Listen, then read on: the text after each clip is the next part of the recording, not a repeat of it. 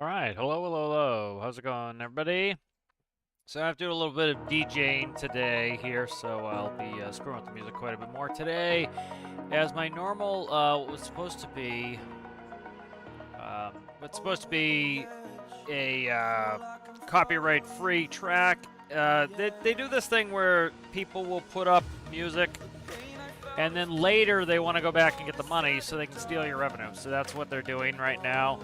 So I've got to screw around with that today. So I'm doing just doing some YouTube free music here. That way I can kind of guarantee that that's hopefully not going to be a problem. So let me know if it's too quiet, too loud, whatever. But I am going to have to kind of DJ it a little bit. So just let me know. But all right, so probably work on the Boat for Alistair's challenge here first. I think that's probably a good idea here. We're just going to do some workshop stuff, jump around a little bit, trying to get some boats finished up here. I'm still kind of not in a huge stormworks mood at the moment, but we'll get back into it and get going here. So let's go ahead, and I think I want to knock in some of the necessaries in here, get some systems running. So we did some testing on this. This is for Alistair's challenge, which is a research vessel. So what I'm going to do is a fisheries research vessel, which is going to be a crab boat that will lay buoys that will take readings that can then give us a little bit of information. And then if we do get some sort of pot fishing, we can then use this boat for that reason. Yep. Yep, little DJ me. All right, we'll see how it goes. Seeing that normally I could just put on that normal synthwave track and it works well, and now it's kind of being a pain in the ass. So, you know, they try coming after their revenue later just to screw everybody, and it's I understand them wanting the revenue, but it's like they do it this way so that they say essentially, hey, this is free music, and then later they're like, no, screw you, it's not free music, I want my money, and then you lose all revenue and they get it. So you can trim it out, but it's a process. Like I've got to trim out 20 tracks because of that playlist. So, or I'll put one of my videos. It's quite obnoxious, actually. All right, so let's go ahead and so this is going to be diesel electric. That's what the real vessel is diesel electric. So this one is also going to be diesel electric. 400, let's see. So as I don't like songs, like, it was nice that track I had, but it's a mess. So I'll keep screwing around. There's a couple bangers in here, so we'll hopefully get some more bangers than duds. Let's see.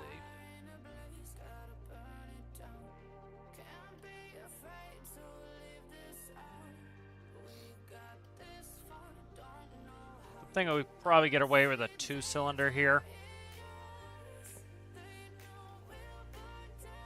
2-cylinder 3x3. We'll see what happens. I might have to go to a medium.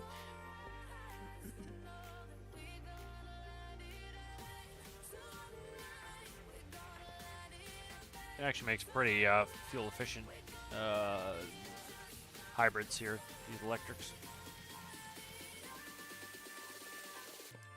It's been enjoyable getting back into Ark. Been playing quite a bit of Ark lately. That's been fun. This is kind of 2-banger. I know this song's pretty good, so I've used this one before.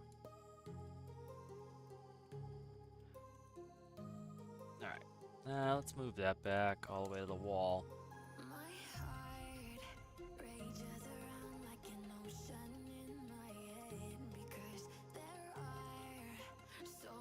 Let's give it a float. That's quite a bit of weight on there.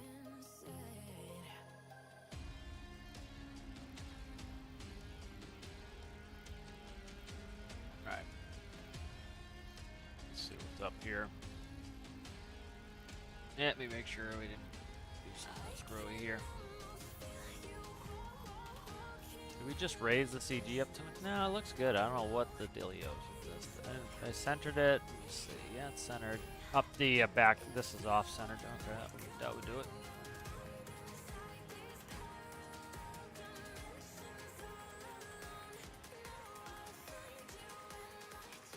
Okay, so it's too aft biased. So come on, get in there. Click on the workbench 4 times to get in there. It's obnoxious. do a quick math on this. Let's see. 27 times 2.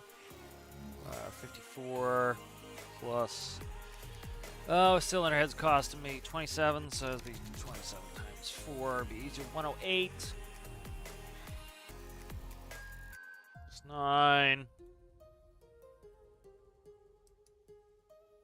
Did I do clutch? I don't think I did clutch yet.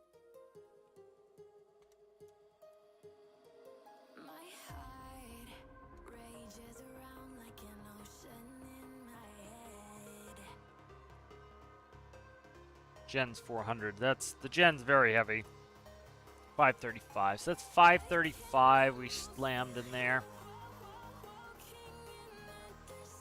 Let's cut some of the asymmetry off of this again. We got it asymmetrical for the top. I'm just gonna. I need to reballast this, so I'm just gonna do it from scratch, kind of reballasting. You need to do this as you build your boat, get it stabilized. Just make sure I'm not slamming this. Yeah, this is the base that you kind of have to drop it.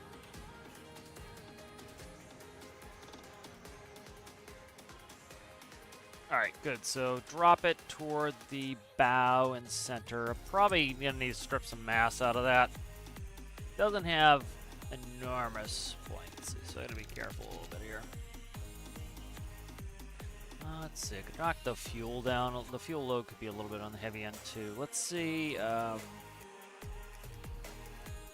cut in some bow stuff here, get rid of that.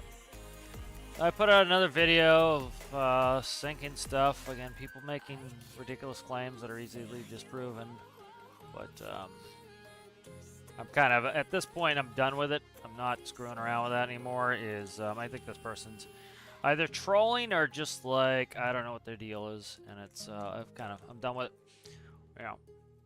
I don't just do it for them. I do it for, there's parts of the community who legitimately want to know these things. Like the person I was actually answering in the thing was I posted my original video demonstrating that you could sync the ship because that person's trying to play the game and that's part of the game. And I wonder if I'm leaking here. I gotta check to see if I'm leaking.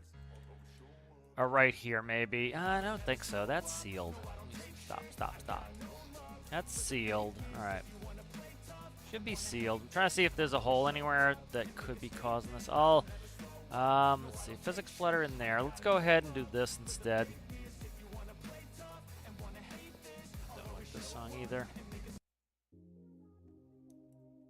Alright, I'm going to go in there too and make sure there's not a bunch of water in the stern. Yeah, that's floating differently, which makes me think there was water in the stern. Alright, yeah, it was floating like it was way too heavy, so I think it was water in the stern. Should have checked that first, but... Yeah, so again, another claim that, you couldn't put, water won't come through door frames. Water came right through the door frames and it sunk. It takes too long to sink. One of them took 3 minutes. And if you wanted it to sink faster, put more doors in it. So at this point, I don't even get it. I think it's some trolling. Yeah, this is a ship for challenge. This is for Alistair's challenge. That's why I'm making another boat. That would be why. All right, let's see where we want to be here. I had this marked, didn't I? I thought I marked the CG on this. I guess I didn't. Let's do we got to measure. So it can only be 90 blocks for Alistair's challenge. Again, so that there is, shit, I'm trying to measure here. Right, that looks good there. That is 90 on the nose.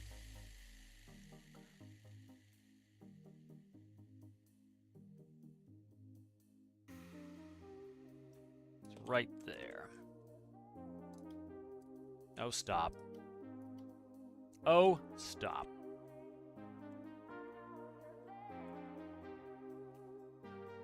I think that's it.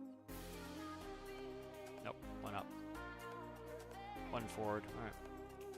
That's the CG that we want. 50-50 weight balance. Forward, aft. Again, if you have your vehicle inherently stable, a lot of the other stuff just falls into place. And so that's where we want it. I did mark one there, but let's... That's 50-50 right there. Let's quickly, I'm just going to cut through here, and I need to put a mark in the bottom, and I don't want to dick around here. All right, there we go. What I might do is just put a pinky block in there, and that way, even if I color the color I need, I can later fix it. All right, so that's where it should be. All right, so we're pretty damn close there. It just needs to come down. All right, so that is the area of center of gravity. Now, we have to worry about center of buoyancy. Center of buoyancy is going to be more aft, so we do want probably CG somewhere around here, but we need it to counteract the center of buoyancy. So I'm going to push the CG aft to counteract that center of buoyancy.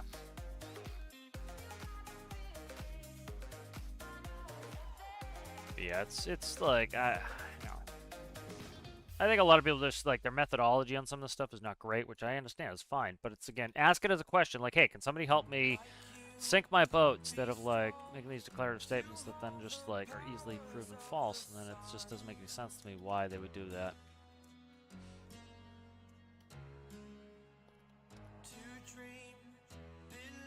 You know, I need to account for all this asymmetrical mass. So we'll work on that too, but looking pretty good.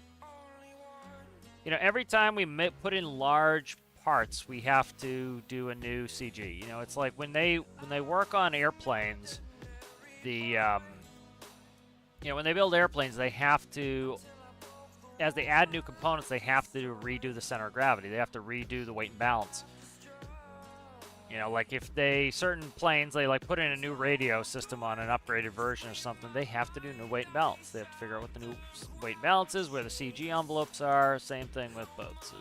You know, you need to get it rebalanced. I'm not accounting for the list at the moment. I'm just trying to keep the pitch correct. That looks pretty good pitch-wise. Now let's account for the CG. So let's see, we want to pull off of this port side because we have a lot of extra superstructure on that side.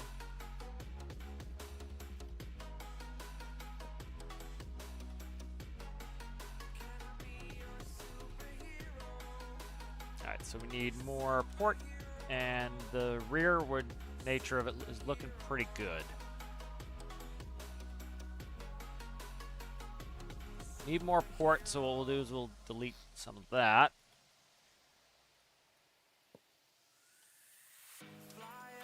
Asymmetrical is kind of a pain in the ass, but I like the challenge, so makes it a little bit more challenging. All right, good. We're getting close there. Very nice. We're very close there. All right, good.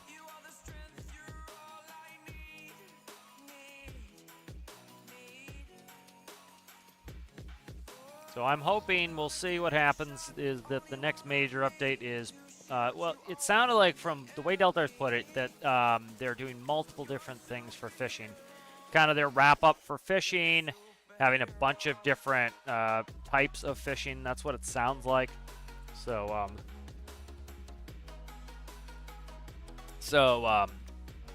you know, it could be, I'm hoping it's pot fishing and, you know, likely some other things. All right, we're pretty good here, so that's not bad. All right, so let's see. Let's save this real quick. Right.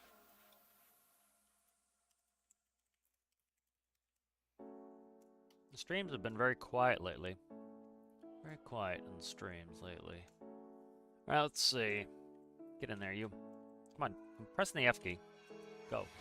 Let's see. I'm thinking we'll throw in my regular generator thing from the tutorial. Let's just open that up. All right, so this is the Module Engine tutorial part 4. This was a generator tutorial. That's, of course, available. You can find the link on my YouTube. If you want to do this, it's kind of goes through all the different module engines, and then this one's just the generator portion of it. So, diesel electric, this is going to be the control unit for this unit. So,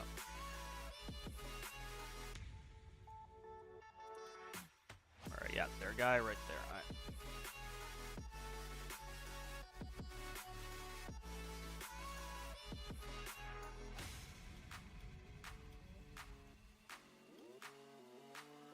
Alternator pit value. Okay.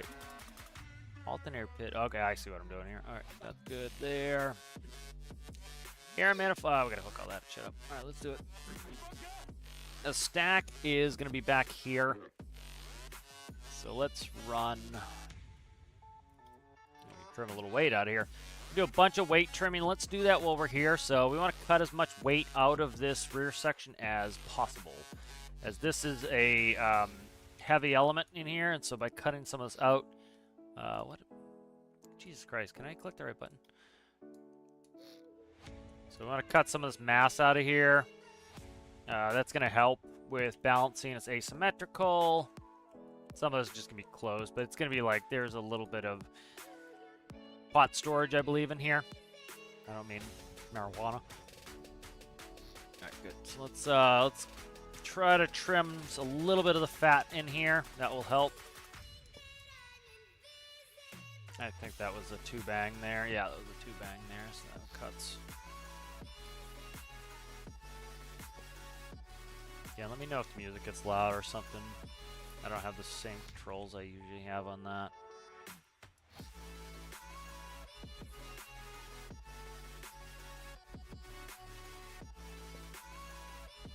Trim a little bit of mass out of here.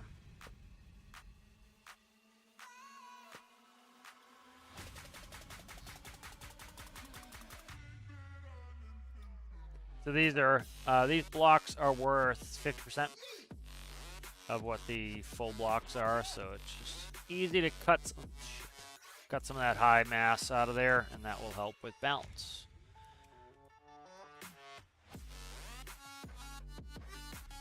That's good. Those are all sloped. What is this? That's sloped there. Okay, good.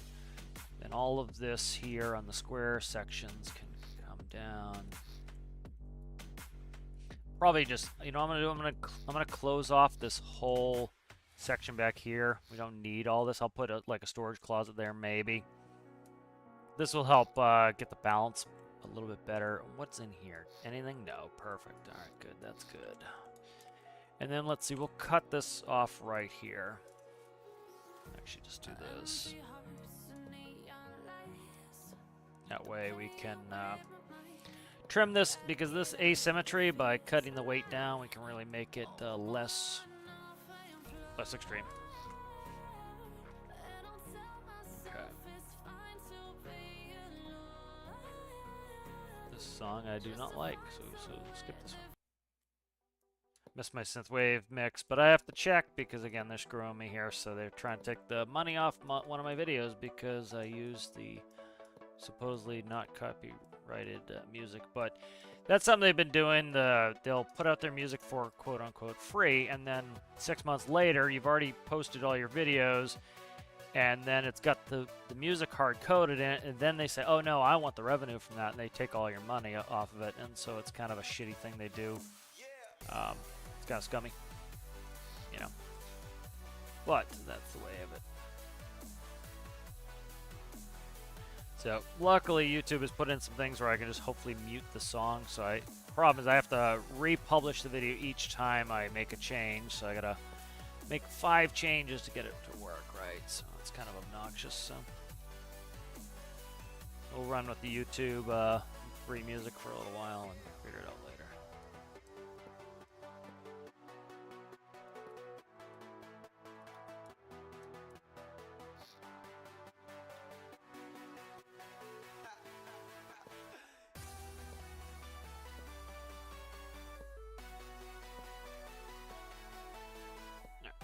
That's a little bit of lightning there. I didn't see what it was before, but mass of this is pretty low anyways. So that goes into here. This is going to get a physics flutter.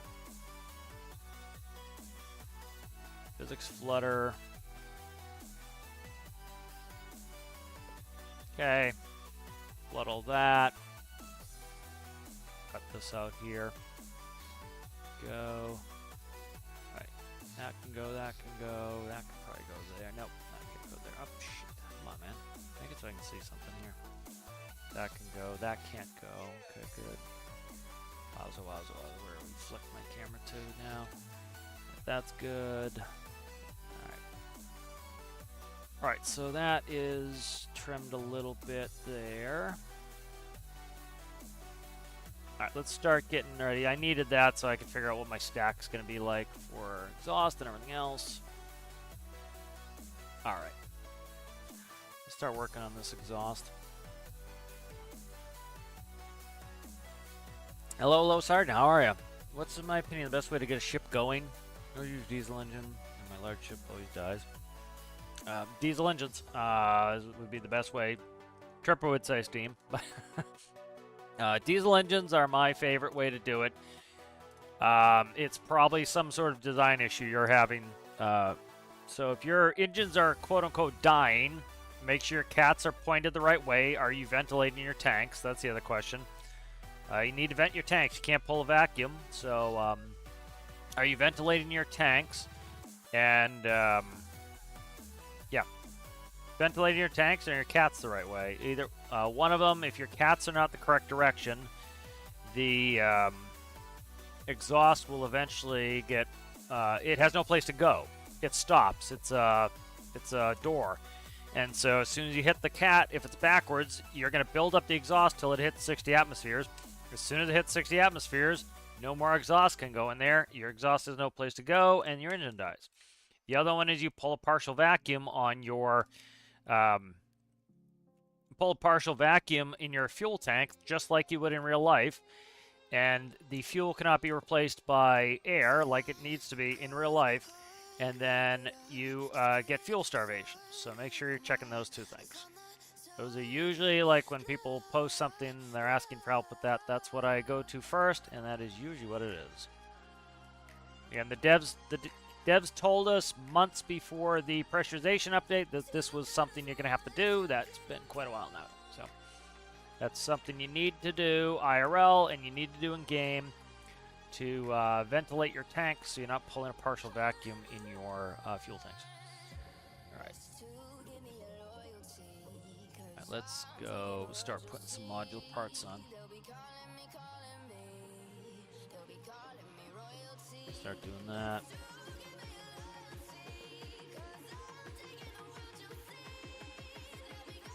I gotta move the engine forward one. I need an RPS connection on this. Okay, yeah, I need to move the engine forward to get an RPS connection on this.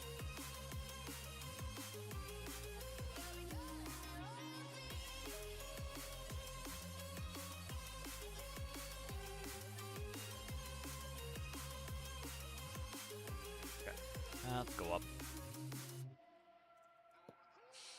Alright.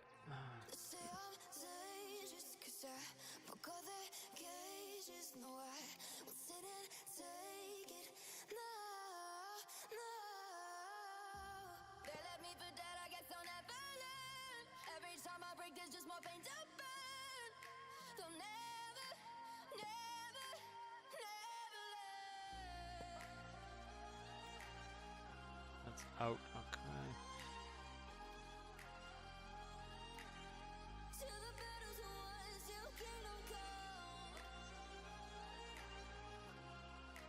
Let's boot in, alright.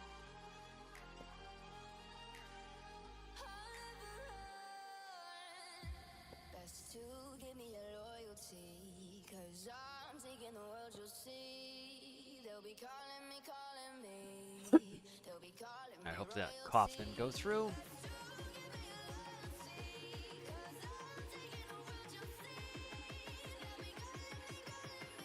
Got a different mic on, so hopefully the mute's actually working. Sometimes it doesn't.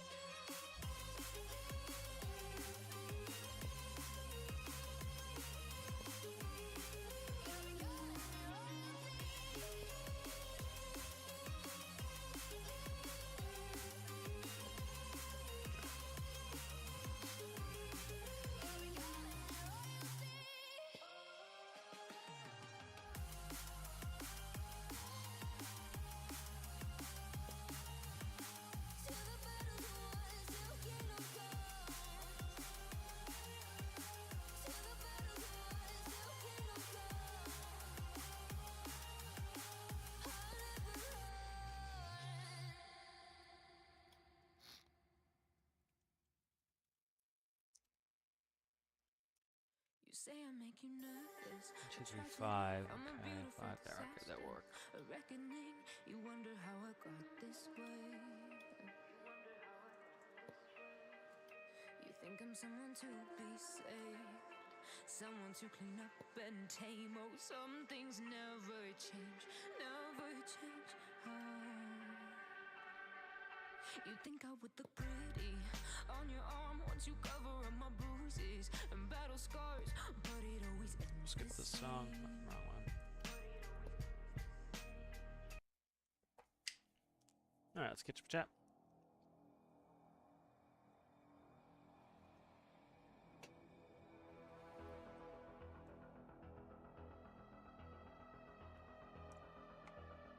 Yeah, Steam is, especially like Steam pistons, you can get a lot out of. That's super fuel efficient. It's one of the reasons Tathies is the way it is.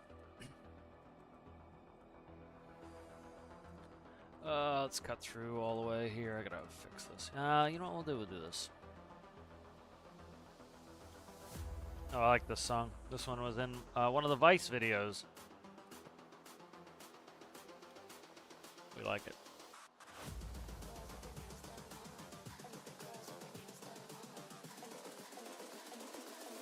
It's a banger. You like a banger? We like a good banger. Alright, there's cooling. We've got cooling. We've got air. We need exhaust. Yeah.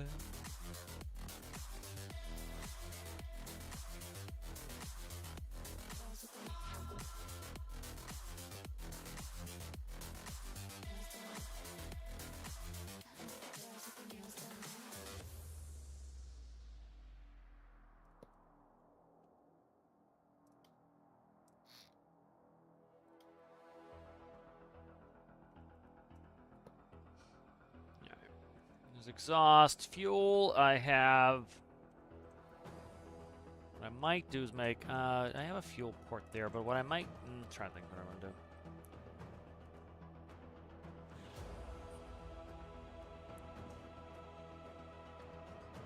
The tanks are all intertwined, so.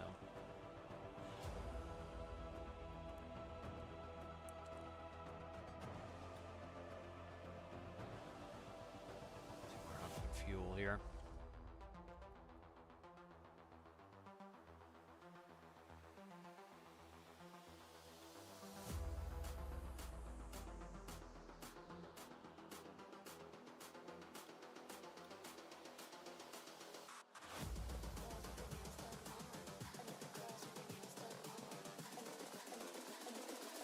I think the girls with their nails done now.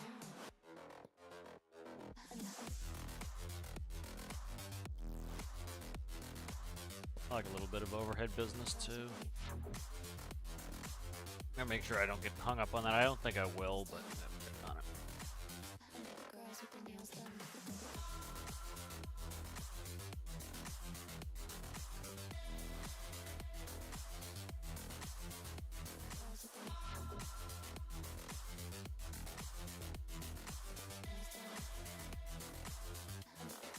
There's fuel.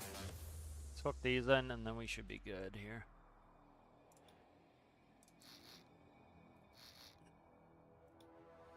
Get a little bit of a crank and a run. See what it looks like.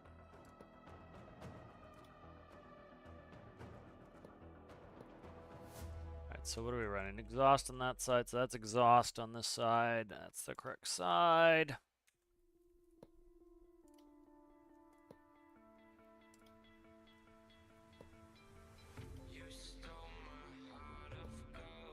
All the way to the wall. Okay.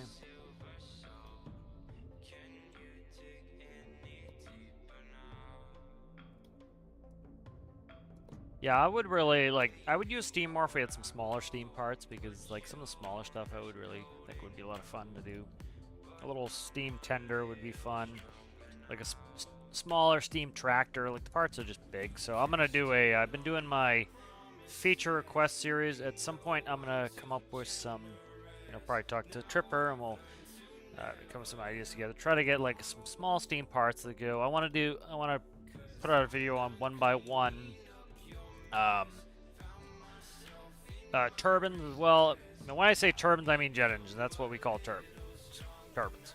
That's what they are. That's what I'm talking about. All right, so when you're placing your cats, who asked about the cats? Cubics. When you're placing your cats, cats are one direction. So if you look at your cat, put one down here, and I'll flip one. If you look here, it says exhaust out, exhaust in. You need to have the exhaust out going toward your stack, and you need the exhaust in coming from your manifold. So that's where a lot of people have problems, and then the general complaint is that my ship goes for a little bit, and then it stops. So make sure it's exhaust out. It's easier now that we don't have to, that the blocks don't auto-flip. I find them much easier now to place. But if your cats are backwards, what's going to happen is the exhaust is going to build up. It's going to push through the pipe until it gets here. Then it can't go any further. Because what these are doing is these are actually converting the exhaust and deleting it and putting out just clean air. So the game is saying, oh, take an exhaust, get rid of it, make it clean air. And so it stops it. So it's like having no pipe there. And so the exhaust builds up. It gets to 60 atmospheres. Can't go any higher than 60 atmospheres. That's a hard stop in the game. Your engine cannot overcome that. And then your exhaust can't go anywhere. Because you can't get rid of your exhaust, the engine dies. You can catch up with some chat here.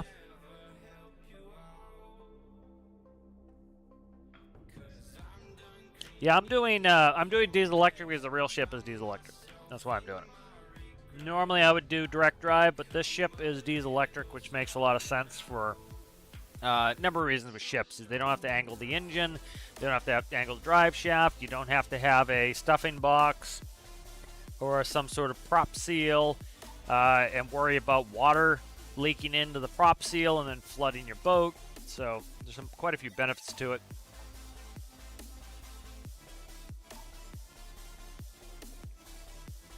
Hydrostatic would be great. I'd love to do some hydrostatic. Hello, Rasmus. How are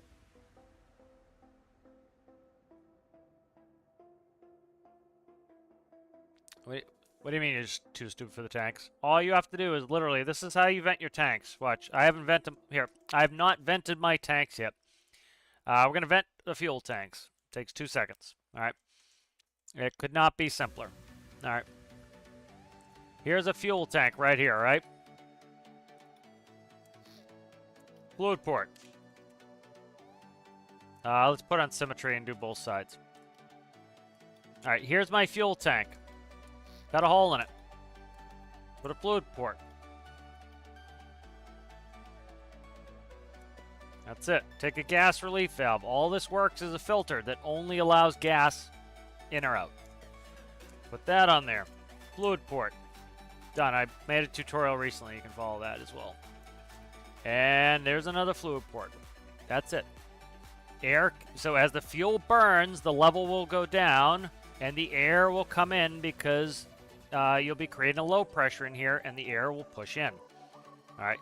As you refuel your vessel, the fuel will come up, causing a positive pressure, pushing the air back out. That's how they do it in real life. That's how it's done in game. It is super simple. That's it. It's done. Shouldn't have any problems now. That's all you do. It's not challenging. It's real easy. How's it going, Zachy? This is for Alistair's challenge.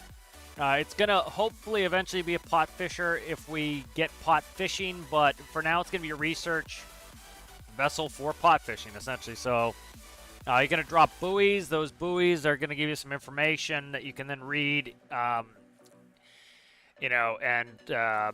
get some of that information for research. And then if we do get pot fishing, I will convert the ship over to that, because I don't really have a need for a research vessel, but I do want a pot fisher. And so this allows me to build my pot fisher and then convert it over later.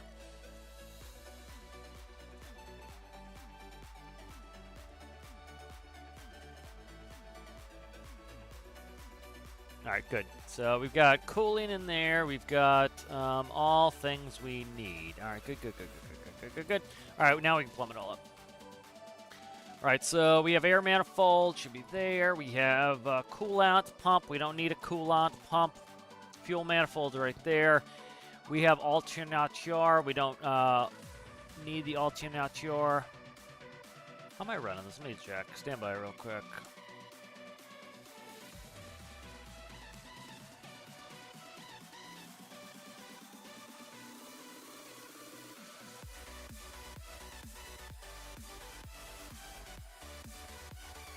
I forgot I did that for the... Yeah, okay. That's good. Key value can go... I left them on so that, because it's from the tutorial, people can play with the numbers as they like, so some of those can go. So P value, alternator, PID value. I probably should have left that, but that's alright. Start, generator, battery, radiator, fan. See ya. Alternator, see ya. Clutch is good. All right, so this is pared down nicely now. So especially in the tutorials, I leave a lot of versatility so people can build the systems they want. That's why I leave that. Like coolant pump, that can go. I really trim this up a little bit here. Yeah, a lot of people love that electric radiator too, so I make it so they can kind of use that if they want it, but I tend not to use that thing. All right, there we go. Starters. Battery I need to install. Clutch. Start generator. We'll just do off of... Do I have a helm in there yet? I do. Let's go 6 for now. Okay, what's this? That is engine. Okay, did I hook up RPS? I didn't... Where's RPS right there. Alright, I need a battery. Alright, so what I'm probably going to do... Let's see. No, I'll do it from the regular systems. We'll just do a medium for now. Alright, let's go electricity. Just going to do everything for now. And I'll play with it later. What is that? Okay, that's fine. That's not getting changed, so that doesn't need to be connected. That's fine for now. What are you? Doors? Doors.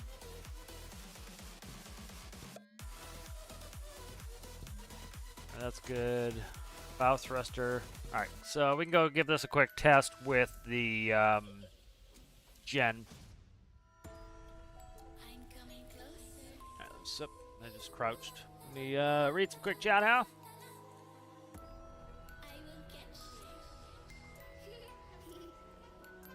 Does the RPM dictate the amount of exhaust particles without kills? I'm not sure. It could be stoic. It could be a bunch of things. I think some of they change particles a little bit, but it used to be that once I got up to operational temperature, I either gained or lost smoke. So it could be stoic that is doing that, because that would be how many particles of unburnt fuel. IRL. How's it going there, Alistair? Good to see you. I'm glad you figured it out there, Cubics.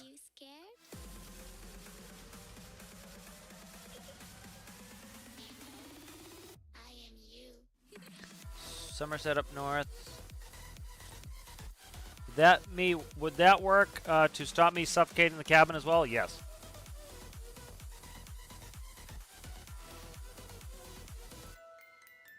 You know, I've never suffocated any of my cabins. I don't put ventilation systems.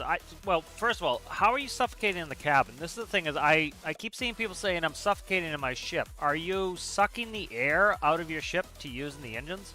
Because I've literally never had a problem suffocating in my ship. I've never had to ventilate my ship. My engines don't suck the air out of the ship, because why would they? You're not, you wouldn't want to steal the air from inside your ship for the engine to breathe. You need that to breathe. So you put a pipe outside, and the ship takes the air from the outside to breathe.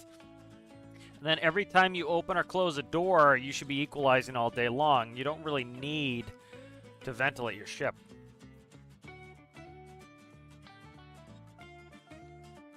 Let me just quickly read in chat. How many hours do I have in stormworks? Let's look at how many hours I have. 6 something. 6661. Satan 1. Oh, that's a good number. We like that. 6,661 hours right now. A little bit of Satan number there. Good, good. All right, let's jump on here. All right, let's go ahead and let's shut off infinite electricity. I'm just gonna mute the music for right now. All right, engine's up and running.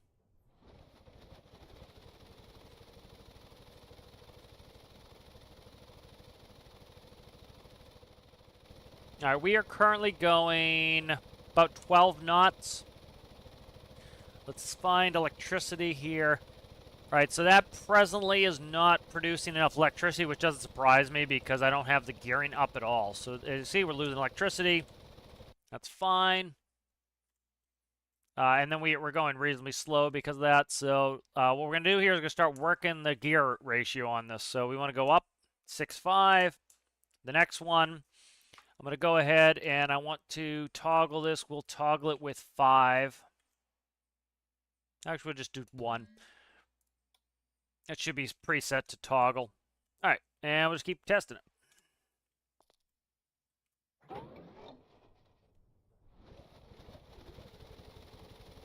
Let's look at this.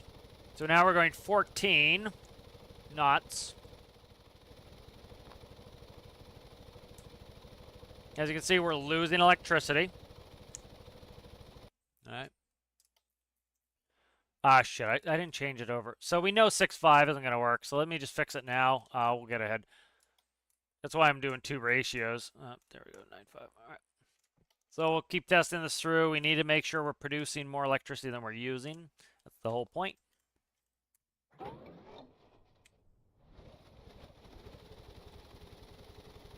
All right, there's about 14 and change. Now, okay, so if we notice our speed's dropping, likely it's because the battery's dropping. So let's look. Yep, but notice we're barely dropping electricity now. So let's go ahead and we'll press 1 to switch the clutch over. All right, much slower. We're 3 decimal places on the loss now. So we're starting to get there. So we want to go to 2152.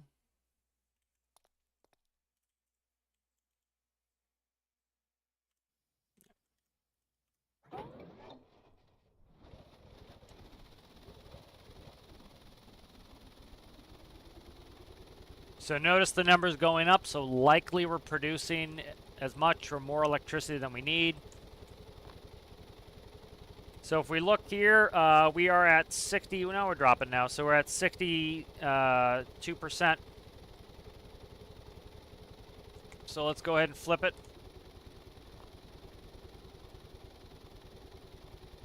So we've definitely slowed that down. We're now at 4 decimal places. So likely, let's try 3.1 here. Just go all the way to 3.1 on that. Test out 3.1.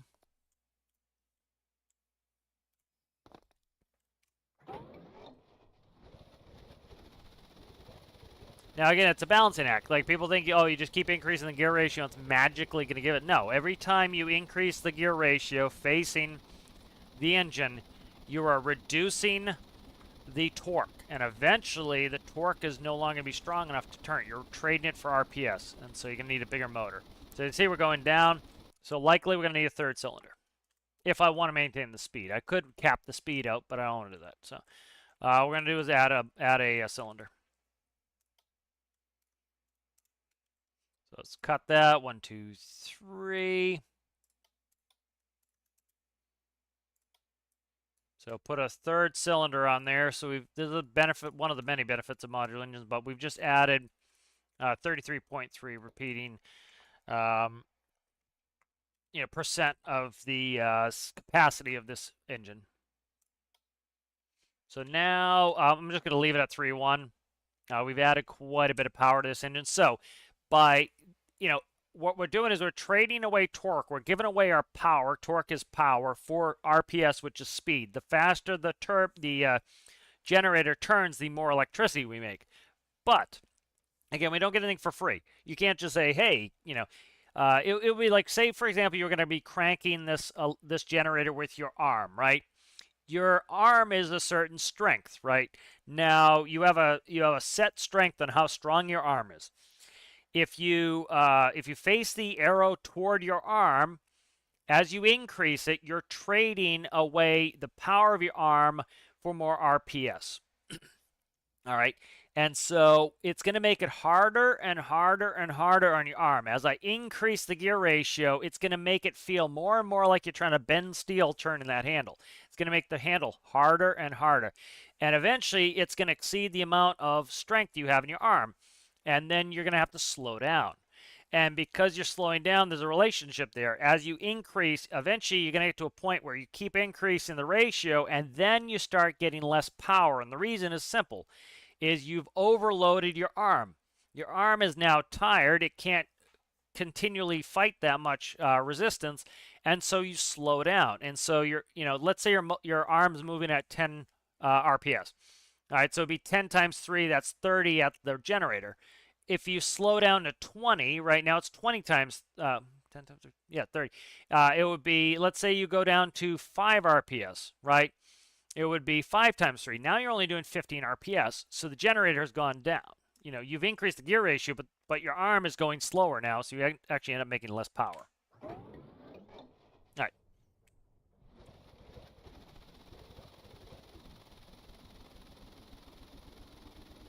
All right, so see, we're up higher on the speed. So let's go. I bet we're producing electricity now. So as you can see, we're at 86%, and it's climbing.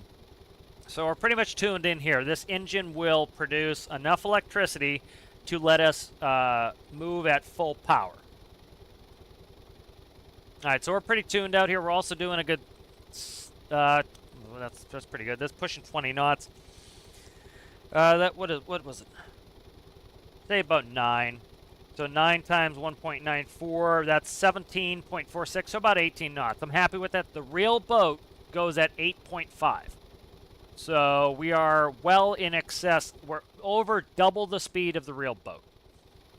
So I'm happy with the speed. I forgot this is backwards. So the rudder is working better now using this wing segment. All right, so I'm content with this. Our speed is good. We're making power. We're good. Very simple. It's done. You see, so as we get close, for example, let's say I slow down. You'll hear the engine start to slow down here in a second. The P-value is likely too high on this. I need to tune the engine up, but as you can see, we're producing enough electricity with this generator. So that's it. That's all we need there.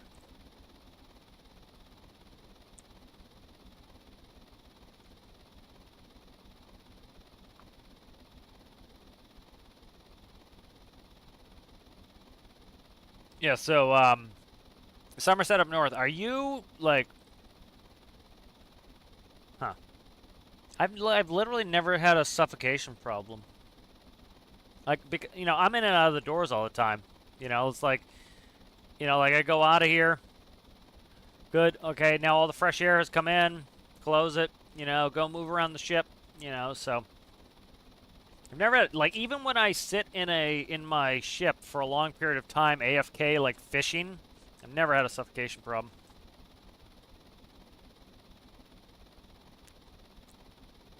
Interesting. Yeah, it could be a number of things, like, it could be stoic, could be a bunch of stuff. Alright. So, temp is the next thing we kind of have to watch. So here, let's do this. Let's just run this as a test. Let's go full throttle. Alright, so I put out a video before this. I won't go harp on to it too long. But, again, same dude, which I think he's trolling at this point. I'm done with him. I blocked him on Steam. I'm just going to block him on YouTube, too. He's just trolling at this point. It's like, you can only say something doesn't work enough so many times and have somebody demonstrate to you that it does work, that it either becomes willful ignorance or it becomes trolling at that point, and I'm just done with it. And I don't do it for him. I do it for the community, to demonstrate to the community that these things are working. You can use them the way you need to use them to enjoy the game for sinking ships. But literally, you know, like, they keep making claims that, like, take seconds to disprove, and I don't get it. You know, it's just wasting my time, frankly, at this point. But I do it for the community just to kind of, like, let others see that, you know, this stuff is working. Yeah, you can, well, if you're having a problem with it, just ventilate your rooms. Put a port, like, you could even gently pump and circulate, like have a circulation HVAC system for heating, ventilation, air conditioning. Yeah, but I've never had an issue. How's it going there, Jay Raven? How are you?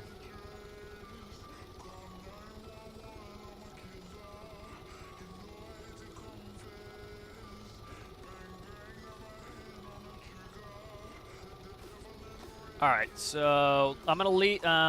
this doesn't have a keep active on it. Let's quickly go down, see what the temp's looking like. I should be able to get some view of what's going on in here with temp. Alright, good. So this is a good height down here. I'm fine in here. I could even probably go up one if I wanted to, but I think we're alright. Alright, we're a little bit warm. I just want to check the flow rates. Alright, so again, this is what I use for cooling. I recommend this is what people do. I use RPS off of here, and I go to my impellers. I use small impellers. It's all you need. I showed in one of the live streams. Eventually, I'll do a little flow rate tutorial here. It's a waste. You need a lot. You're stealing a lot of engine power to not move any more liquid. This works really well. These small impellers, about 7-something RPS. It was 7 and change. Gives you maximum flow rates on these small impellers. We're moving 211 liters per second. There's no sound. So if you don't like the sound of these small pumps or the large pumps, you don't have to hear them. And we're getting 211 liters per second. For cooling, the higher the liter per second, the better you're doing. There are some, what I would consider glitches, like people injecting air pressure into the lines to try to make it a little bit better. You could do that if you get to it. Yeah, I'm not against it or anything, but that's something some people are doing. I haven't really tested it out yet. But as you see, we've got 2 heat sinks. We're running 211 liters per second. We have a, you know, it's going right through, no problem. You see our temperatures going up. Likely this one would probably overheat, so I need more cooling. It's not, you know, I've added a cylinder too, by the way. You know, I had 2 for 2 cylinders. I'm going to probably put on 4 just to make sure that we have all the power we need. Oh, I'm sorry, all the cooling we need. But you notice we got 211. There's no fluctuation. There's no flickety-dickety. Cooling is much better now than it was pre-pressurization update. So when you hear people like, you know, pressurization updates suck, nothing good came from pressurization update. I've already gone through multiple things that are great with the pressurization update. But one of the things that I love is, like, cooling the piece of cake now. All right, let me get some shots.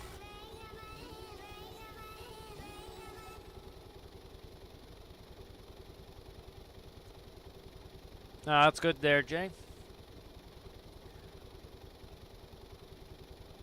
That's good, Tab. Yeah, that's the thing is, you know, the benefit of this game is it can be as in-depth or as surface level as you like, and that's what I like with it is, you know, you can make things as complicated as you like. You can easily advance. You can make a simple little boat when you're first starting, and then you can go into really complex stuff, so that's really good. Yep. So we should be, like, I added a cylinder. You know, we had 2 on there, and then I added a cylinder. So likely what I'm going to end up doing is we'll put 2 more heat sinks on here, and then we should be good. You know, I also like a system that will eventually overheat if you, as the operator, do not make smart decisions. That's another thing that I like is, you know, you should be an operator of your craft. You shouldn't just be a passenger. You know, so I kind of like that where it's you have to actually, you know, operate your craft. That's something I like. So I'll put 2 more on there. As you can see, we're up around 90. Likely will overheat. We're doing a good speed. Like I said, we're doing more than double what the real boat would do. So I'm content with the performance of this. It's worked pretty well. All right, so I'm, you know, we'll make the prediction now that this is likely going to overheat.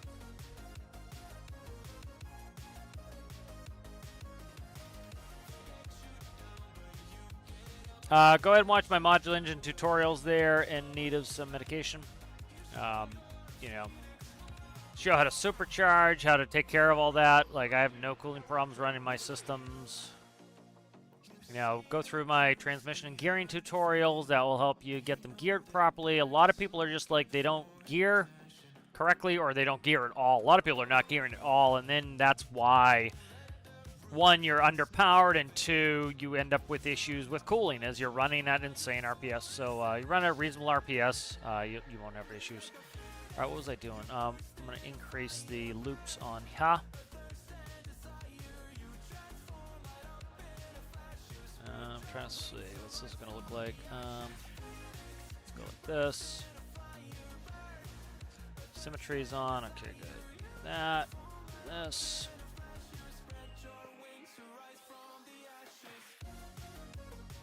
Impeller. Aha, I knew I was going to screw that up. All right, let's go like that. There we go. All right.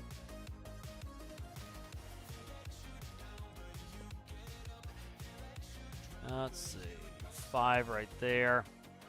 Probably end up moving these a little bit, but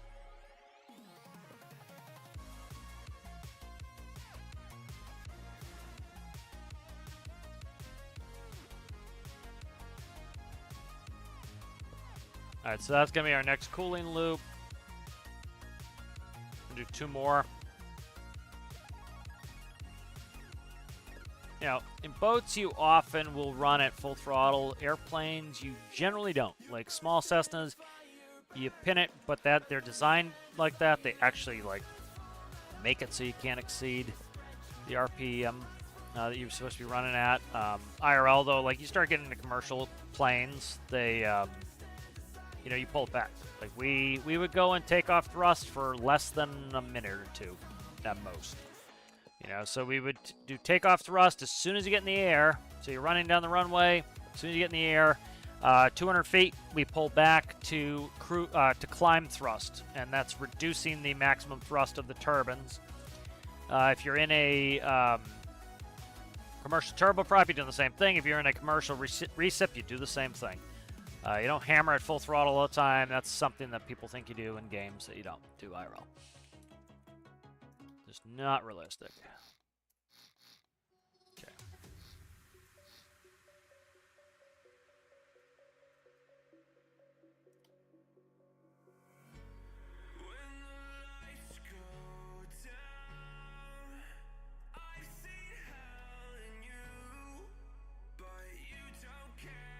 All right, so we've doubled up the heat sinks here.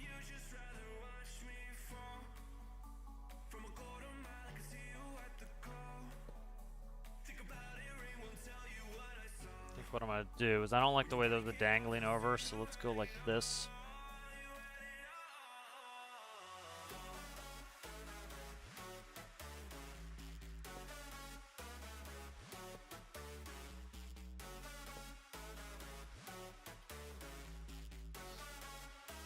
Better there.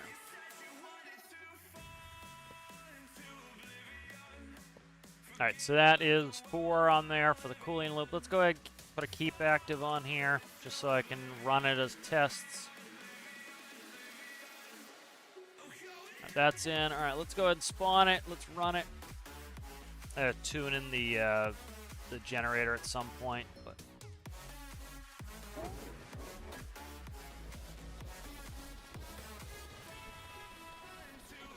all right, so it has no stability system. Notice how with no stability system, it has a prop below the center of gravity. It is not doing a big old wheelie. The boat is, it's naturally stable. You know, we can make a turn here. The boat is naturally stable. All right. And so because it's naturally stable, any stability system we put in there has to do a very small job to make it work right. You get a bunch of people who make their boats unbalanced, and then they need it to do a ton of stuff because, you know, they didn't build the boat, frankly, correctly. And that's understandable, but that's, you know, you run into a lot fewer problems if your boat is inherently stable. Thanks for hanging out, Zach. We'll see you later.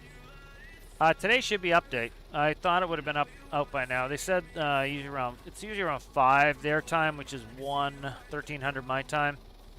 I don't see it. The devs were nice enough to use my Q&A live stream as the official video for the Q&A. If you guys want to check that out, that's on my YouTube's there. It's pretty much just Deltar's Q&A, and then at the end I do a little bit of commentary. I've gone through, it's I think 2 hours long, the video. I've gone through and it's all timestamped, so if you want to listen to the answer of any of the questions or go back and reference them, they're all timestamped. So you can go in that video and you can watch that and you can see what the questions are, what the answers are. So I'm liking the Q&As. They're doing a good job on those. You know, when I went into some of that sinking ship stuff today, you know, kind of some of Deltar's commentary kind of confirmed my thought process on that. So that's 119, 163.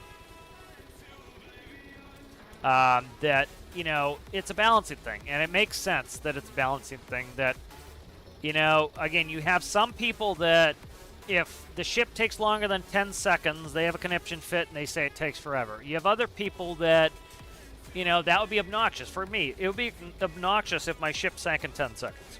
Because I'm trying to do a career game. I want to have time to be able to save it. Yeah, people who are doing sinking ship survival, like they're trying to sink the Titanic, and they want to be able to get to lifeboats and, you know, get on the lifeboats and get off the ship before it sinks. So maybe they need 20 minutes to kind of run around the ship, you know, rescue some people, get on the lifeboats, launch the lifeboats, get away from the ship, watch it sink. Yay, fun. You know, the real Titanic took 2 hours and 40 minutes to sink. So I think most of us probably agree that 2 hours and 40 minutes of sitting around doing nothing would be boring. You know, in real life, it was probably the most exciting period those people had in their lives because they're literally, you know, out in the middle of the ocean sinking. And so, you know, it makes a lot of sense that, you know, it has to be gamified. So when people are asking for, like, perfect realism, it doesn't make sense anyways. Even, you know, I love perfect realism, but it's like, it doesn't make any sense. You know, you're not going to sit out there for 2 hours and 40 minutes and sink the Titanic. You're just not. You're not trying to offload 1,100 people onto lifeboats. You're offloading, like, you and 3 of your friends. You don't need it to take that long. Like, 30 minutes is probably pretty good, you know. And so the benefit is we have all the tools required that you can make your ship sink as quickly or as slowly as you want. You know, and so, you know, it has to be gamified. It has to be balanced. And that was something that was in the Q&A. Like, you know, they talk about it has to be balanced. They purposefully have reduced fuel or fluid flow rates for a good reason. You know, and I agree with that. They have to. You know, people were, you know, once you hit 4 atmospheres, you start to die because of pressure differentials. So if the water comes in the hull too fast, it is going to increase the pressure in the hull, and you are going to die. And if it happens too fast, you're going to die in 3 seconds. So you're in a career game, water starts coming in your hull because you hit a rock, and now you're dead because you were crushed by the air pressure. And so that's what happened when the pressurization update first came out, and they did some balancing where they slowed that down so that the game was more fun. You know, it's compromise, and like with every compromise, you know, you're going to have to make some concessions. You got to say, yep, it's not exactly what I wanted, but it's something. Oh my God. Not doing anymore.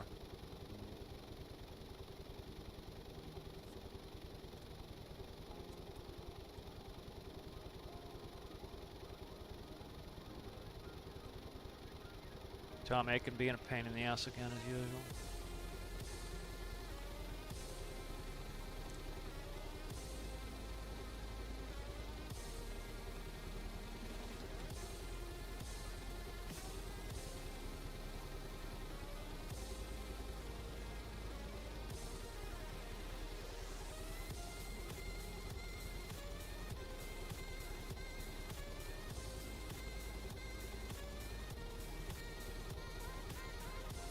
Alright, just checking. Let this run for a little bit.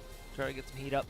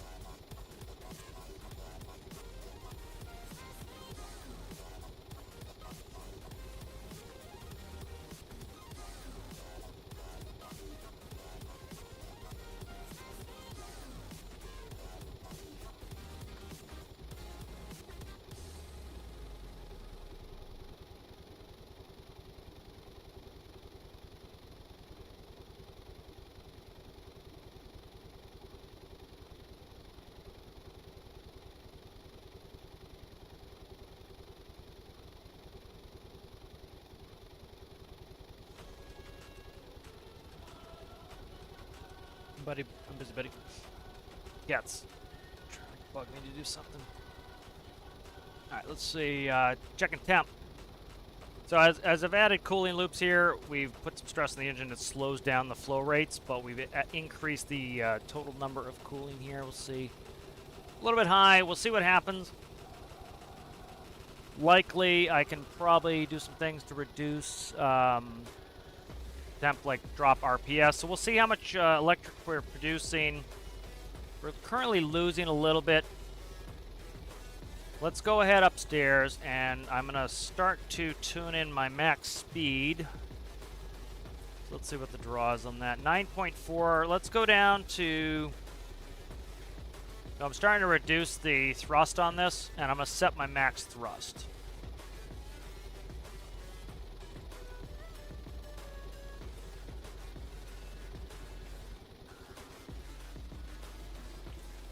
Alright, let's see where we're at here. Alright, let's go see what the cooling's doing now.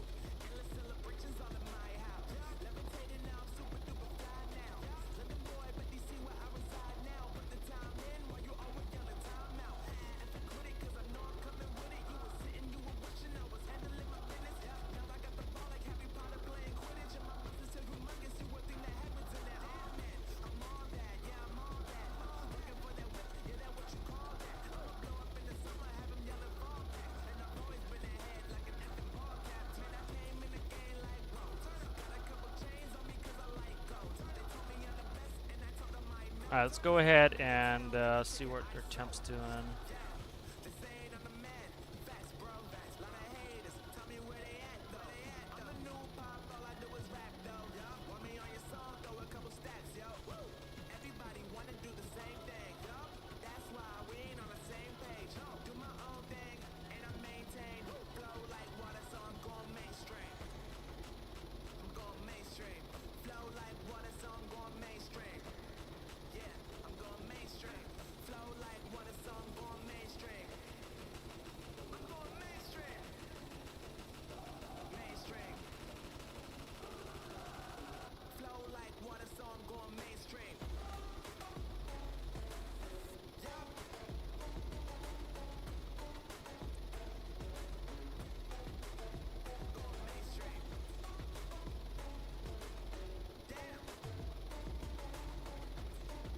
Alright, so see our electricity's pretty good now. I'm just watching the temp. And I'm going to set the maximum thrust on this. And so it looks like we've been at 87 for a while now. I'm just going to keep an eye on it. There's just 88 there. We'll keep an eye on it. And we'll see where we get on this. Shit, did I put a... I wonder if I put a... actually, I can check it up here.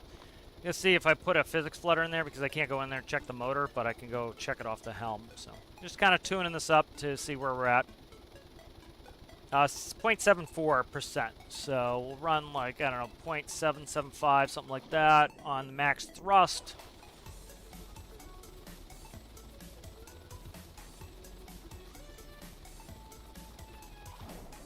That will reduce electric draw. Yeah, if I wanted to, I'd go up to 4 cylinders, but I really don't want to. I'm already greater than 50% speed on this. You know, 17 knots is double the speed of the real one. What are we going over here? Some sort of place for the treasure chest, it looks like. Yeah. Just turning so we can keep going.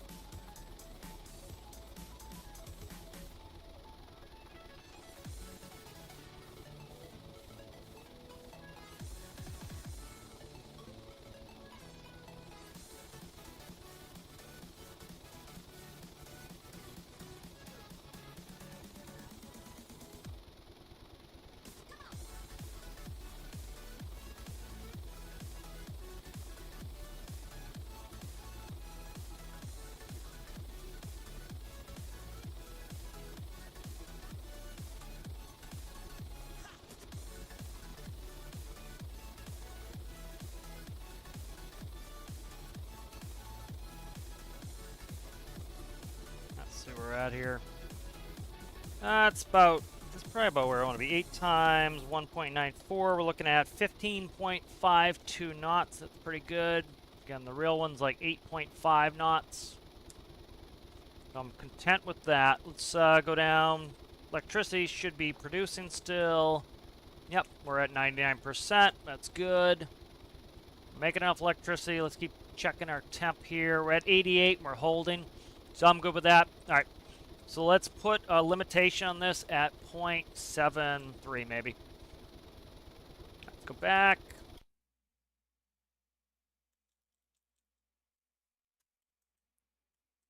All right, let's go.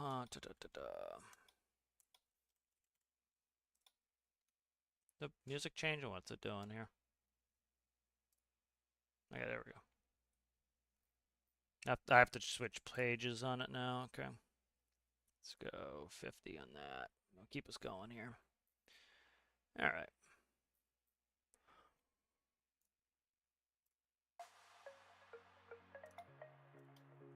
All right, so I'm just going to put in a drive and a rudder. You need to limit the rudder to 50%. So I need to flip this too. This is backwards. You find the friggin' thing. There it is. All right, cut that. Flip it. All right, and then that needs to go somewhere in here. All right. Now that's good. Now let's make this work for the drive and the rudder.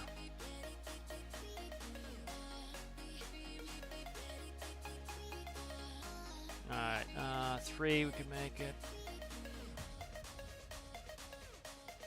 Helm.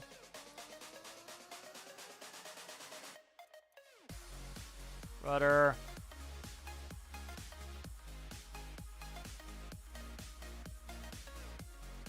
Rudder. Alright, nice.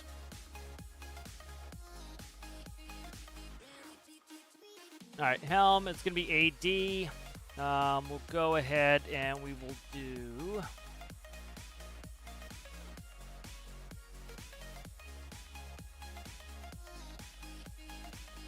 Watch me have to flip it again. Do it on this first. AD is 1.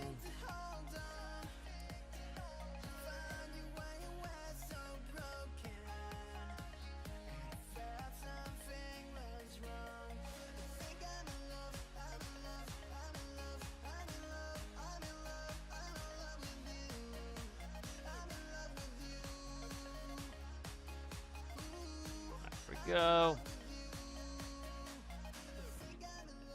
Rudder right there, and then we want WS.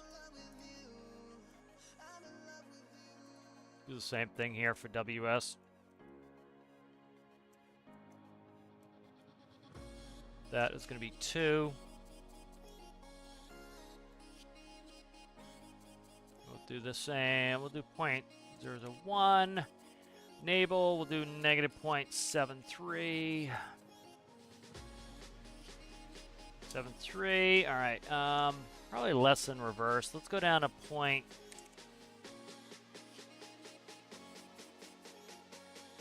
Something like that. All right. That looks good. That should be plenty there. Rudder. Motor. What do I have on this gearbox? It's direct flow in the gearbox.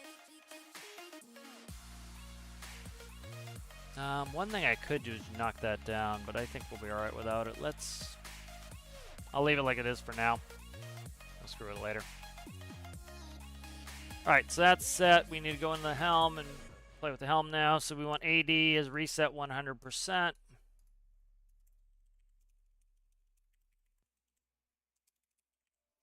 Alright, and then we need WS. Okay, there we go. I'll give it a quick run.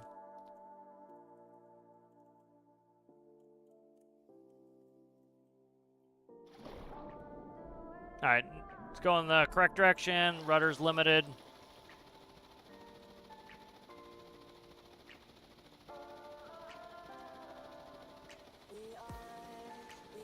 Alright, we'll put a render indicator on there.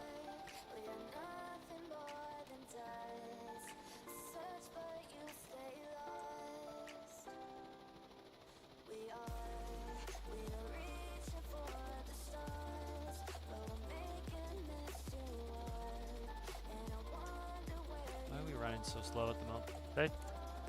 I didn't turn on the engine, that's why. We're just burning up the battery. I didn't turn on the engine, that's why we're going slow. Alright, let's catch up on chat here. I gotta do infinite electricity to get this started with the engine running like that. Alright, let me catch up on chat here.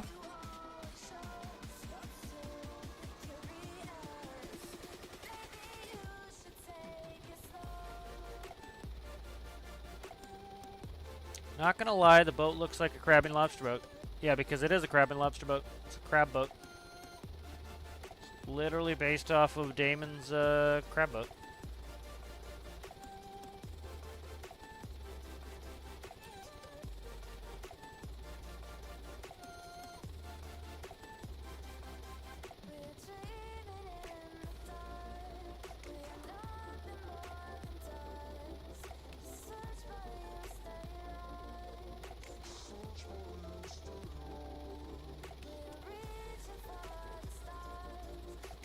Closed loop. Closed loop cooling. No, no water. You don't need water. It spawns with water. Yep. Spawns with water in it.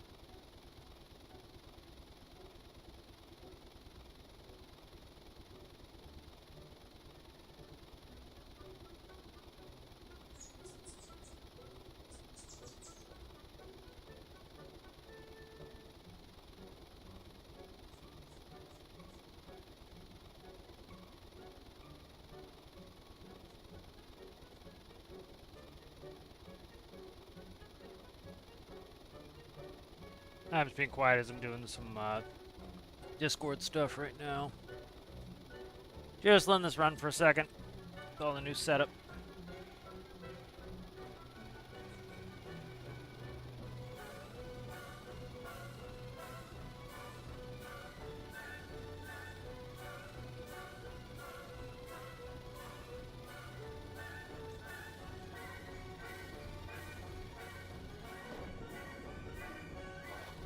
We'll go down second stairs in a second here.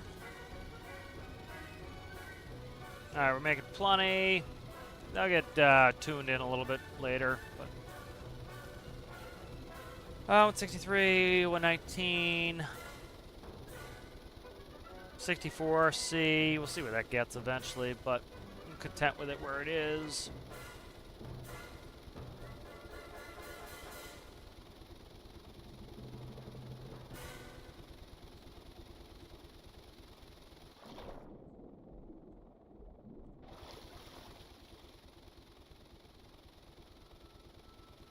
The balance is pretty good on it. It doesn't have the stability system yet. That's going to go in.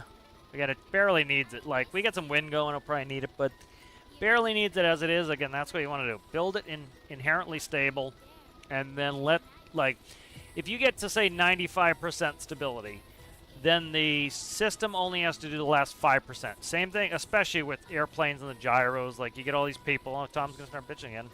Maybe to his own detriment. You know, you'll get people complaining about the stock gyro. They're getting their plane to like 15% stability, and then they want the gyro to do the last 85%. It's just not going to do it. The gyro doesn't know what you want to do. What it knows is how to smooth it.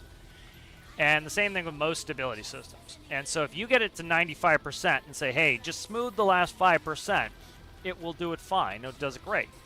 The problem is you get a lot of people who, you know, don't understand the mechanics of general physics on like inherent stability, and then you get a problem where, again, they make it so it's 15% stable, and then they're trying to get it to do 85% for you. And again, it's not a magic thing. It doesn't know what you're trying to accomplish. You need to get it stable in the first place, and then let it smooth out the last 5%. It can do the tiny little tweak and get it smoothed out for the last 5%. You can't expect it to do everything for you.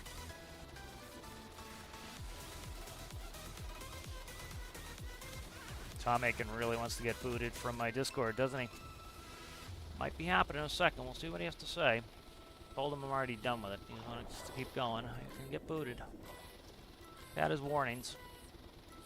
He's had about 5 warnings, so I'm see what he has to say here. Wants to keep bitching, he can go away. There's a place called Reddit for that. Alright. So, looking pretty good on the drive systems. Let's bring it in. Let's go down. We'll do one more heat check. The other thing, too, is I don't mind pulling my thrust back every once in a while. Again, you know, like, people spend days and days trying to get their boat where they can run 100% throttle all the time. It makes some sense with, like, say, with a rescue vessel or something where you're racing across the map to go get somebody, and then you pick them up really quickly, and then you're racing back to go bring them to the hospital. Something like that. You know, you're going to need to run at full throttle all the time. Something like this, you're not. You know, for the most part, you're going to run out there, especially with crab pots. You're going to be stopping at each pot. So you need to understand the nature of your vehicle as well. You know, it's kind of like with cars. You know, you're not going to be running your car at full throttle the entire time. Every time you take a turn, you let up off the throttle. It cools back down. You let back on the throttle. It's usually why we'll do a run across the continent using, like, worst case scenario in the arid biome, going long distance. You know, generally in one run, you're not going to be going across the entire continent. You're going to go a short distance to the hospital. You're going to get out. While you're out offloading the people into the hospital, your car is cooling down. Then you get back in and you rev up and you leave, and the car has lost 30, 40 degrees, and so you don't have to worry about that either. You know, people overheat in the desert all the time, IRL. You know, you have a car that, you know, one of the reasons is, you know, especially in the American Southwest, you might be out there driving for 4 hours on a straight, fast road in, like, 120, 110, 120 degree temperatures. Your car's not designed for that. It's going to eventually overheat. It needs that brake to cool down. You know, but if you say go for 2 hours, go to the rest stop, go in, use the facilities, have something to eat, your car's cooled down considerably while you're in there, Then you go again. Well, guess what? Your car is ready to go again. It's not going to have a problem, you know. So some of that you got to kind of think about what the purpose of it's going to be and how it's going to operate, and you can kind of decide if that's going to work for you. Just check and make sure we're still not going to hit anything. Do one more quick temp check. I think we're good. Yeah, we're pretty good here. All right, so I'm content with that. That's fine. Let's bring this back.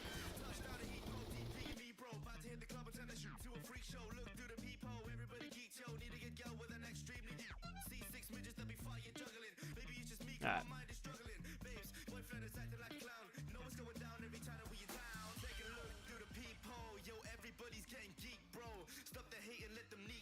What is this song?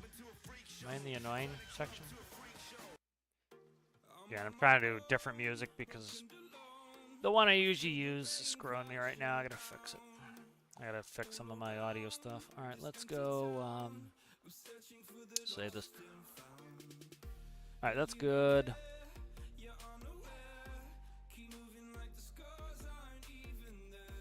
There you go. We got quite a few days. Let me quickly. I'm gonna jump on Alistair's. Jump on Alice's real quick. I just want to check the date.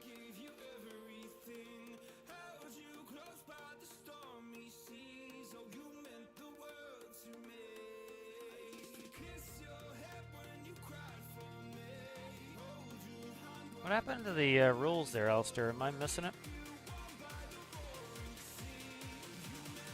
Challenge info.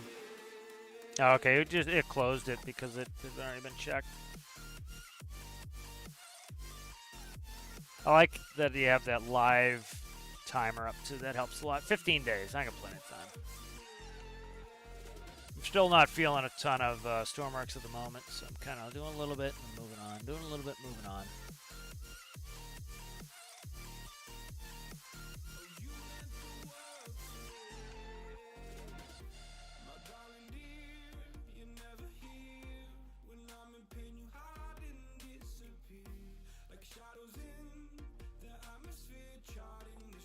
See if there's something else I want to work on.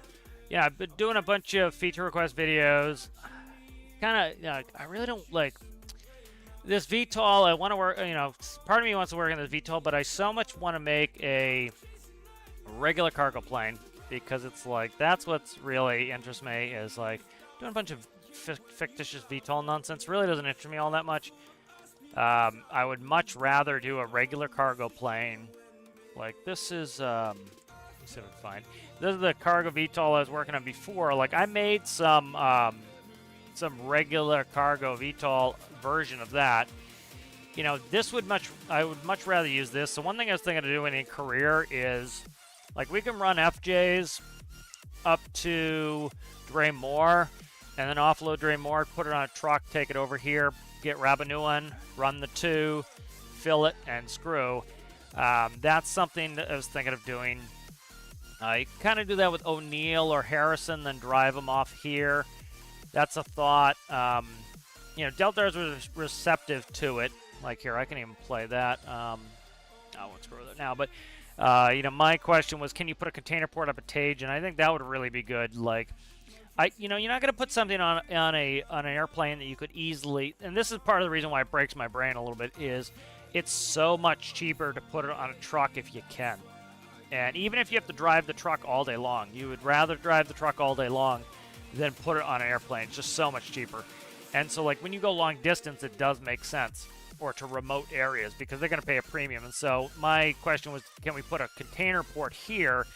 And that way we can fly from FJ to here, offload, and it's like a short right there. And there's no way to drive it up there. Just like literally there's no way to drive it up there.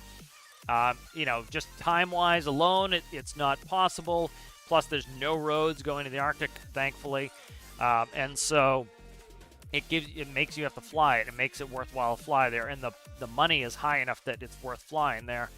And so, like, I would much rather have a container port here where we can fly them up there, and give the airport some use. That would really help with airport use. Let me just check something. Yeah, so Like, I don't even want to really work on it because it's like, I don't want to, I'm so sick of having to make a VTOL to go fly to Tajin.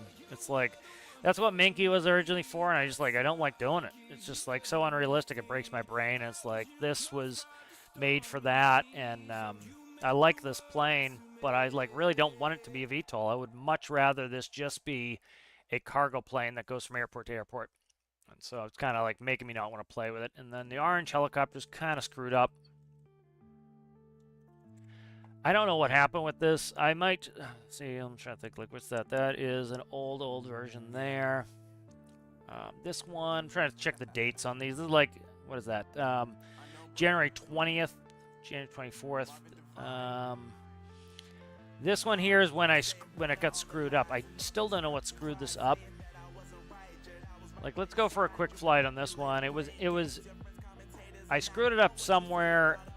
When I put this antenna on, something got screwed up, and I don't know what it was, and it's kind of baffling me what's causing the problems, because it was very stable. Now it's like super unstable, and I'm trying to fix it, and it's just kind of banging my head against the wall doing it right now.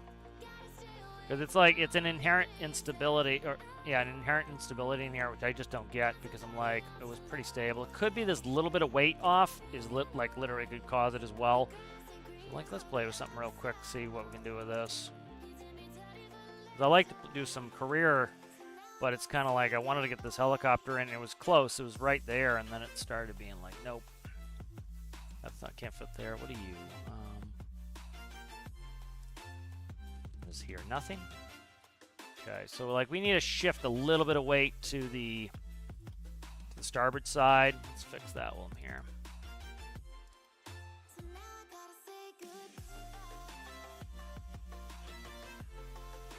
See if we can shift just a little bit of weight, because we are off-centered a little bit. It's not terrible. It's like you see how we're about not even quite half a block off, but like something light could be all it takes to really screw up your weight and balance. Let's take a battle cannon piece. Okay, or maybe not. Right here, battle cannon extension. Let's put it right here. I literally, like, I'm looking at this. Is this not 3? Okay, it went in there. All right, let's check that. That helped. Still off. Okay. Don't like this song either.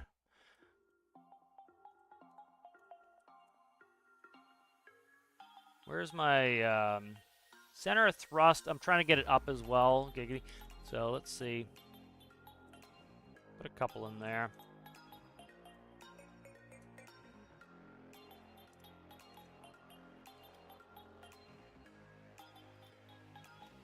Don't have a ton of space for ballasting in here.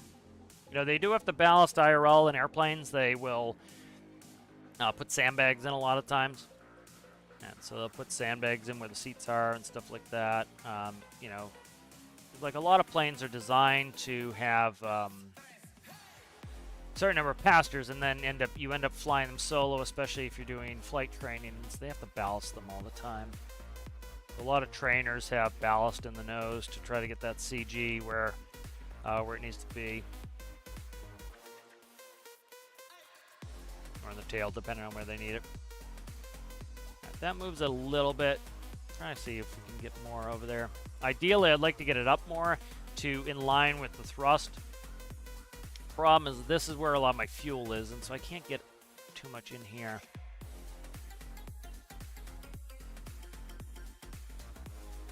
Needs to go on this side too. Just kind of looking in here, seeing what's up. I could lose a little fuel in here too. There's I've got copious amounts of fuel in here. That's of course visible, so you can't do there because they have their dot on them. It's something I'd like to see the devs finally fix, is get rid of that dot. That dot really makes so you can't put weight where you want it. Battle cannon pieces do not count towards, I don't think they count as taking up some of your fuel capacity. Put something in, I can't put it in there because of the friggin' port. Okay, go there then. Oh, great. What are you? That's a 1x2. What are you? That's a 1x2. Okay, that can't go there either. All right, we're hurting on this. Yeah. See what else I can do in here.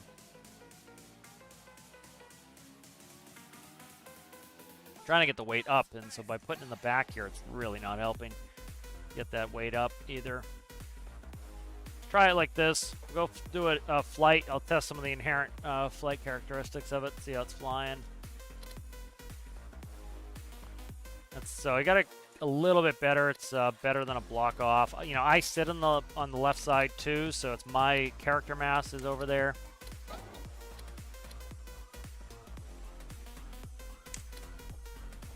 You know, airplanes IRL can be finicky with weight and balance. We used to have to move. We used to have to move passengers all the time for takeoff. Once you're in the air, it doesn't matter, but takeoff and landing, you've got to move passengers around all the time.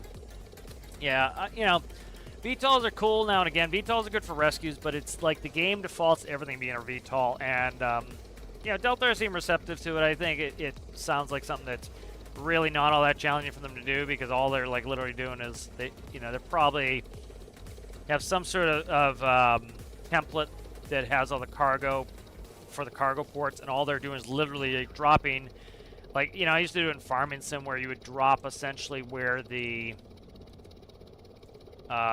dropping where the trigger is, and that's the trigger for getting rid of it, and then the spawn trigger for the containers. So if it's something like that, I would be surprised. All right, we're gonna go up now.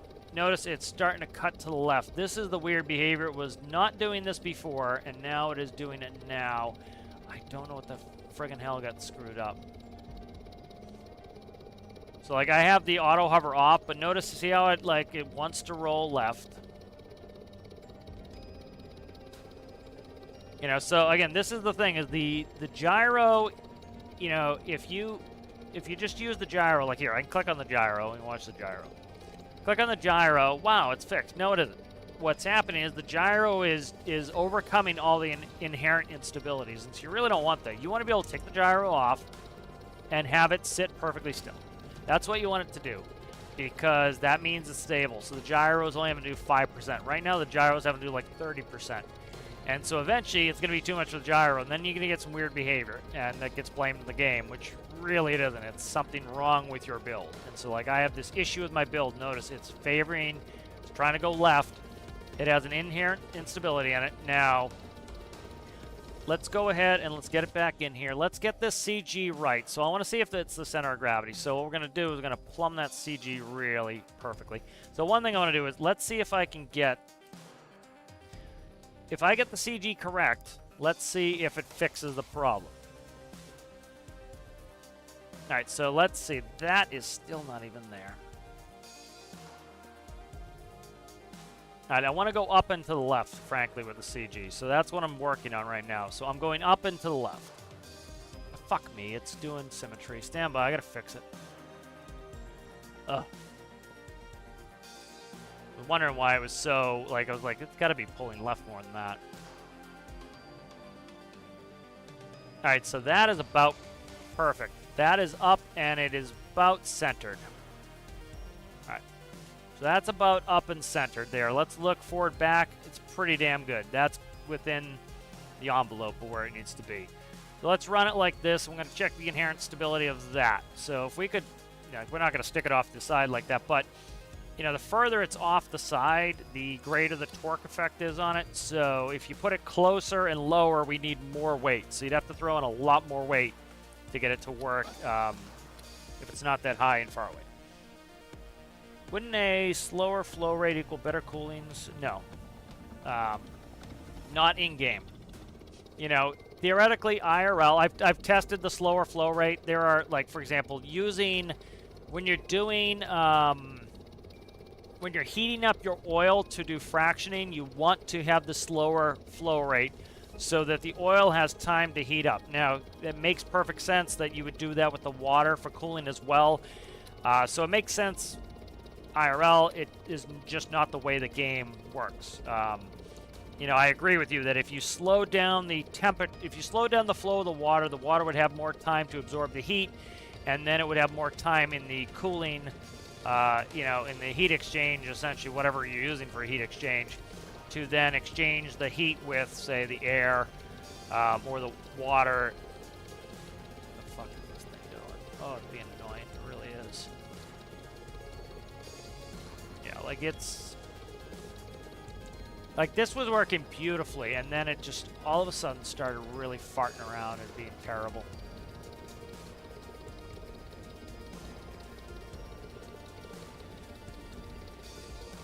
So I'm just kind of leaving it and seeing what it does.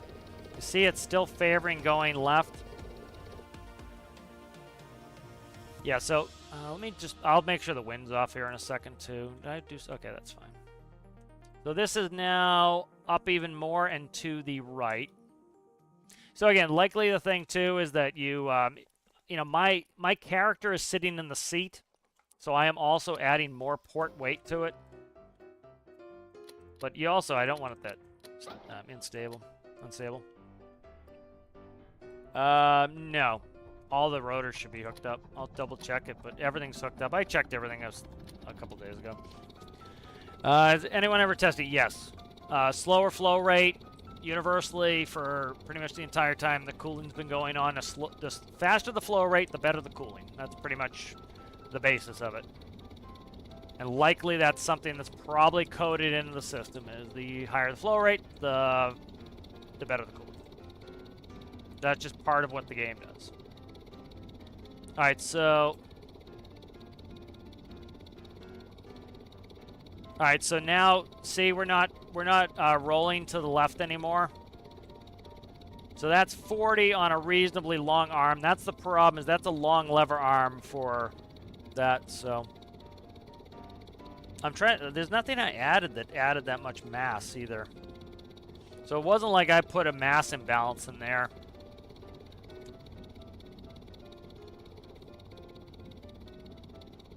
Yeah, so definitely getting that mass fixed is helping, but it's not the be-all end-all of it.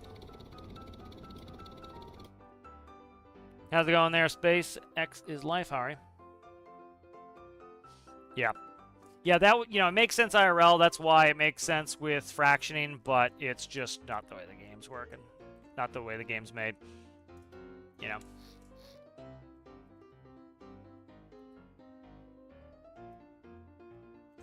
What the fuck is this song about? Let's see. Yeah, I'm trying to keep... I like the look of this, too, so I'm really trying not to screw with that. You know, it would be so easy to add the weight if I didn't have to worry about the dot. The dot kills this for me, is there's so much... Like, I could put weight here, I could put weight here, I could put weight here. But the dot ruins it. I don't want dots all over my vehicle, and that's something I really want them to fix. I'll make a video on it at some point, but it's brutal. Because it's something so easy that they could do that would just really improve it.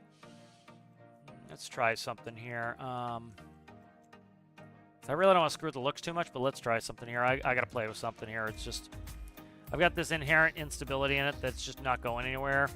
A lot of times, like, you hate changing the looks, and then you do it, and you're like, oh, that looks good, too. And so I'll just play with it, and in the worst case, I'll go back and do something else.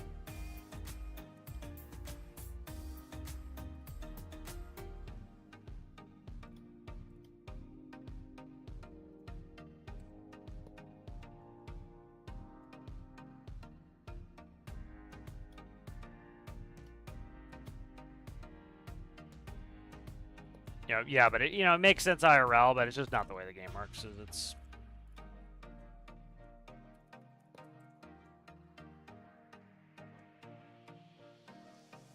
see. Could do this.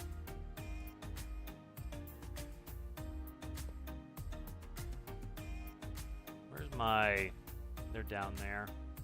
Yeah, I'm looking at my navs. I could put my navs up here if I need to. So this will actually increase my fuel, and then I might be able to get some... See, like, I like that. That doesn't look terrible. Let's do a little color. See what it looked like.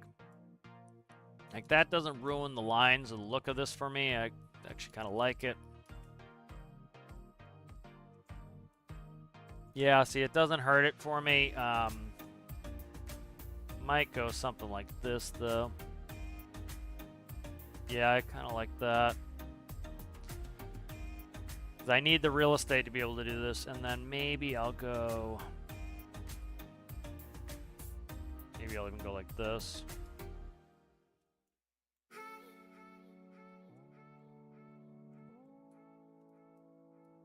Yeah, I'm liking that. I'm digging that. Alright, let's go check the CG on this now.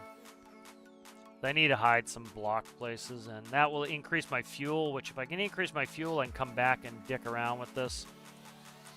See, like, right there is where I can put weight. I can't do it because of the little dot. I don't want the dot.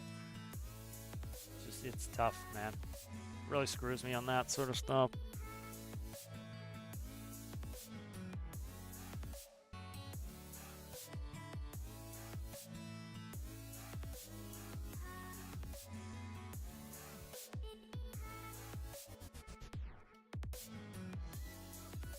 Over there.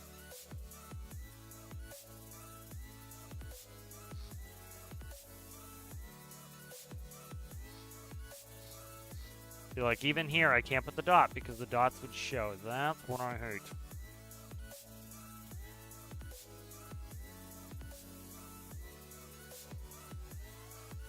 You know, it just makes it tough.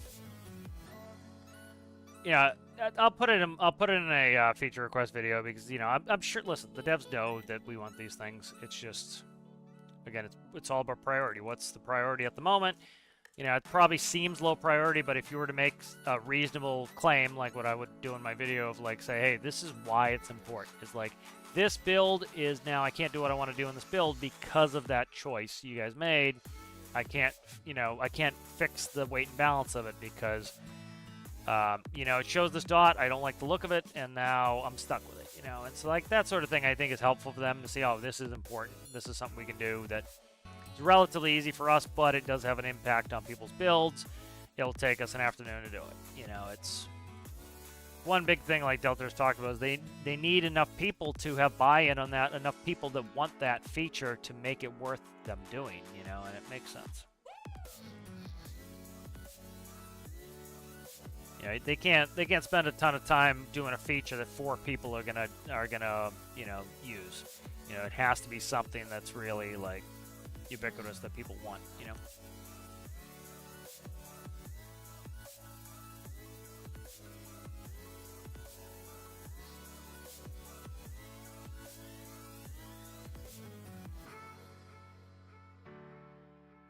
I can't merge up that if I do it like that.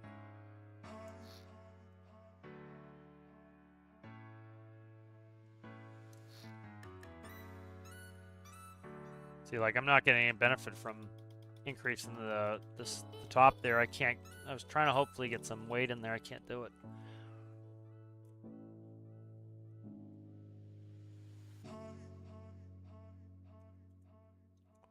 What I could do, here, let's see. See, all that shows, so I can't do any sort of dots there. Ugh. Already pumped a ton of mass back here too.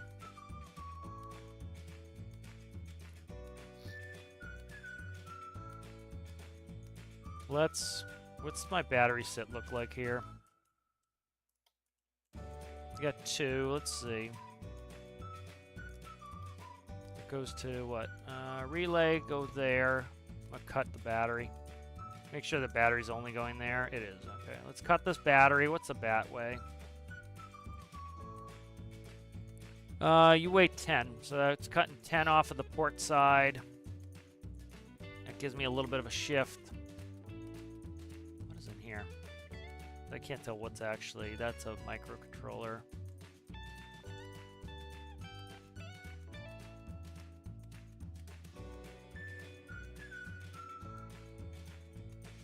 Let's go...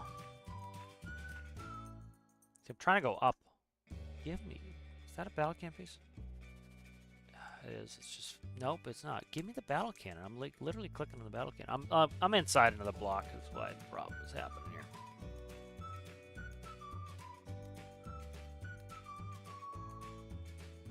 Oh, come on, dude. I can't see. Alright, let me count the blocks. Something I can't see. Cause me problems. Something right here. What is there? Okay, it's this microcontroller that I was in. Okay, makes sense. I don't want to pull the weight too far aft either, but I do need it centralized. It was definitely flying better with it more centralized. It's like no place. This is a very compact build, so it makes it tough to hide some shit in here. What are you? You a spawner? That's a diesel spawner. Let's see if we can get this somewhere else. If I can get a battle cannon piece in here, the only thing that's precluding me from putting a battle cannon piece in here is this liquid meter. So let's pull that out and let's see if I can't come up with a place to put that.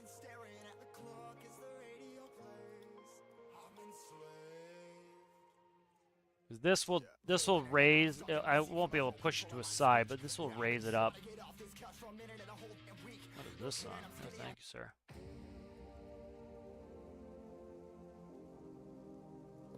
All right, that is now up. Yeah, we want up and to the left, up and to starboard rather, if we can. What is this? That is a micro, I think, right here. Is that a micro? No. What is this? I can't see. What is this? That's battle cannon there. That's all gotta stay. Battle cannon can pretty much go in the fuel. What is this? That is a microcontroller right there. All right, let's see if we can. I can't do that because that would take it out. Get one in there maybe. So what is this? That's okay. I can't go there. What are you? Can't go there either. What are you? Can't go there either.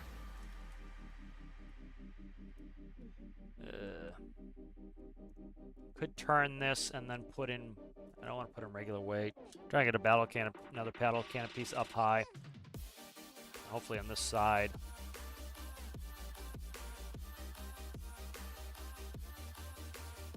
I need to put that meter in somewhere too.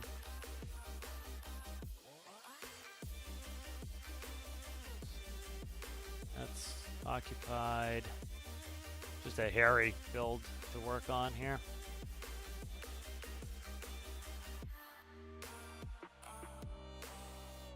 It's just very tight in here, so it makes it tough. What is that? That's the bottom of the winch.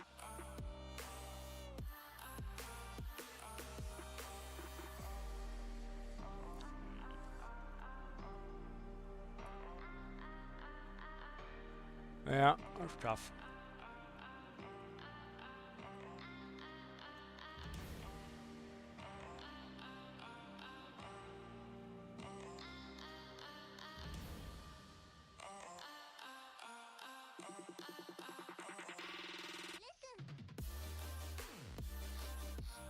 That. Go there.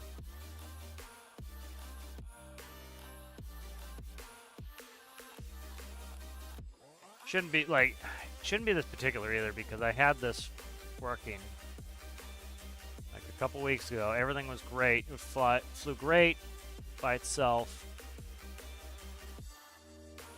I added that radio. What's the antenna weigh? I wonder if that's just over. It's 8. That could be. That could be something. Let's take this. Because that's the only thing I really added to it that I'm like, that would be absurd if that was that causing the problem. Let's move that over to the starboard side. Because it would be pretty absurd if that was it. Again, that's the thing with planes too, is it tiny bits of weight really do affect it. Let's quickly spawn this, see what it does. It's starting to look better. I've got it pretty much centralized. The problem is I sit in my seat. That's going to add the weight on that. But I really can't have it be can't have it really be this particular. Oh, and pickable in the ship, yeah. Thank you. Thank you there, Curry. Thank you there, SpaceX. Day's going pretty well. Just, I'm kind of like I was taking a good break from stormworks 2. It's like a lot of my builds are at the annoying phase where I have to really do it, and then this somehow overnight I did something, screwed something up, and I'm trying to figure it out, and it's just being a big pain in the ass trying to figure it out. And I've introduced some sort of inherent instability into it. Like you see, it's starting to turn on its own. I'm not touching anything, and I have to fix it, which is pretty obnoxious. Because, like, then I have to worry about the gyro fixing it. I'll go through, like, my collective's weak. Gotta figure that out, too. I got some inherent instabilities in here. And it's causing some weird flight mechanics. Like, here, let's start banging some autopilot stuff in. We'll see what it's doing. So, like, with the gyro on, it is, like, see, it's still turning, which is fucked up. So I gotta figure out what I did to this. I've got old versions saved, but I don't have the version right before it broke, which sucks. No, door open doesn't really affect it. And plus, I need the doors open for when it's in hover mode, so it was flying perfectly, and then something happened, screwed it up. Like, see, it wants to turn on its own, checking trims, there's no trim issues. It's likely, definitely 100% something I did. I'm just trying to figure out what the hell it is.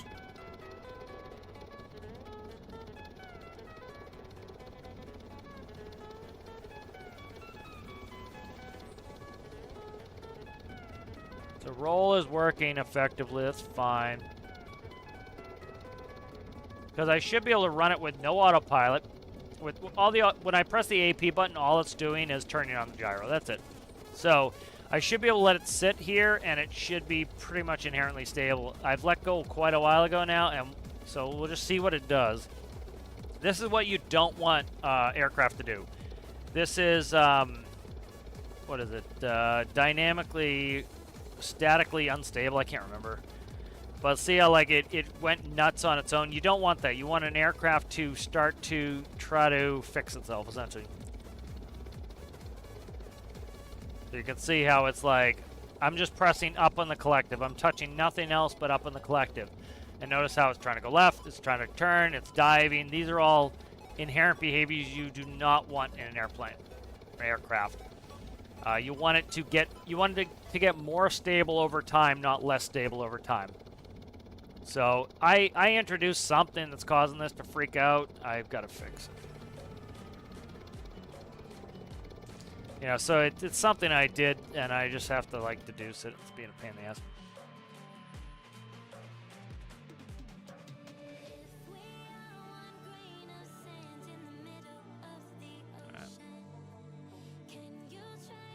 So CG is looking pretty good. CG is about center line. Go through some logic. I've been putting this off too because it's really obnoxious, this. Let's see.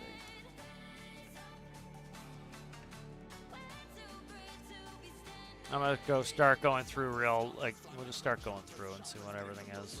Power, power, power, power. Those are all power. Those are going to the connected bus. That's good. Hot bus. That's hot bus.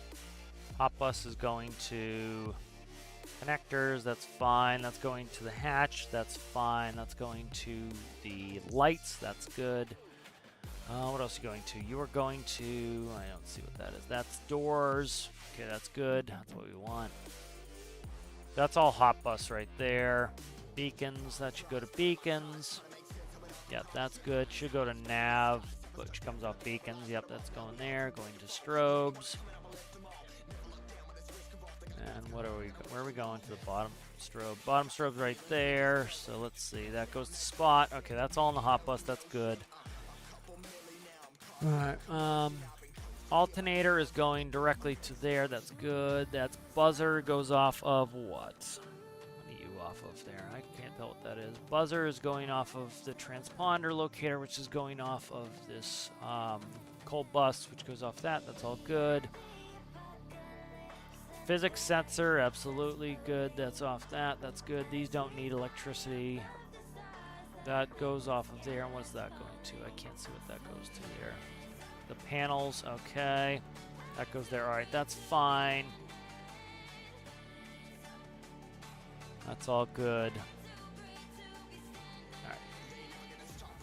I'll go through the rotors and everything. I didn't disconnect anything. That's kind of the issue too. Roll. All right, so that is the upper roll. Upper roll. Let's quickly look at the... So we have forward left, forward right. That's correct.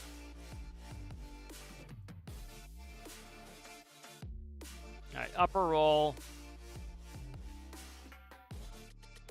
Lower roll comes off of the gyro. Good.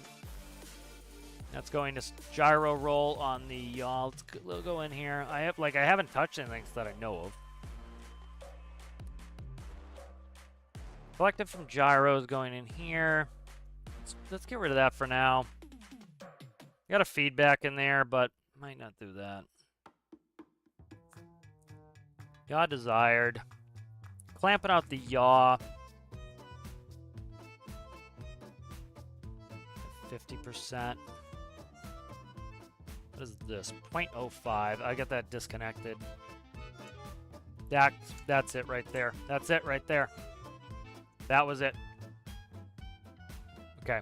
Let's feed it back. That was probably it right there. Let's go test it. Something happened. I must have reconnected that. I think that's likely it. Because what it was doing is it was giving it a one-sided clamp that was adding something on, so it was putting an issue in there. Again, this is when people blame the game, and it's like, no, if you blame the game, there's nothing you can do to fix it, and you go on Reddit and bitch instead of going into your build and figuring out what's wrong with it. Now, this might not be the only problem, but that was a problem, and it was doing what I didn't want it to do. It was causing me to yaw to port. That was my problem. I'm yawing to port. All right, and so this is when people, like, if you just blame the game for all your problems, you'll never find the solutions, because you give up, because if it's in the game, it's out of my control. And if it's out of your control, well, of course I can't fix it, so I go to Reddit and bitch about the game sucking. If it's something you did, you can fix that. And that's the exciting part about it being a you problem. And you gotta attribute that. So we do have a roll in there still. The yaw is gone. So that, we still have a roll problem, but the yaw is gone. Okay. I'm gonna control the roll myself. I'll put in a roll trim. Because I was fucking around with all of these pits. So I'm gonna fix the roll with some trim. Alright, so I've trimmed the roll. Okay. Still got a little bit of yaw in there. I'll keep working on this. But my hands are off right now. So much more stable. So, you know, like I said, it was something that I put in there that fucked it up. And that's why it annoys me so much when people just constantly blame the game for everything. It's like, again, you got to start with the premise that it's something I did and try to figure it out and fix it. Because it's like, you keep blaming the game, likely all you're doing is you're never going to get it fixed because, oh, it's not my fault, it's somebody else's fault. And that doesn't help any. It really just doesn't.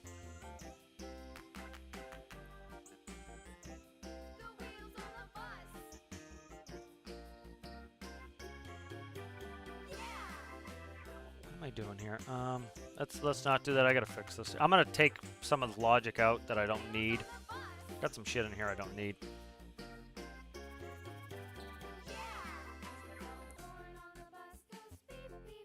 What the fuck song is this?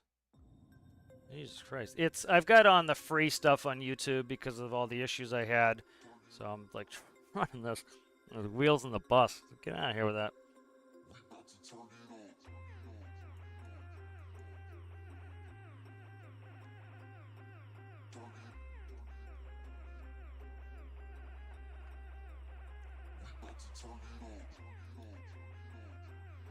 Okay, I am inverting, so I gotta fix something else in there. So this is on the top channel. I'm gonna just get rid of it. I don't need this.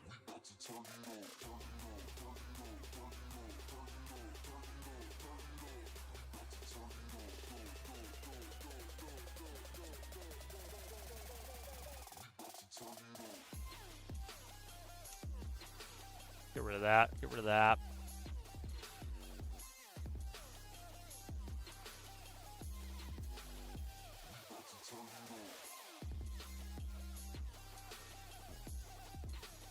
All right, we might have to play with this a little bit, but we'll see what's up. Buddy, not right now. Cat's getting involved with me, and it's not helpful.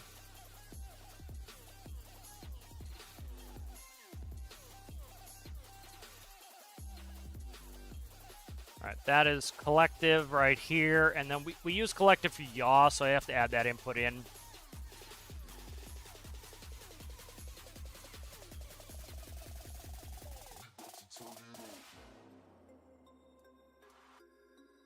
And we're running positive there, negative there. I might have to fix this. We'll play with it in a second, but I'm getting rid of that silly inversion. Upper roll right here. Let's check this. That just runs a negative on the upper roll. That's fine.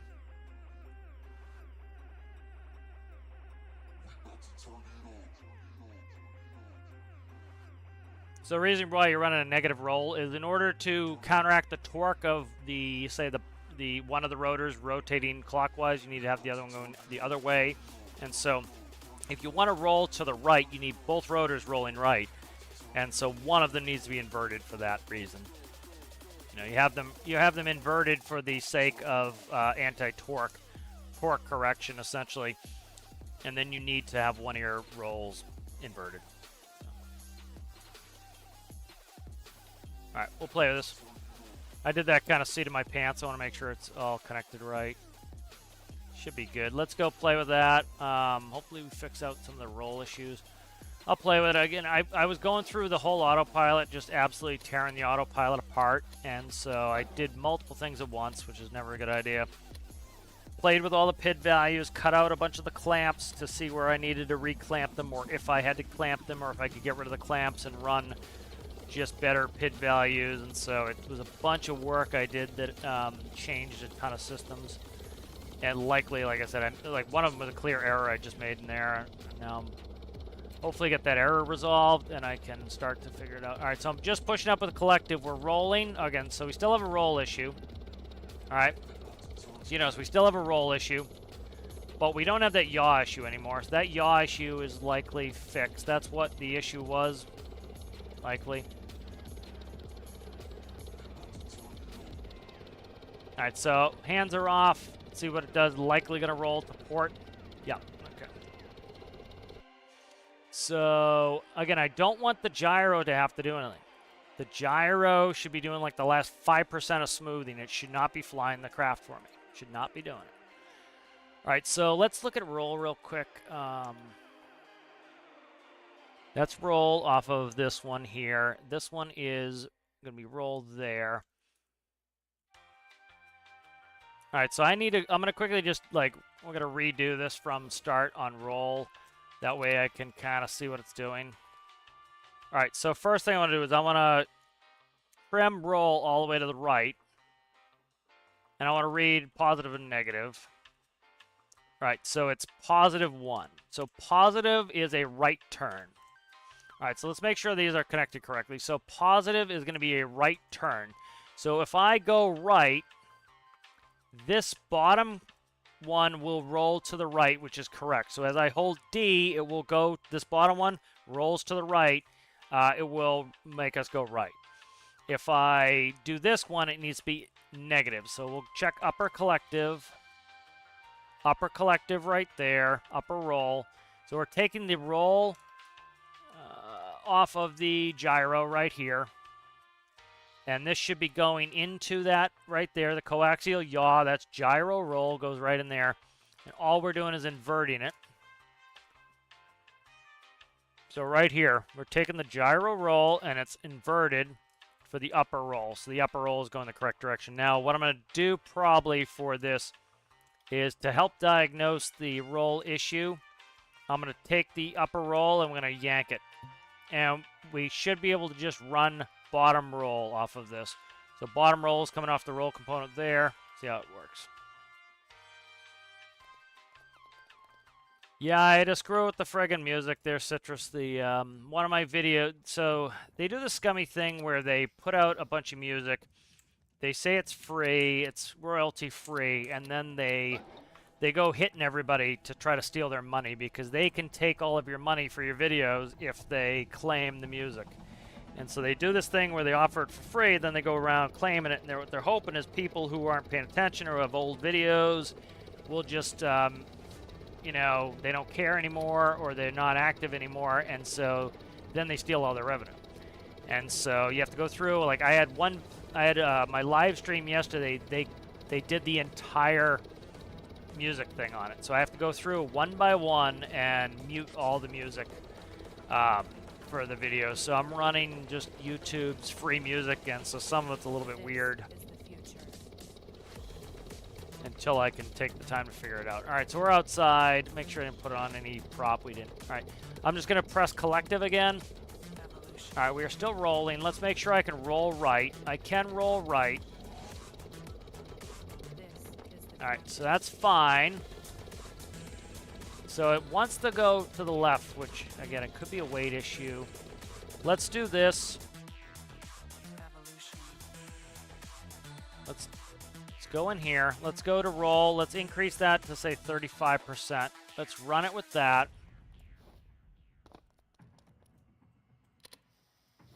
It does have an inherent left turning tendency that I have to fix.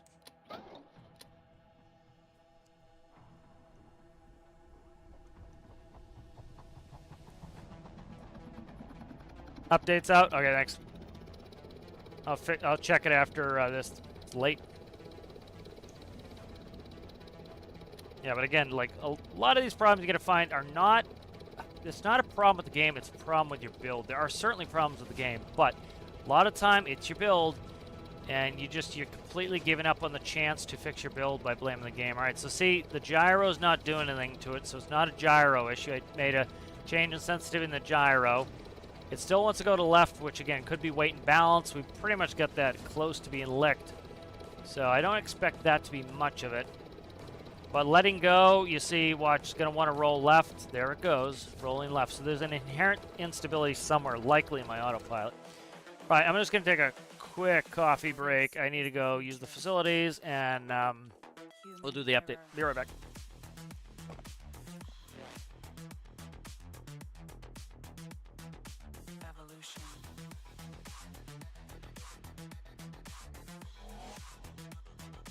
This is the future.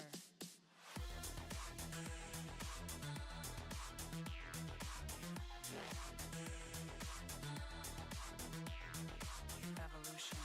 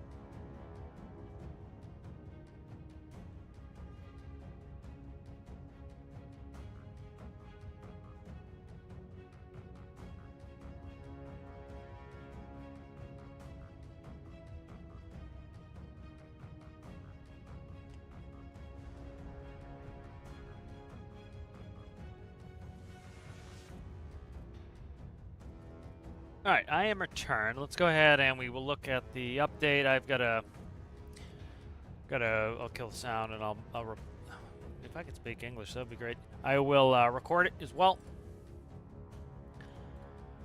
Yeah, let's go to Steam. There we go. All right. All right, I will mute the music. I will record this. Let me get that set up here.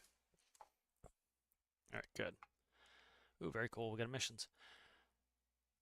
Welcome back to Weekly Update. This is for June 5th, 2024. The refueling missions update, and the first screenshot is by. All right, let us find this one. That's a cool picture. I like that. All right, again, all pictures from the vehicle showcase. Easy to find. 28 people ask for what the link is. By Darkside Tripper. Who is that? Is that some sort of Steam god? Darkside Tripper, the Pope of Steam. All right, there we go. First picture credited. Very nice, Tripper. Glad you got your picture in there. Excellent, excellent, excellent. Dear Stormworks, this week we introduced refueling missions. These new lower priority missions involve vehicles and crews who are low on fuel requiring resupply, deliver and transfer the required fuel type to resolve their emergency. And the next screenshot is by. That sounds like a really cool mission. I like that. That's pretty neat, actually. Gives some good utility to tankers of all sorts. I like that. Let's see. I saw this one. It was in a hangar. That was by Hungry. Hungry Hippo. All right, there we go. What a military themed business here.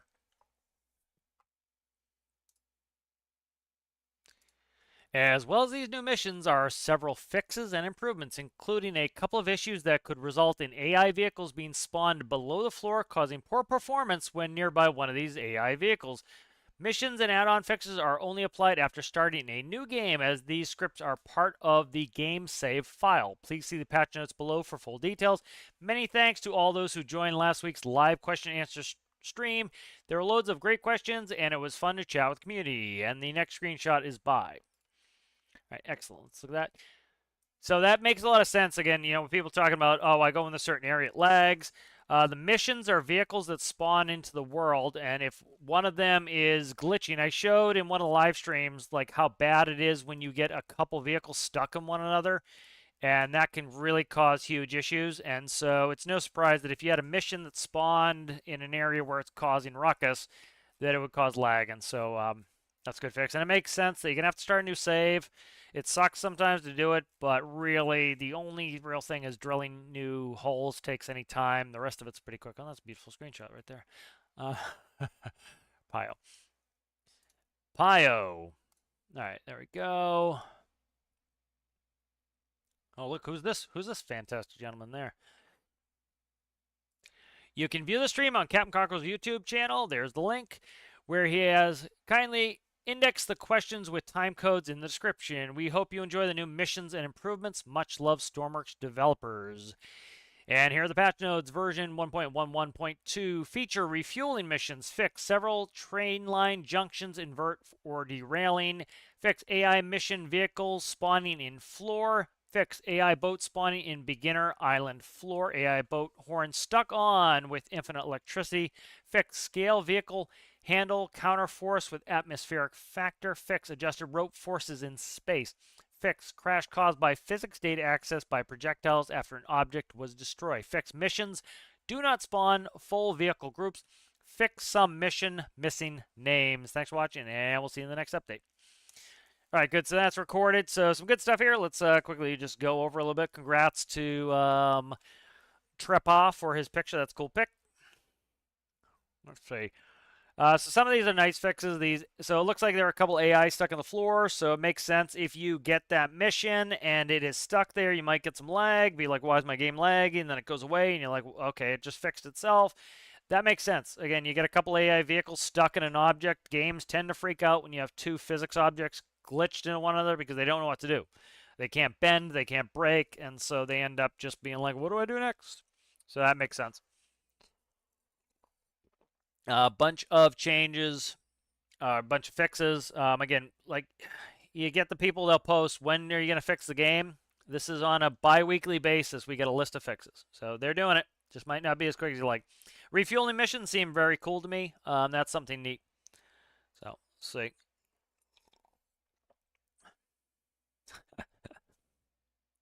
Oh, what a nice guy there. Go play something else there, creative name. Here we'll pick on you for a little bit. You're gonna be rude, we'll pick on you. See how much time they have in the game. It's always a good, interesting thing. You guys got some time in the game too. He's just whiny. See, couple builds in the workshop, but just whiny, frankly. Pretty okay update. New content certainly feels a lot like small update. Worth addition. Hooray for bug fixes. Thanks. Yep. By Alistair. Good there. Phil. Again, Trepa. Does boats sink yet? Really? See, this is when like people like, you know, like I've literally got it in the comments on me like showing that boats, yes, boats sink. And people like, people don't think boats don't sink. Of course boats sink. It's like, no, like really, dude. This is the level of people we get of like, people still don't think boats sink, and I make video after video after video after video after video after video after video of me showing boats sink, and people are like, do boats sink yet? It's like, oh my god, you know, it's like really hair pulling for me at this point, doing that shit. It's really a mess. So that's a good update. Congrats there, Trepa. I'll just catch up on chat now.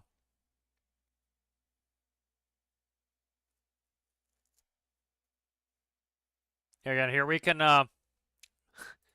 let's do this. We'll do this for a second here. I'm not doing that one. Let's go new here. Drag that over. It's always a risky proposition. Open up a new tab. It will show some bullshit information.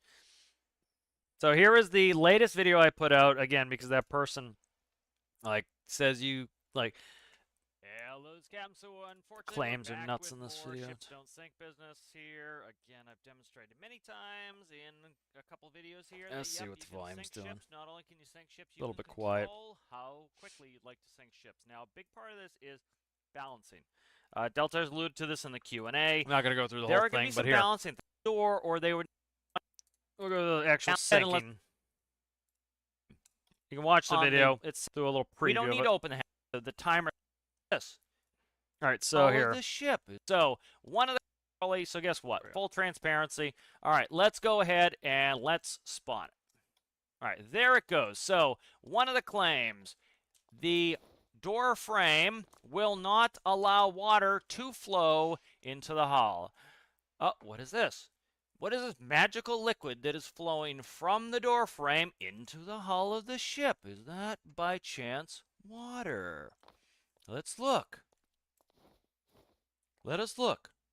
Oh my, see? Water. What a shock that is. Is it coming in from the door frame? Sure it is. Let's go ahead and let's turn on particles here. All right, particle effects, full, save. Oh my god, what is this? Is that water coming into the hull? It appears it is water. Water coming into the hull. Let us look here. Ooh, more water coming into the hull. Let's look at that. So let's go out here and let's stand here and we'll do a little time-lapse-aroni. And I will get back with you guys when that water that is flowing through a door frame in the hull of the ship, which will cause it to sink once the mass of the water exceeds the displacement of the hull, and it sinks to the bottom of the water. So I'll get back with you when the time lapse is done.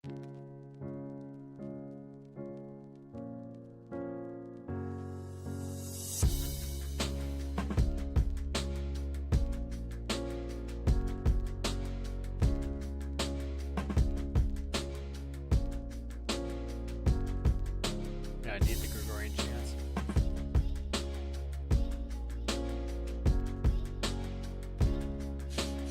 Does this dude so breathe with his mouth? Love double cap.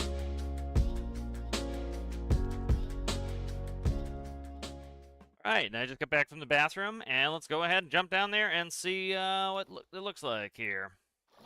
So, oh, is this sunk? I believe this would be the definition of sunk. A boat has gone below the water. 603 seconds. So yes, in fact, a door frame does allow water in, which again was a claim that door frames don't let water in.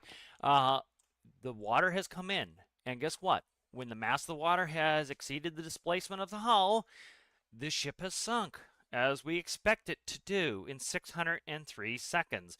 So it's about 10 minutes, 603 divided by 60, that is 10 minutes, 0.05, 10.05 minutes, the hull sunk. So, prediction, can we take 2 holes and make this sink more quickly?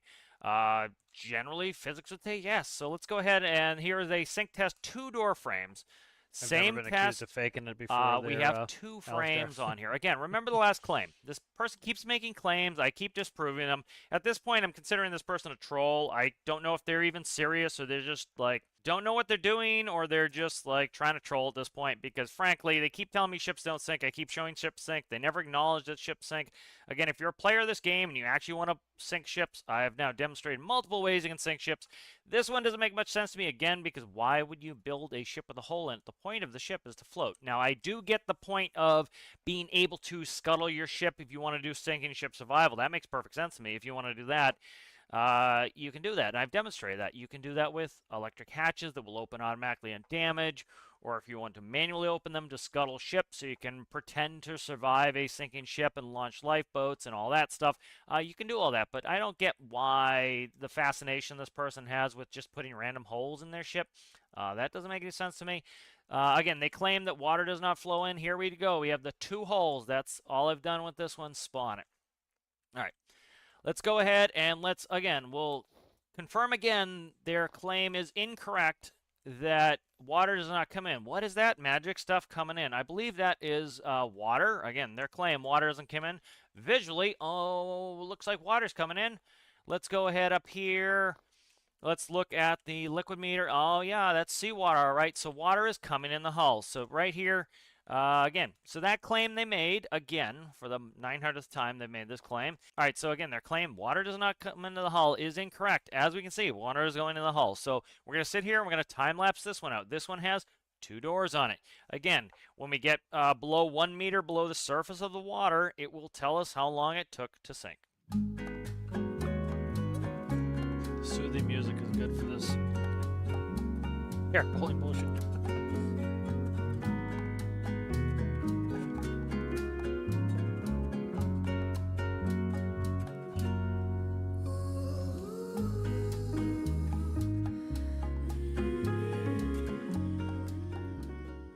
And I think by the definition of sinking a ship as a ship sinks below the waves and goes down to the bottom, that would be sunk again. So let's go ahead and let's look at the timer on this one. And we have 398. All right, so real simple, 398 divided by 60. That is going to take us 6.63 minutes. Okay, so we had a 10-minute. Now we have a 6-minute. Okay, great. So again, we, as the engineers in this engineering and building game, can build our ships to not only sink, but sink at the rate in which we want them to sink. Again, this is a big part of balancing in the game to allow different players to play the game in the way they want. All right, so if you want to sink quickly, again, one of the claims was ships take too long to sink. Again, that's a subjective claim. You'll never be able to get 2 people to agree to the exact amount of time they want a ship to sink, all right? This game is not made for just you. This game is made for a number of people, and so the devs need to balance this in a way that there is some level of compromise where the players who want a ship to sink in 10 minutes, well, they don't get exactly what they want, they can still play the game. And the people who want their ship to sink in a longer time period so they can do things like get on lifeboats, they can have that as well. So here we have 6 doors, right? This is triple the amount of the last test. So again, prediction. First prediction, again, in violation of that person's claim that water doesn't come in through door frames. What is this magic liquid coming in through door frames again that does not apparently come through by that person's estimation? Water. Not only does it visually come in, it comes in via the liquid meter. We already have 20,000 liters. Now, at the rate in which this water is coming in, likely this one's going to sink pretty quick. So let's go ahead We'll sit here and we'll time-lapse this out. Again, you have the tools in this game to build the ships the way you want. So when people keep saying, oh, the devs need to fix sinking, no, they don't. It's fine. The thing is, you need to understand that there are players who play this game who play differently than you do. They may want ships to sink faster or slower than you do. And so the developer needs to come up with a compromise where the people who want their ships to sink in 10 seconds can still play and enjoy the game. And that the players that want to have their ships sink in a realistic time, think Titanic, 2 hours and 40 minutes, that player has to compromise it as well so that we can all play the game. And I might not even need to time lapse this out. Again, so I would say the claim that ships take too long to sink is also pretty kind of a silly point because, again, you as the engineer have the control in this engineering and building game to engineer your craft the way you want it to perform. It is your job in this game to create the craft that fulfills the goals that you want to accomplish. So let's go ahead and we'll just do a quick time lapse as this will sink very fast.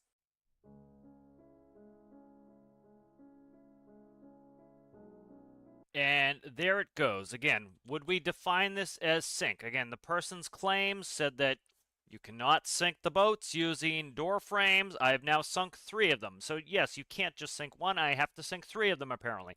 So yes, the claims have been disproven again.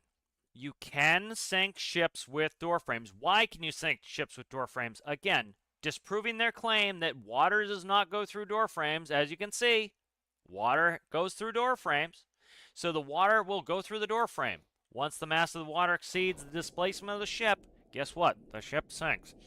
And so 186 seconds. So 186. All right, their other claim that it takes too long to sink. Now, that is a subjective claim, right? We all have our different opinions on how long or short we would like our ships to sink. Frankly, as somebody who plays career, I never want my ship to sink. Now, do I want it to sink if I do a lot of damage and I legitimately have damaged my ship?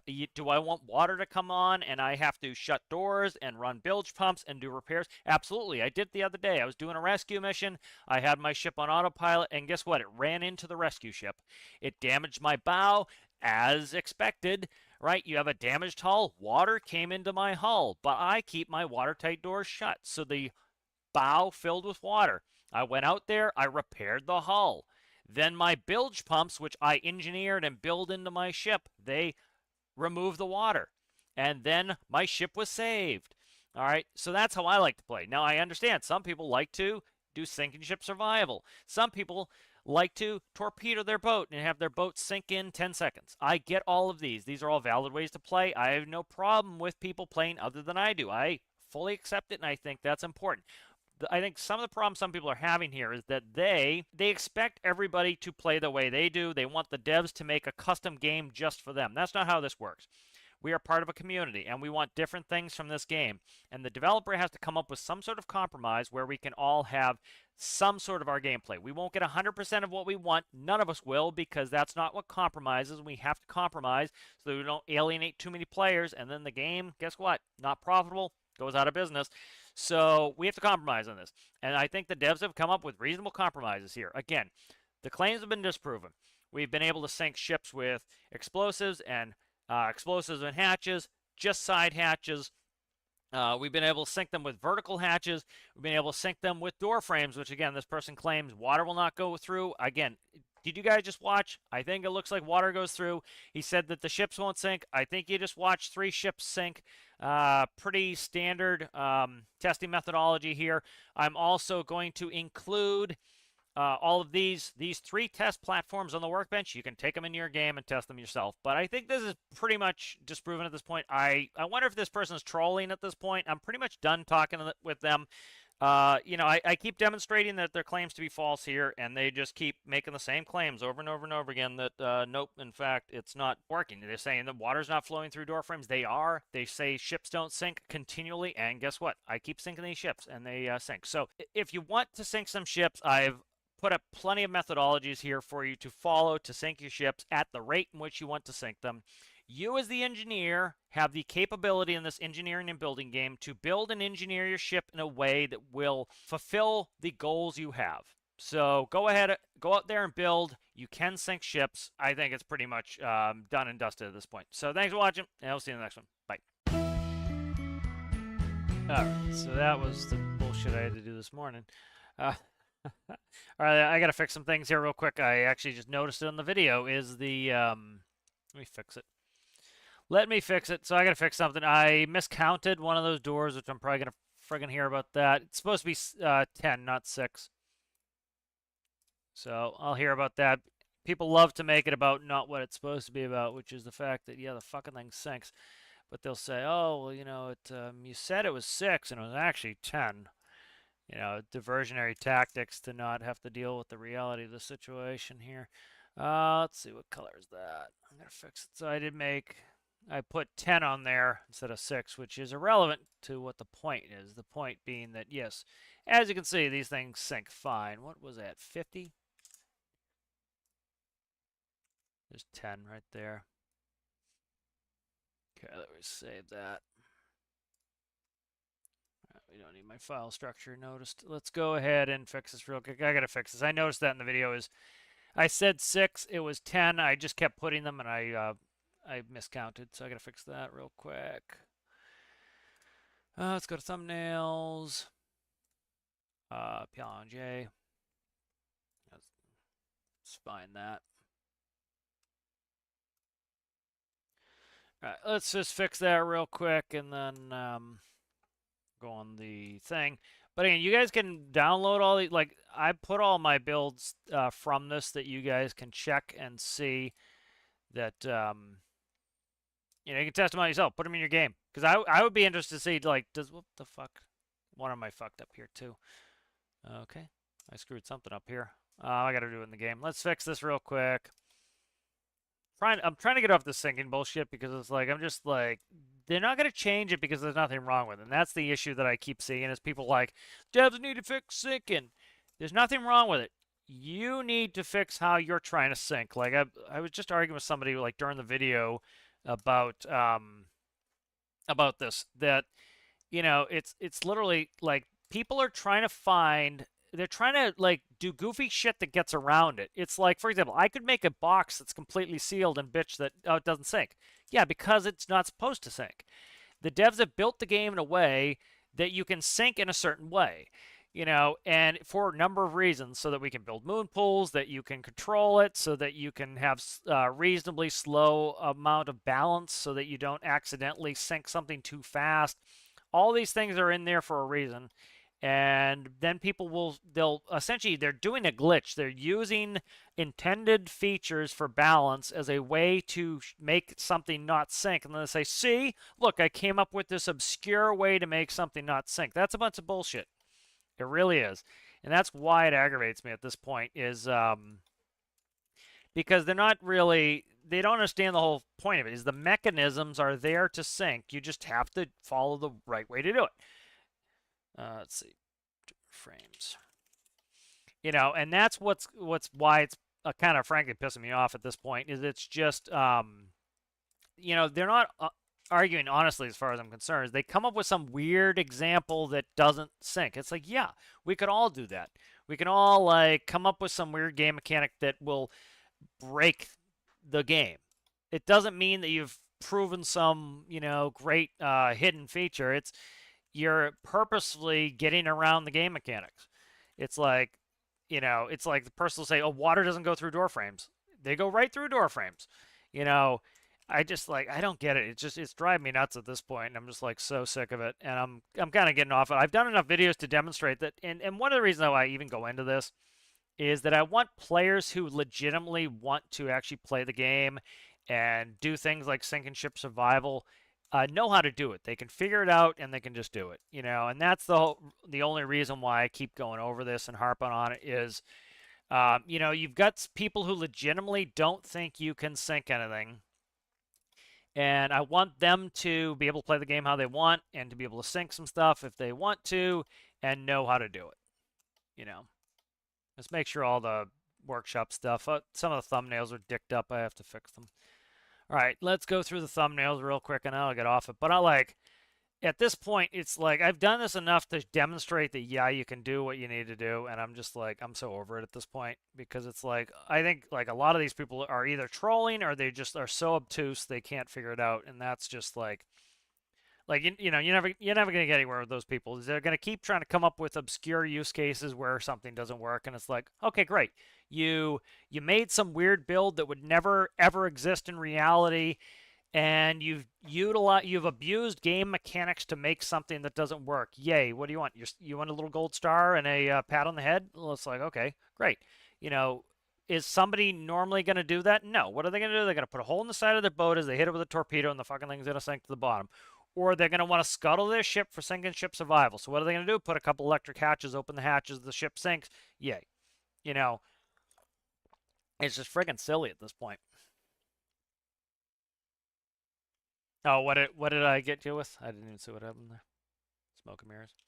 You know, it's like it's so aggravating at this point because what and like the point of people like I don't mind people not getting concepts and things. That's fine. I'm happy to like I enjoy doing tutorials and teach them how to do it. It's the fact that like you got people out there spreading a bunch of bullshit and nonsense that stuff's not working when it is, and it just gets frustrating after a while. You know.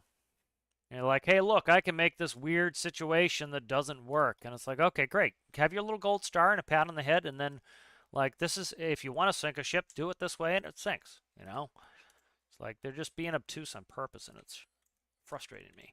All right, let's keep playing with this. I don't want to play with this for too long. All right, so let's quickly check it. I want to check, make sure that roll looks, yaw looks good. We pretty much, I think, cleaned up yaw. I'm still having a roll issue, likely. I was playing with the autopilot and dicked up the autopilot. Who hurt me? It's maddening, dude. Hearing it time after time, it's like, it's mostly the thing of like somebody's like, ships don't sink. I show you a ship sinks. They never come back and do the honest thing, which is, oh, I said ships don't sink. You proved ships sink. Okay, good. Ships sink. Thanks. And I don't even need a thanks. I just like acknowledge that, yeah, ships sink. And then it's like they make a claim that like water doesn't go through a door frame. You show them water goes through the door frame.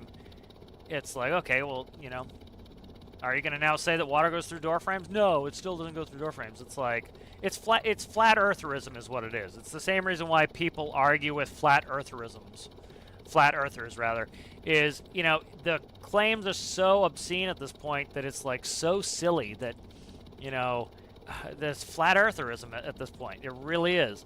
And it's that level of like denialism that with this sinking ships stuff, and that's why it aggravates me. It's like trying to argue what is going on. It's at this point it's like trying to argue with flat earthers, and that's the level of nonsense that I'm having to deal with this stuff. Let's play with this. I don't want to play this fucking helicopter for too long. It is really annoying, this helicopter. Let's go through it.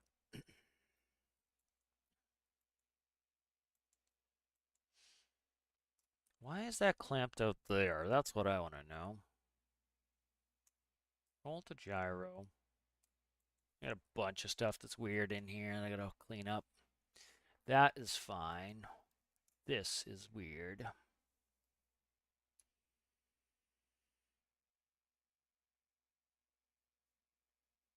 Roll to gyro. Yeah, that's weird. -1.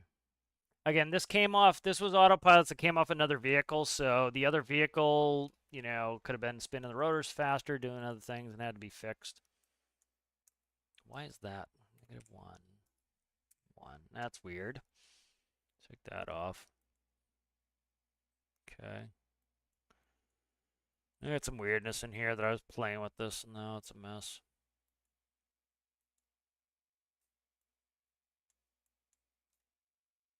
It looks good. It looks fine.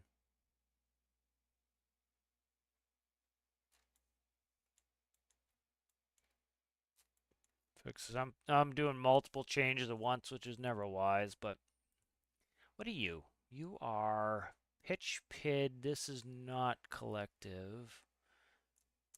Got a bunch of these clamped out too low.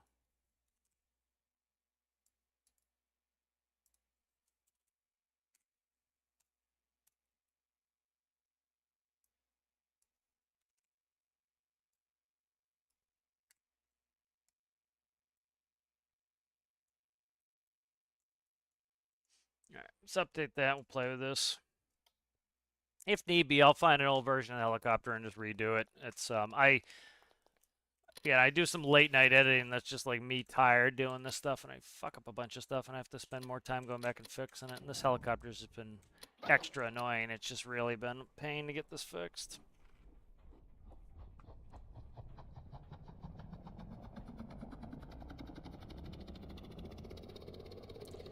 Can I make some beast of a steam engine? I've got some.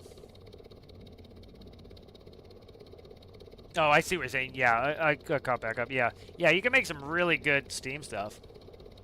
Yeah, like Tripper, I know Tripper kind of feels my pain here on some of the stuff because, like, for so long, when Steam was running perfectly fine, you had people, when are you going to fix Steam? When are you going to fix Steam? When are you going to fix Steam? And it was fine. Like, you know, Tripper and I were making plenty of Steam creations that were working great. And then you keep seeing, you know, the flat earthers talking about how Steam's broken, Steam's broken, Steam's broken, Steam's broken. It's like, what are you talking about? Like, literally, like, I've got all these Steam vehicles, Tripper's got all these Steam vehicles working. And that's why I find it frustrating, is it's like, you know, what the fuck is up with this helicopter? This helicopter's a mess right now. All right, I'm gonna get off this helicopter for a bit. It's just, I've got to go back. I've farted around with this and done something to it. Let's play with this for a little bit. Again, like, I'm really, like, there's no build I really want to work on right now because, like, you know, I talked about how I really want to just build some airplanes, and I end up having to build VTOLs if I want to do the job. So the benefit with this is I don't have to use this as a VTOL. I can use this as an airplane, and we can do some stuff with it. But, oh, Christ, where am I on this? Let's get off this. This I've got torn apart. Usually it scares me when I've got a bunch of keypads in there because I'm PID tuning. Let's see where the autopilot's at before I get into this. We're currently connected to what? Roll. We're doing a roll check on this. Thought I had the roll check done. I don't. Let's get off the VTOL. I'm so sick of VTOLs too because it's like I just want to do airplanes. Let's see what I got. We'll go through some builds here. I'm just like, a bunch of stuff I just don't want to work on.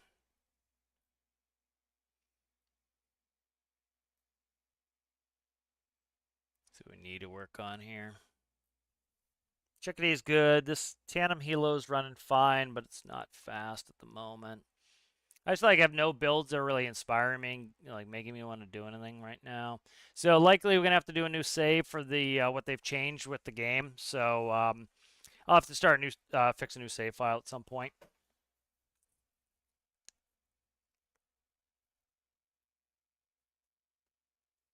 Let's play with the VTOL. Screw it. I'll go through that. I just don't like sitting here doing PID tunes, kind of obnoxious, but that let's quickly try something. I know I'm keep getting stuck on this fucking helo, but it's kind of needs it. Let's see. Trying to go back to the helo. This one's old. Let's see. This one's way old. Shit. Let me check the dates on these. We've got 5:30. One thing I try to do is I try to do backups of all my files pretty reliably. So let me check where my last stormworks backups are on these. So 5:30 and then 5:25 right here. This one's broken. So I'm trying to find somewhere in the neighborhood of like, I don't know, 5:20 to 5:25. So I make a lot of backups. So I have 5:27, 5:19. So 5:19 is looking reasonably. Let's look at the 5:19 for this. So let's do search for orange helo. This is why one of the reasons why I recommend doing a lot of backups. All right, there it is right there. So CBS Live helo AP work. Because eventually, like, if you screw up a build enough, it's better just go back. All right, that is 5:25 right there. What is this one here? I'm trying to check the date on it. That one is 5:3. So this one's potentially a big pain in the ass to go to, but we'll check on this one real quick.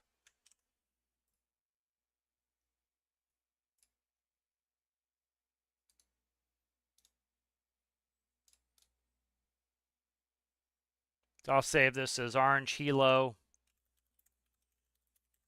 And we'll play with this and see if I can't get this one tuned up here.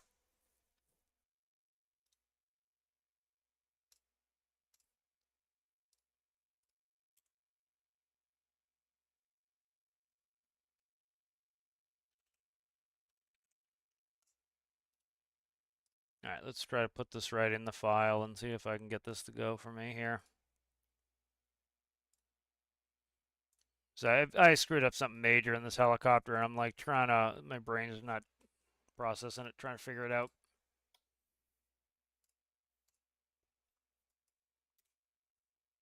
You didn't, why it didn't bring up the save is the question. Here's the one I just got. So this one I pulled off from, this one's, okay, this one's back from May 5th. So let's go take this for, okay, it's got the new tails. This is before I start screwing with the torque correction on it. So let's quickly take this for a flight, see how this behaves. Let me get the music going. Yeah, I screwed up something major in this helicopter. It's really pretty ugly.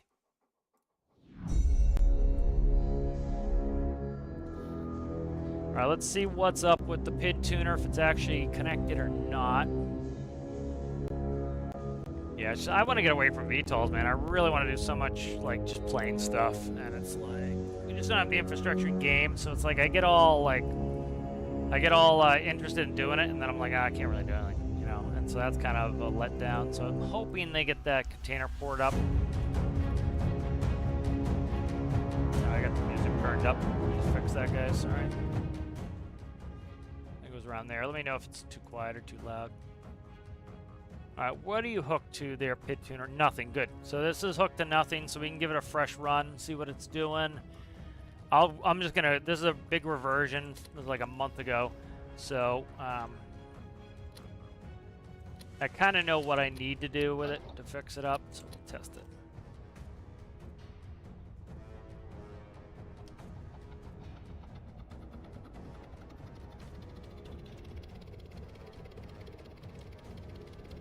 All right, that has no parking brake either. That's fine.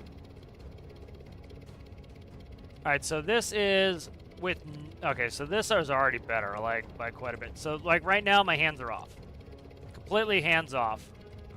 Notice it's not doing that roll to the left. Let me see, do I have autopilot? I do have autopilot. Let's take that off, actually. All right, so this one is fucked up still, too. So that's with, I had the gyro on. Let me fix it real quick. Fuck. I'm trying to fly it. So I had inherent instabilities on this before. Okay. I'm trying to see where I'm at. All right, so yeah, this one's got the issues too. You see it's doing a roll. It's doing the yaw too. So I got some problems with this I gotta fix.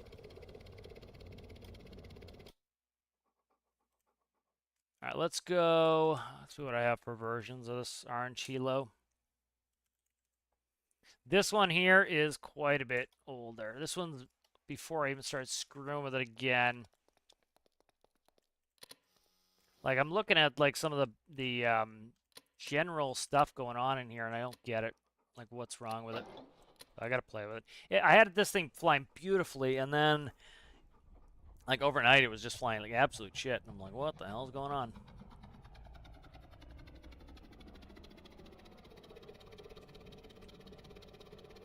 All right, this one has the autopilot off. So, like, see how this is having no problems? No roll, no yaw. There's a minimal roll on there, but it's much better. Let's get out of here real quick. So, something I did frig this all up.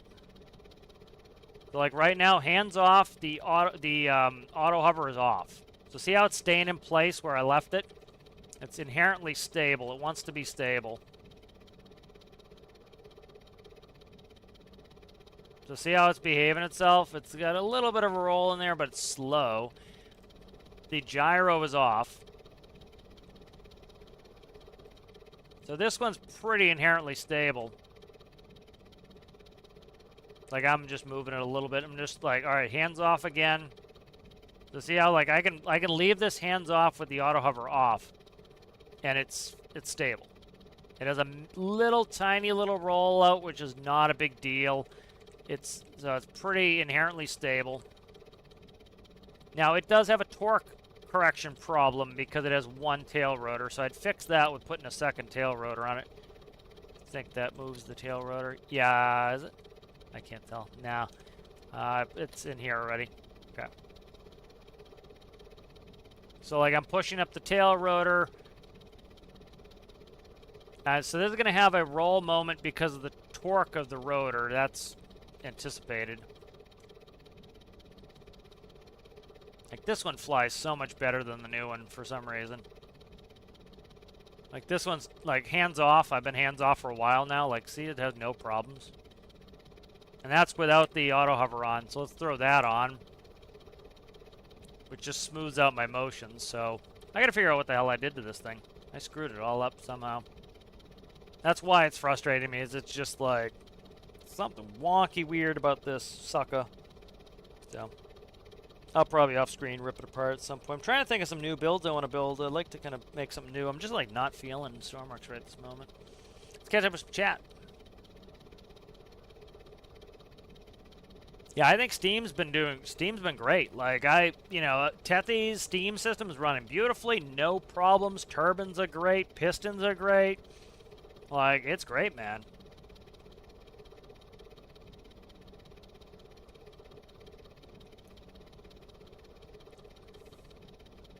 You know, one thing is the devs will never make like the best build of anything.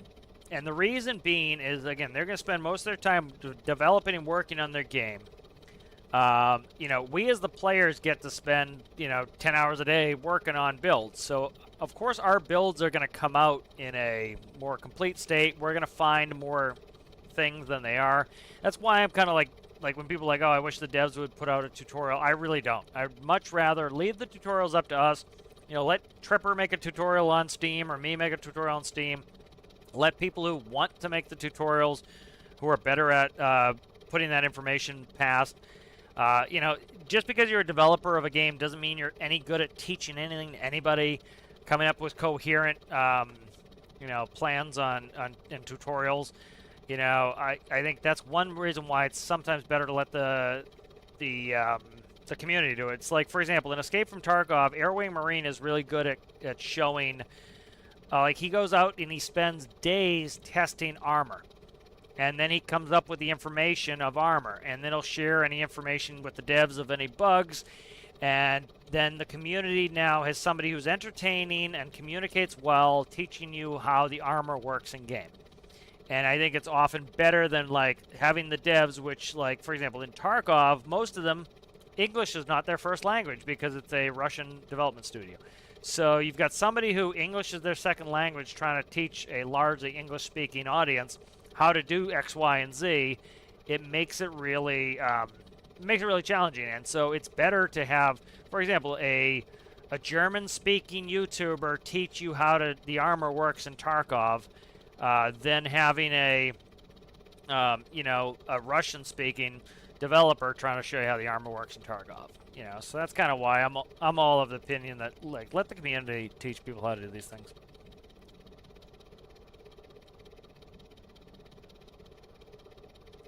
Yeah. I understand why a lot of people would like some open Steam systems. I get it. Like, I get hung up on realism too myself sometimes. I absolutely understand their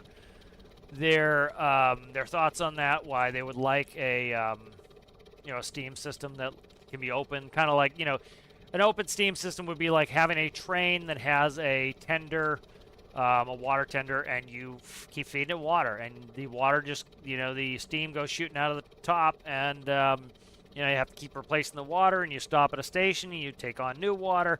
I understand that desire from them, but it's like, again, it's just like any game. You're not going to be able to get every feature of a particular thing, and I think, you can simulate it by having a closed loop, and yeah, you take on water, and guess what? It ejects water out on the tracks. And so, yeah, it seems like water is being consumed. It's not really. It's running through a condenser that you can't see. Like, just do that, man,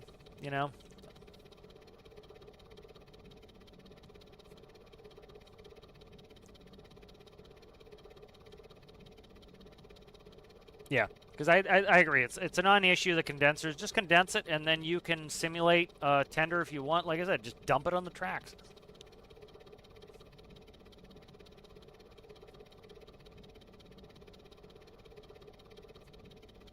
Yes. Yep. Yeah, I'm aware. Yeah, new save for the new missions. Yep, I believe I said that.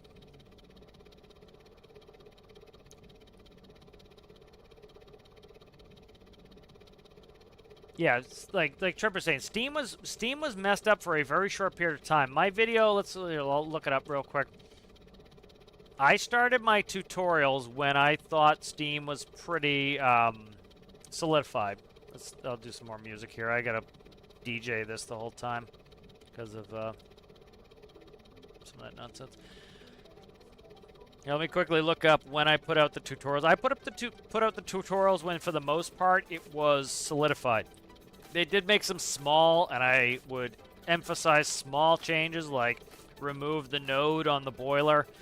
But for the most part, like, it was pretty solidified in November, I believe, last year. I'm trying to get the exact date here of when the Steam tutorial series there's. So the first video of the Steam tutorial series came out on November 25th, 2023. And that was after I felt that it was pretty damn solidified.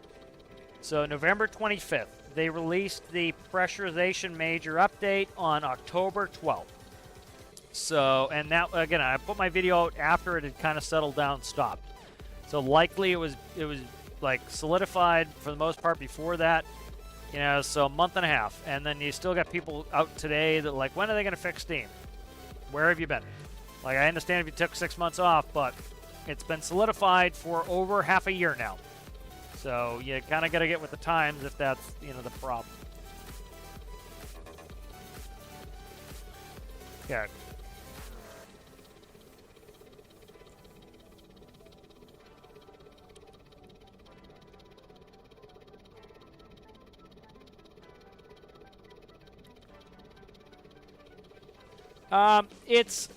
It's a pain in the ass to figure it out. So what it's doing is it's rolling to the port side, and it was yawing to the port side. I fixed that. It's again, it's something I screwed up in the microcontroller, because as you can see, I pulled this old version, flying great, no problems. The new version is just, one night I worked on it and I screwed something major up, and now I got to go back and refix it. Like you see, this one's flying great. So I've been trying to avoid going back and dicking with this one, but I'm gonna have to. Something's up. I gotta fix it. So for the most part, this has most of the stuff it needs. I gotta just go back there and screw with it a little bit. So yeah, I had this mostly fixed, and then now it's being wonky. So it's like, if you look, I have the autopilot off. I do have auto hover on, but if I take that, no, I don't. Literally, auto hover is off. So this has been flying with auto hover off. So like, it's not even, the gyro's not even doing anything. It's smoothing like my motions, but that's it. So I need, like, I'm turning here. So, you know, it's very stable. I just need to go, I'm going to go back to this version, and I'm going to fix it from here. I've just screwed up something major. What I might do is yank panels off of this. And this is what I'll probably do. I'll take the new version, yank panels off, throw it on, see if it works. It's just busy work that I'm really not into at the moment. Because I've got a couple builds that are at busy work stage, and I'm just, like, not wanting to do it.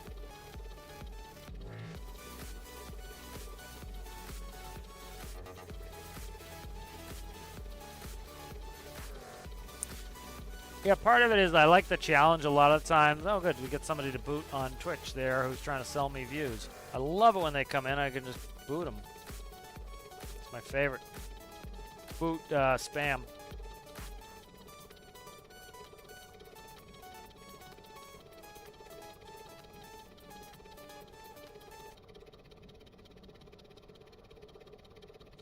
Yeah, it's like, you know, I was a flight instructor for a few years. You know, that's where I kind of like understand how to explain, you know, operating machinery to people and stuff like that. And it's like, you've got people in the community who are just better at doing it.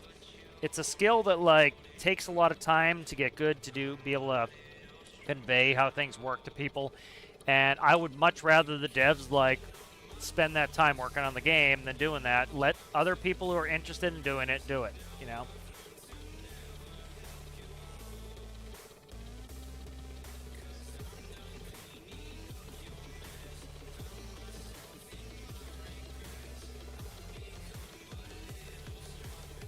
Yeah, like, you know, the devs, for example, like the devs could tell us that, hey, X, Y, and Z, that is max limit, this is min limit on the code. That's what they can tell us. Like, you know, the other thing too is like the devs like put in the code, but like, for example, like let's say that they need to go fix something. They might spend 3 hours testing it, then they have to put in a fix, and then that is checked off the board. You know, we as players can spend 40 hours playing with that mechanic, and so we actually will figure out more about that mechanic than the devs do, because just as the nature of like they have to like move on to other things, they can't spend, you know, they can't spend 5 months on perfecting Steam where it's absolutely perfect, because it's at the cost of everything else in the game, and so they just can't do it. And so, but as players, like for Tripper, for example, loves to play with Steam constantly. You know, he can spend 6 months getting every bit of minutia out of the Steam where he can perfectly tune everything. The devs just can't do that. And frankly, as an audience, we frankly shouldn't want them to do that. We should rather them go, like, you know, get this tuned up a little bit, go get this tuned up a little bit, go get this tuned up a little bit, add this, add that, you know. That's kind of what their job is. Let them do that and let us just kind of like, you know, tweak it, and then you get some people who are really good at X, Y, and Z, and they can make some good bug reports of like, hey, this looks like a bug. I've done a ton of Steam stuff, and this looks like a genuine bug, and make up a good bug report, you know. Oh, I see what you're saying. Okay, I get what you're saying. The Tripper. I'm so far behind on chat.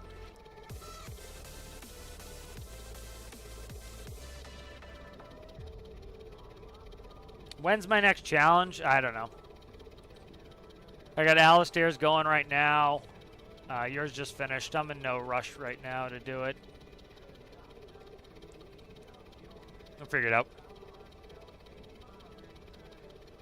I'll probably wait till Alistair's done before I even consider doing another challenge.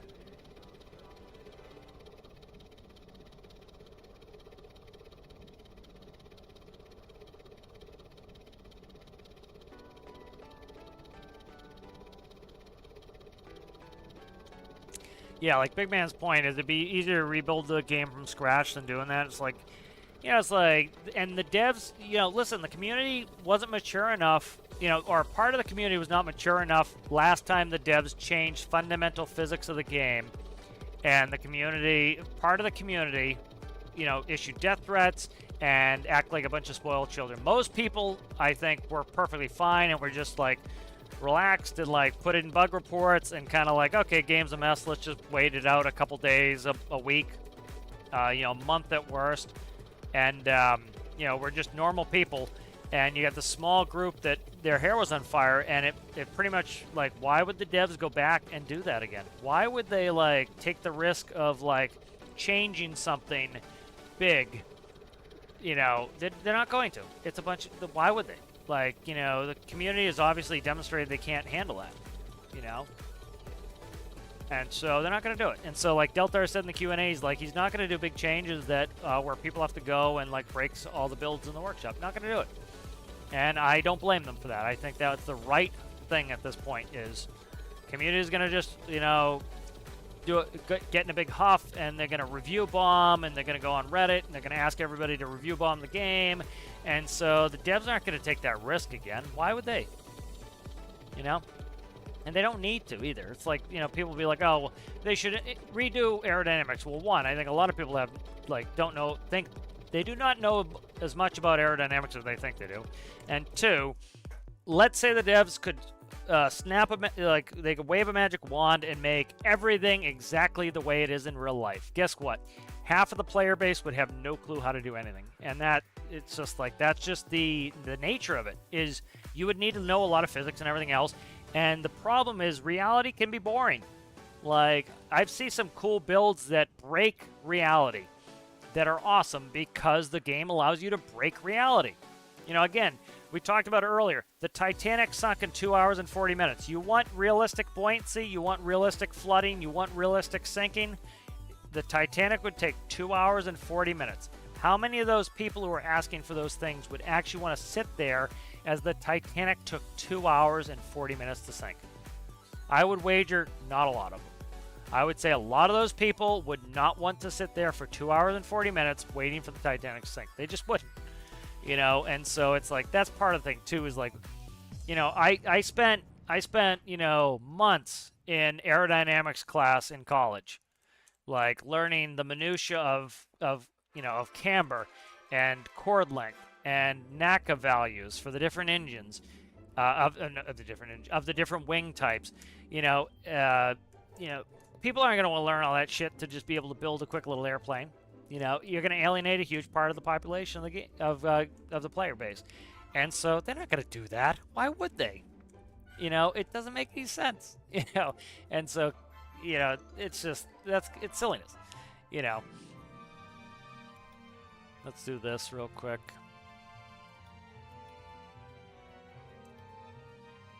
Let's see if I can see any obvious problems between the two of them, because I screwed something up major. What is that? I pulled... Okay, so I have the roll disconnected on the top altogether. Let's play with that. You know, you don't necessarily need the roll. The roll on a coax is not doing anything major, really. All it's doing is it's rolling you. And so you can use one or the other on certain elements. I do that sometimes on some of my builds. It's like, if I have enough... For example, like, say on my VTOL, I have enough pitch control, I will disconnect the bottom rotors for pitch, because why? I don't need it. You know, it's just extra. So let's see, pitch. Yeah, so I've got the top roll disconnected. Let's play with that. I doubt it's something that simple, but...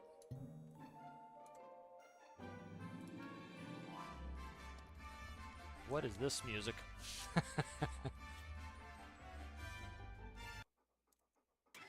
Yeah, I'm just going through the free list on YouTube.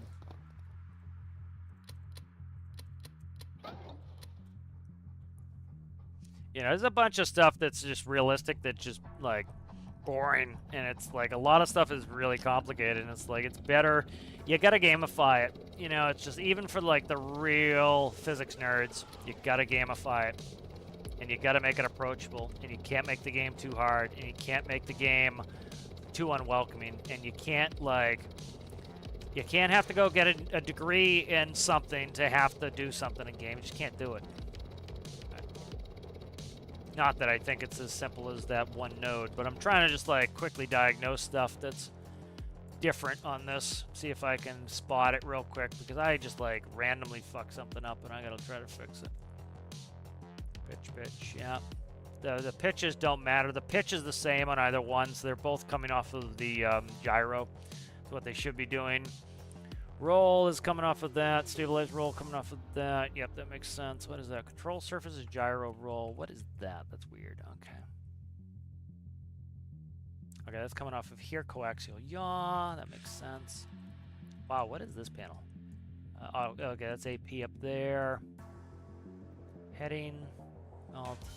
Yaw. Okay, that's keypad. Going into there. Select a gyro. What's that? Okay, it's sitting right there. Just trying to see if I see something that's funky that I gotta fix. These are going in the control surfaces on the elevons. Theoretically, that could be part of the issue there, but I doubt it.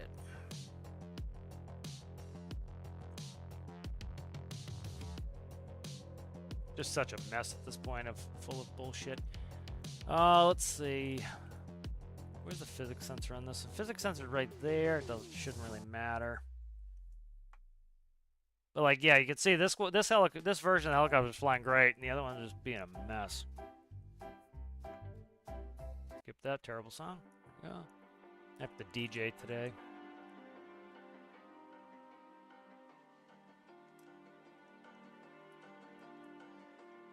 Like, I had a thought that it was like something I screwed up with the physics sensor, but it looks good, you know. I don't see the issue. That's autopilot physics sensor. Yeah, like if I screwed up a physics sensor thing, that could be huge, you know? So you wanna go to war with me? You're talking like you think you're royalty. You think that I'm afraid, but I don't. Physics sensor right there, 9. That's vertical speed changeover. 9 is speed, that's fine. 16 should be fine on this with a negative value. This could theoretically be a problem, but I don't see it. Because that's you want 0 roll in there. I don't know why this is clamped at a funky value. That doesn't make sense to me. I don't know what that's about. That doesn't make any sense to me. Why put that there? So that's the problem with some of the late night bullshit, is that? That's at me adding roll to that. Yeah, that makes sense. What is Z all about here? Z is the... Okay. That is... so what Z is that is the roll for the station keeping.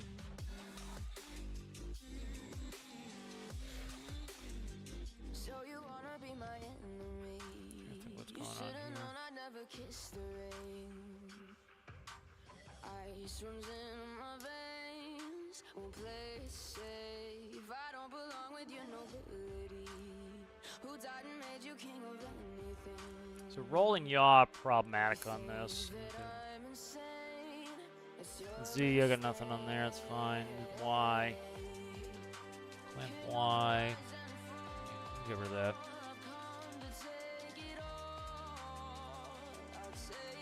I'll just rewrite some of this autopilot, see if I can fix it, because it's likely something I did where I was like starting doing a bunch of code shit into the formulas, and then I likely just broke something there. Could theoretically, this is the roll sensor, that the roll, that could be problematic. I'll look in the other one and see what it does. This clamp, I don't get why that's there. So let's do, let's Z. Z is there. Okay, that's fine. Let's do...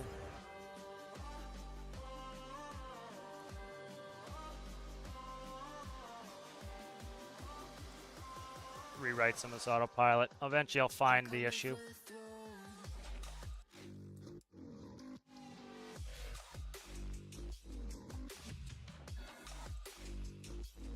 That's the problem, like if you bring it from another vehicle, you can easily screw shit up like this. It's sometimes hard to find. This is weird here too. I don't know why I put this in. I gotta try to figure that out there. That's left-right turn issues with whether it's going to go left direction to go to it or the right direction. Arrow 9 off that. Okay, that's fine. All right, see all the physics sensor stuff. Make sure that's good. Composite pass-through off is going up here for 2. 2 is the... that's the altitude. That's altimeter right there. Okay, that's fine. The autopilot gets dense, so you gotta go in there and screw with it. That's compass is 17. Okay. If I went in and screwed up a formula, this would be a quick fix to fix the formulas. What is this going over here for is the question. This is not great here. Collective there.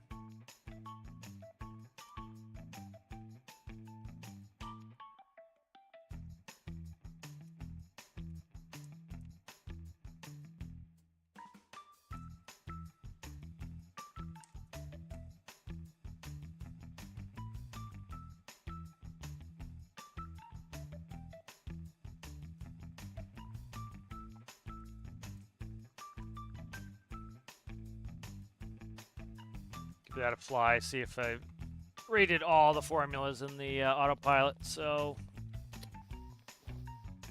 see if it was a formula I screwed up.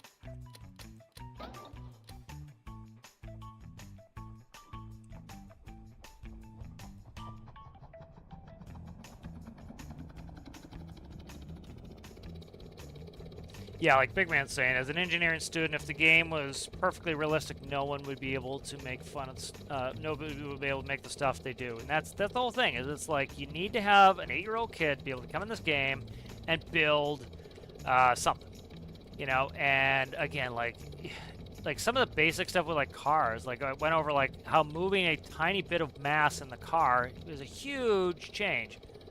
We got something going on here. I'm starting to see it. All right, so watch this. If I yaw hard to the right, getting a real bad roll moment. That fucking hit something. But getting a real bad roll moment in yaw. All right, so let's go keep playing with this.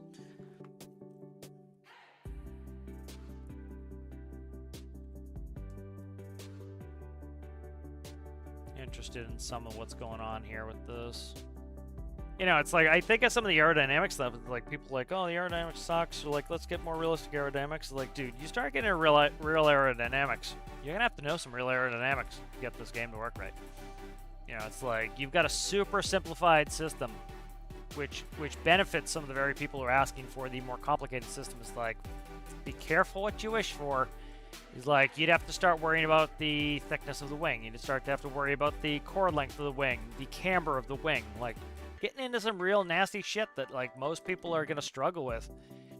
And it could be interesting for a lot of people, but it also could make it nasty where like, and then the workshop's done. Everything on the workshop doesn't work anymore because you just put in all this aerodynamics that you asked for.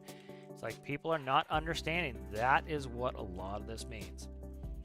You know, when you go to real, you know, hyper realism on some of this stuff, is be my guest. Like, go try some of that stuff.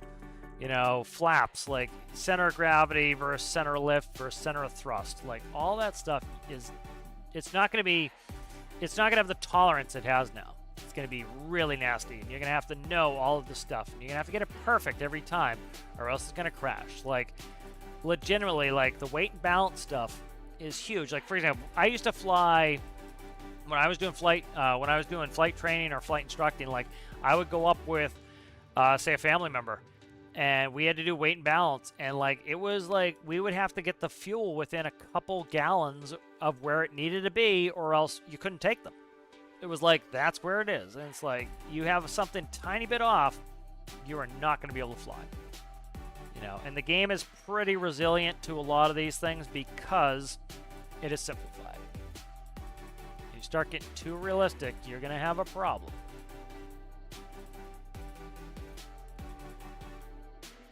I'm trying to go through some of these panels, see what's up. So it is heartening that helicopter behind me is working pretty reasonably. All right, general pitch, gyro roll, X plus negative Z. What's negative Z? Pitch. Nope, roll is negative. I'm gonna quickly do something. I'm gonna disconnect these to just double check, make sure it's not this. So this is the control surfaces. It shouldn't be acting up too much. Just make sure the wind's still at 0. It is. All right, let's play with that. I want to make sure that's not a problem. I doubt it. We'll hook them right back up. Probably. It's probably not the issue.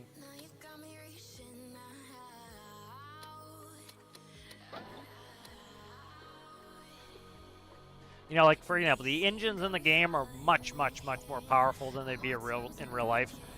You know, like, talking more realism thing, like that fishing boat that I showed off for Alistair's challenge, it goes 8.5 knots. You know, you hear people saying that my boat is slow when it goes 40 knots. You know, imagine, like, you would have to build a boat that goes 8.4, like, and you know, you'd have to know a bunch about hydrodynamics. You know, the yaw is nuts. Something up with yaw on this.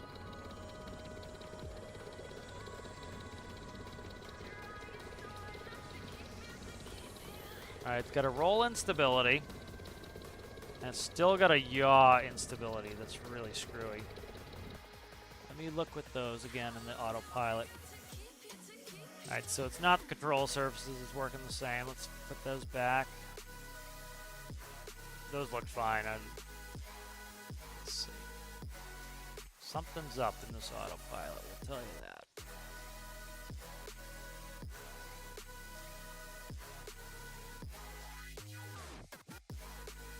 go through it step by step here. So we definitely have a roll problem. So we have 1 is AD off the C. That's correct. We're adding that to Y. Y is off of this. This is trying to set a 0. It's trying to be a roll leveler essentially. Let's dump this for now. Dump that. See if that's causing me problems. Let's check over here if I had the roll leveler instituted yet. Probably not. Yeah, that's off in that. So likely it could be that roll leveler that's causing the problems. Let's fuck that right off and see what's up. Especially if that 16 is backwards, that could be causing it.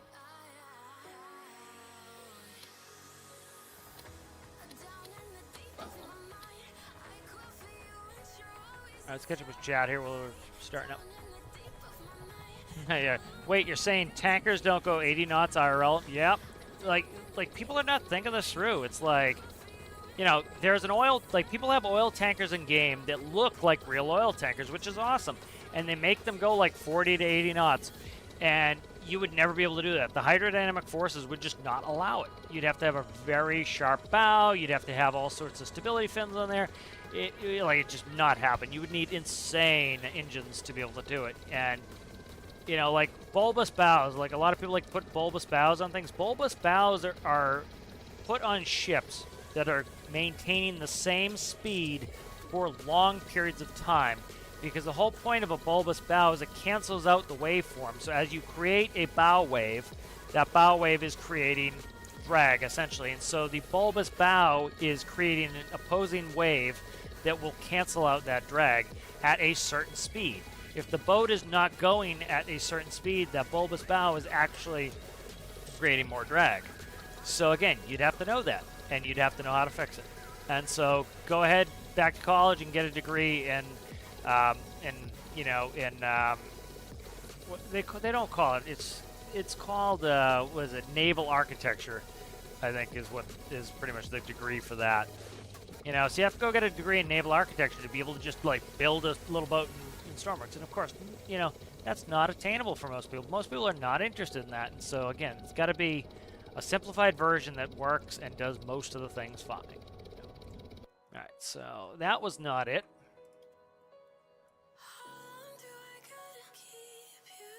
What is up with this roll? All right, that's going there. Let's see this.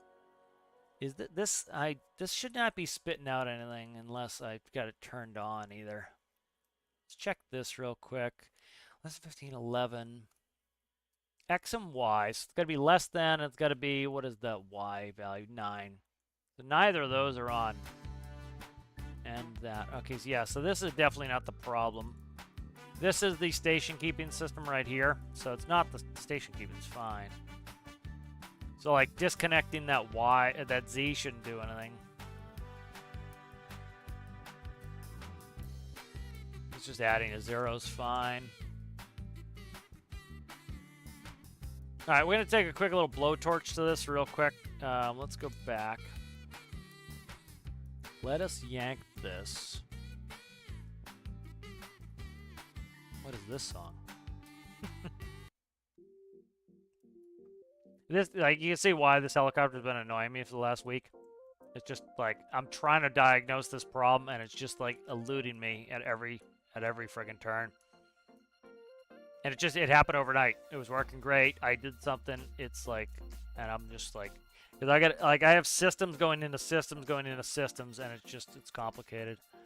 Being a pain in the ass.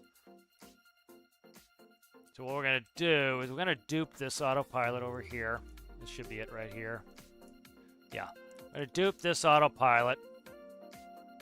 Like, I was screwing with the bearing panel. It very well could have been something I did with the bearing panel. Let's not do this yet. I bet you it's the goddamn bearing panel that's doing it. If I had to guess, I would say it's the bearing panel. The reason I'd say that is try changing the bearing panel, and some of the information goes through the bearing panel. So let's fart with this. Bearing micro out. If it's this simple, that's going to piss me off. It very well could be that. Oh, you suck so bad. I bet you it's something like that. Something stupid and simple. Because like I have panels that pass through panels that pass through panels that need to pass information back through, and it's just like gets overly obnoxious. Pit tuning, bearing micro, AP. I bet you it's this shit right here. And I just got my head up my ass and forgot to fix it. All right, bearing micro. This looks like it right there. You son of a bitch. If that's it, I'm gonna like have small sad feelings for a little bit. I bet you it's that right there. If that's it, I've been just like, one of the reasons I've been wanting to play the game is like, fucking orange helicopters drive me nuts. If it's that, I'm gonna die. Watch, if this thing flies the tits as soon as I start it up, I'm gonna be like, oh my god.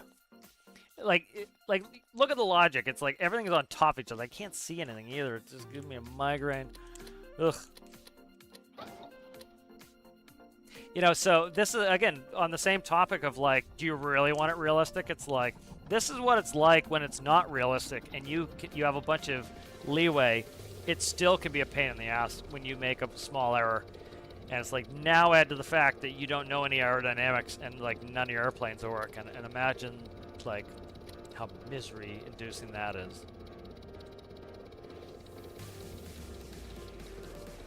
Boulder Dash, yeah. I don't have, yeah, that's good for anybody who has AMD, AMD driver update. Thanks for it, Walter. I don't have AMD, so I don't have to worry with it. No, it's not that. Fuck, that would have been too easy. I would have kicked myself, but I would have been thrilled that it was done. It's not that. Still, like, see, it's doing this roll shit. Yeah, what the fuck. That would have been too easy, man. Alright, let's go through that bearing panel. I got a sneaking suspicion there's still something screwed up the bearing panel. AP pass-through. Okay. AP pass-through coming into there, controlling these. Physics sensor goes there. Bearing micro out. What are we running? We're running channels 32. Okay, there. 29. What is 29 running? 29 should be the compass, adjusted compass right there. Running out on channel 29.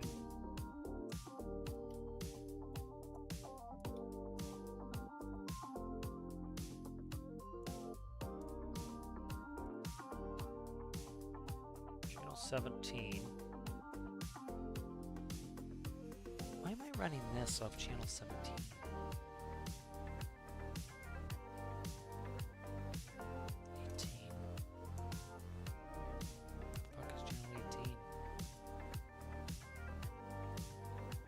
Process variable for that.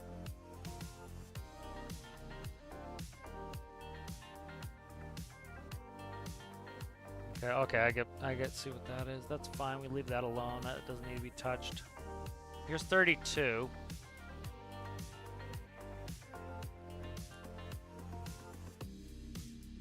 Okay. That's fine.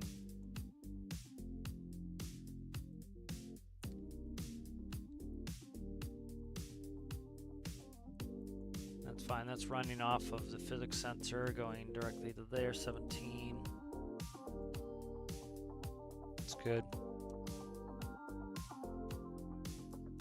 This, I want to know what the hell, what is this all about? This is screwing me up to that. So this is comparing our current desired heading with that. I'm trying to see what this is about. I'm trying to remember what that's about. Let's update that with that off the side. I want to go look at this and see why that is so funky weird in this one. That's there, yeah. 17 off that. Running, yep, that's there, that's good.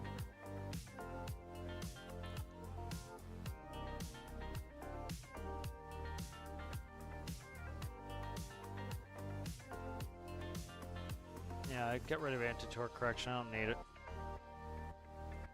I put a second rotor on there, so I don't need I was having to do torque correction earlier because I only had the one rotor on the tail, and I fixed that. You know, I would have preferred it that way. Yeah, we still got that's in here already. Physics sensors right there. All right, let's do something real quick. Let's do this. This is the next thing to see if I've just absolutely ballsed the autopilot. That's a high probability that I balls the autopilot. That would completely screw this. Because, like, the way it works is my seat goes to the autopilot. The autopilot commands everything. And then it goes to the gyro. And then it goes from the gyro to the control to the control microcontrollers that then split it into coax and regular drive. And so it could theoretically really just screw everything if I screw something up in there. So I gotta fix it. Right, so we have I started playing with a bearing micro. Let's go ahead and grab that too. Because I was trying to put the radio back in. This is when it got screwed up, was when I was trying to put the radio back in. That was when it got, like, screwed up. So likely that's the problem, is the bearing micro offers a lot of information this needs. So let's go ahead and we'll run monitor touch from the bearing panel, which is where, I forget. I gotta get in there and see it. So that's what I'm gonna do. I'm gonna grab AP and bearing panel. We're gonna rip them out of here, see if this fixes it. Because I'm trying to, like, correct the panel and I'm screwing it up. All right, far right there. What is this music? So I'm starting to get back into this. I'm just like, I've been really not in the mood to play, and it's like, it's part of it is these two builds have just been an absolute disaster trying to fix. So it's like I don't have any, like, fresh cool. I don't have any, like, fresh cool projects going on right now. It's like all like, oh, this is broken, go fix this. It's just like not what I want to be doing. Physics sensor right there. We've got bearing micro out. That's all good. All right, so we're all connected now on the right panel. Let's keep going here. So this is going to be keypad A and B. Clear, FLIR, that's all can screw. I get anything else in this bearing panel? It's mostly just those four or five composites. FLIR, bearing monitor. Bearing monitor's got to go in there. That's it. Okay. That is it, pretty much. And then the autopilot video as well. That will run to here. That can be disconnected. That's fine. All right, now all the autopilot outs have to be accounted for. So desired headings, right? Which was that? That is this one. This is desired altitude. Should have done this from the beginning. PYAW, what the hell is that doing there? I don't think I'm putting the PYAW into anything. Let me look. Make sure I'm not screwing with that. That could go. Anti-torque I don't need. Where's PYAW? Gotta be in the yaw, huh?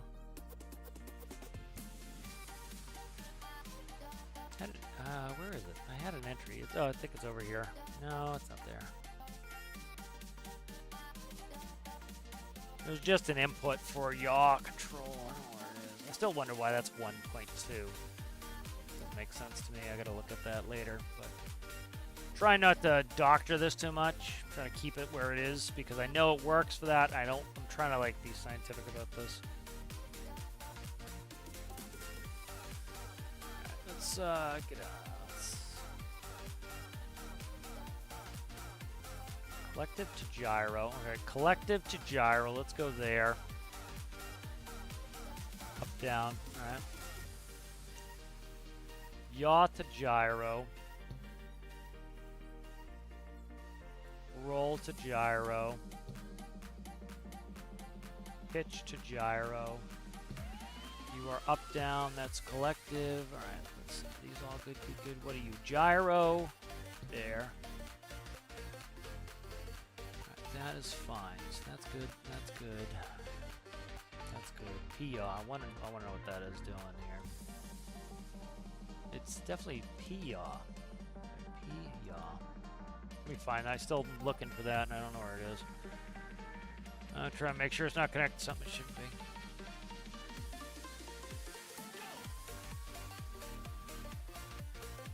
Nope. There's P-yaw is going to the derivative gain on that, which we're gonna just do that. Put it over here for now. Right, let's try this. Nope, do you dare not do that. All right, let's try this with, so this has this one's bearing and autopilot hooked in. If this fixes it, it's something I did in there that just balled it all up. If it doesn't, it's likely something mechanical, like a weight imbalance or a rotor's dicked up or something. But that's what this test is, to see if it's microcontroller related or physically related. So we're gonna do no gyro. We're gonna wait for it to spool. We'll quickly check some chat here.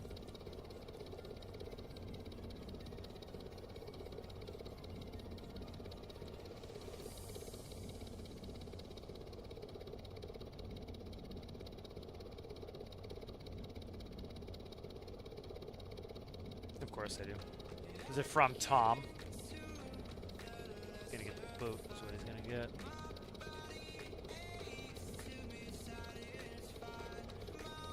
Yeah, like a boat to go 40 knots, that's like... Alright, I've got no collective right now. Hold on, I probably didn't hook the seat in. Let me check that.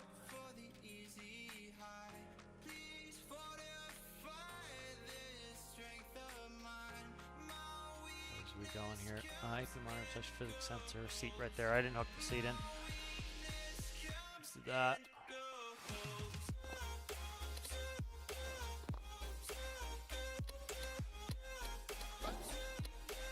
Like, this has made me not want to play career right now because I want this helicopter ready for career.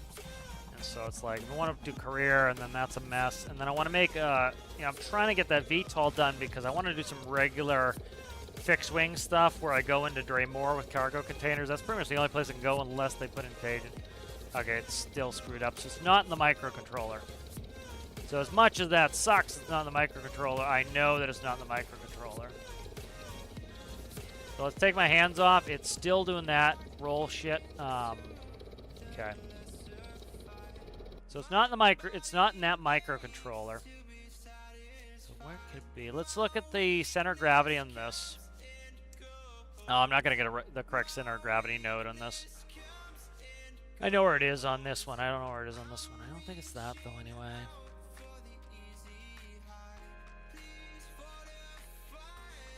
Okay, these elevators are fine.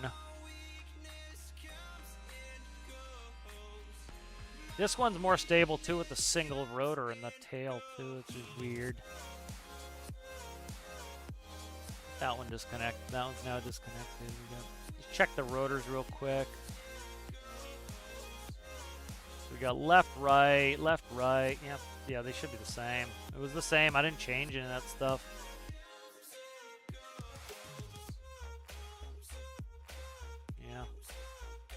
I think what the hell is like physically changed in this, that like literally there's not much physically different in this.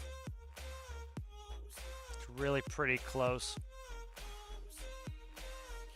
Alright, so I'm still kind of just diagnosing right now. Let's see, center of gravity.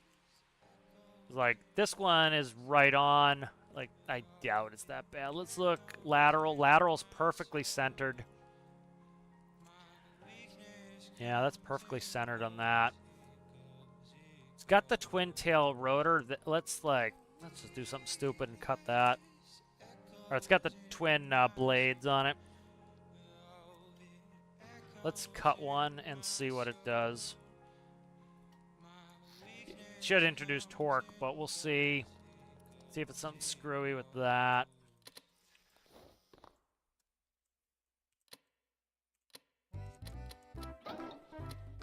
Nope, we got stupid music on. Bunny hop. Let's go. Keep catch up with chat.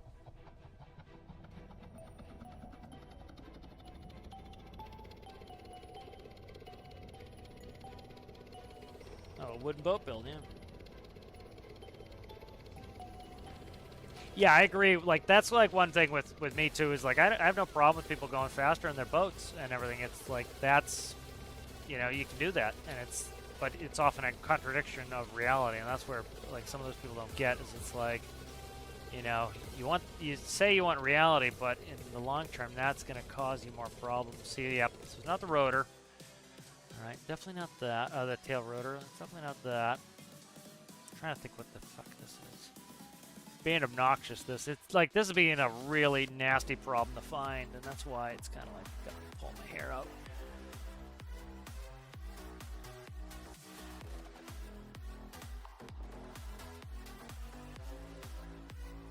The old one's running great, so fine.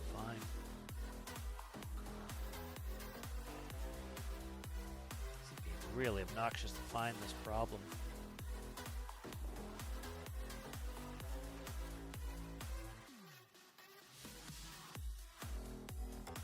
I think how much of a blowtorch I want to take to this. Let's just double check the rotors. Neutral 350. That could screw something up. Neutral 350. That's all good. Not that. I've gone through this like all of these things multiple times. Yeah, usually like what I do is like, for example, my latest boat making for Alistair's challenges is double the speed of its IRL counterpart. You know, makes sense. You know, it's just like. You don't mind going for a 3-day trip on a fishing trip because you're making money, you know, on a commercial fishing boat. But you don't want to do it in game, you know?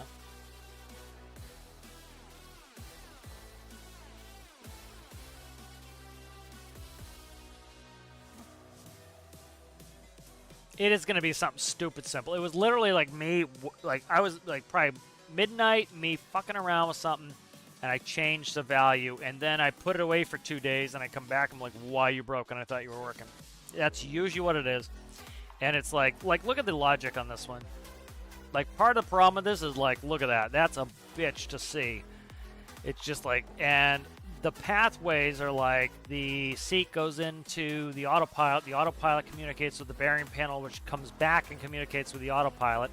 That then goes to the gyro, that then goes to the control surfaces. The gyro then also goes to the coaxial controller, which goes up and controls the rotor. That's how you get a system like this that's fucked up at some point. Is it's just like one panel going through another panel, going through another panel, going through another panel. If you make an error, you gotta go through and find that frickin' error, and it's not fun. It really sucks. Let's check something. You don't have the other one there anymore. Let's load up the doubles again.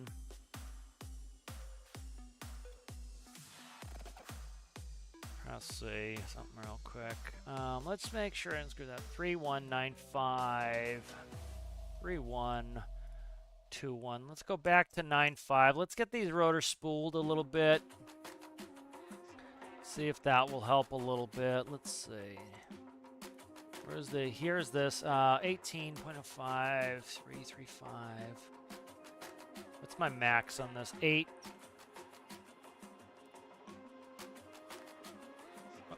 That. Let's screw that a second. Did I fuck up the p-value on the engine and it's being anemic? Let's try it out. That wouldn't surprise me if it's something like that either. Is the engine's not, if the rotors are not getting the RPS they need, it's gonna completely zoop out all their power. Put in some maybe engine instability too, could cause some problems.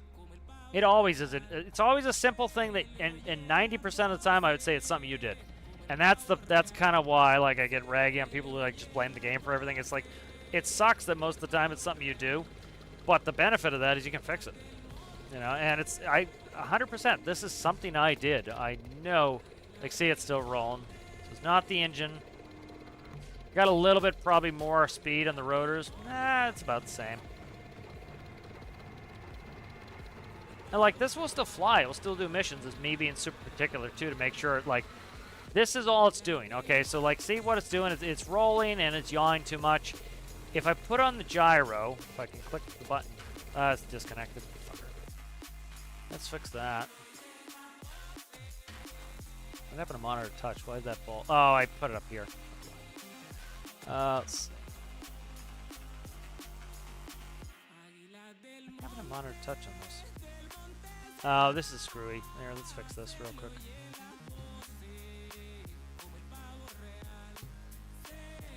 Let's do that. Okay.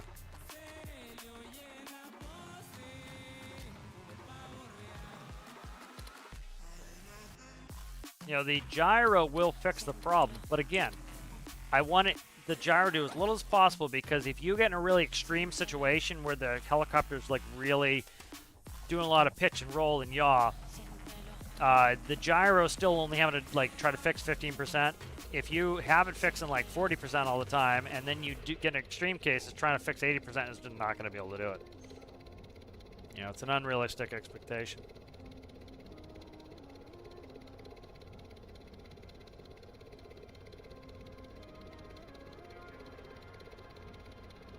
I use a lot of PIDs.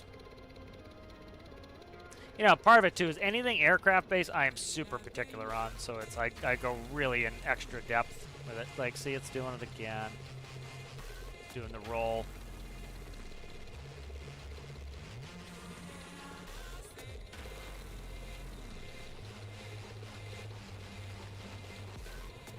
Yeah, see.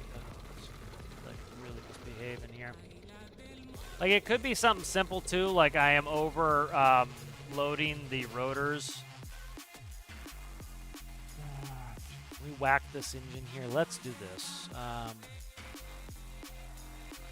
3195. Let's go and let's crank this bitch to 1,000,000.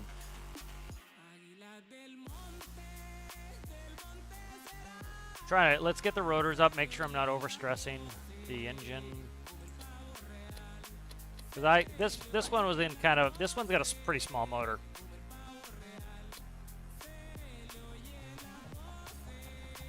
What is this on?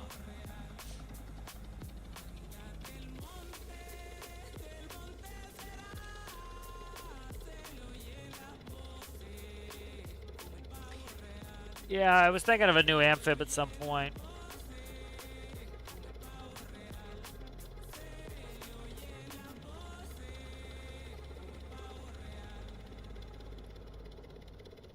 All right, we're up about 100 RPM so far with no load on. Put some load on this and see what it does. Ooh, that is, what is going on now?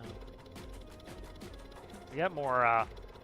We got no collective. What the fuck is up with my collective now? What the fuck, man? I'm in the middle of like I was showing you guys. I'm in the middle of ripping shit apart, so it's like I don't even have it reconnected. Oh, collective, what are you on? Coaxial yaw bottom collective. Okay, why is my collective being donkey dick? Where's my seat? Seat's connected, alright. Got like no collective right now. Fuck.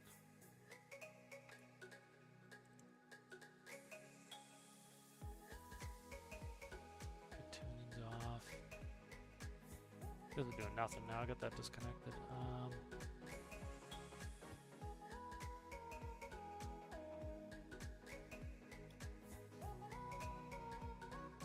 It's so like half built right now. Let's go back to this. This one's clean. Let's screw with it a little bit.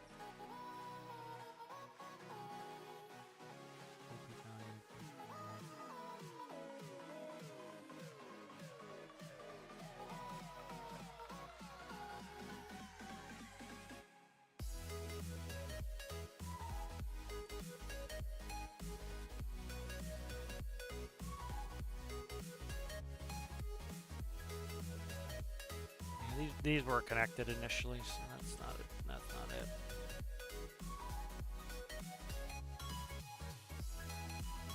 We will do the general test too. Put on infinite electricity, see if it behaves, because that could electrical problems could cause it too. Like for example, the physics sensor wasn't getting power, but we'll see. I doubt it. I've already tested this like 28 times with putting infinite electricity on. Snow Runner, I'm pretty like I'm super into Arc right now. And now it's been from Alistair's.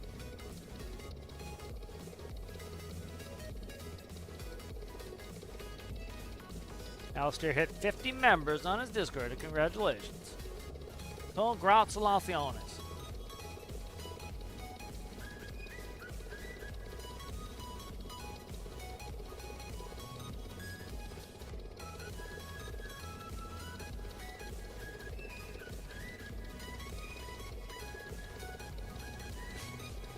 Christ, Tom.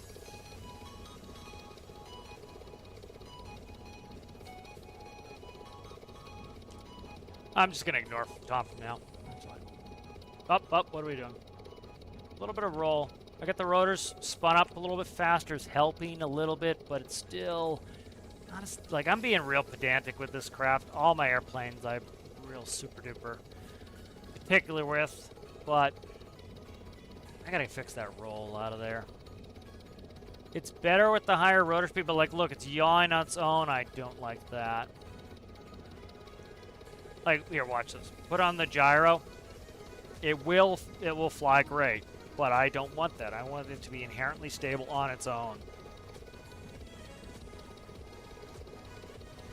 Because the problem is you will get into issues as this needs to hover properly on autopilot. It needs to station keep on autopilot.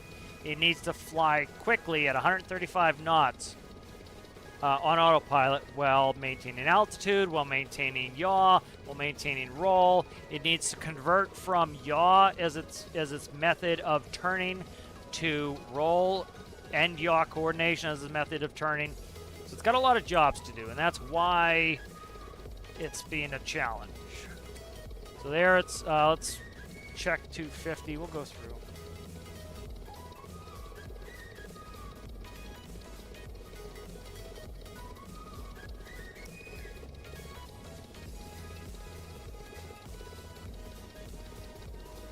Just gonna ignore Tom.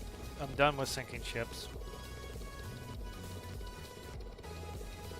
I can only show people that sinking ships work like people will be like, oh, it doesn't work exactly the way I want it to be. Well, too bad. Like, the world doesn't work exactly the way you want it to either.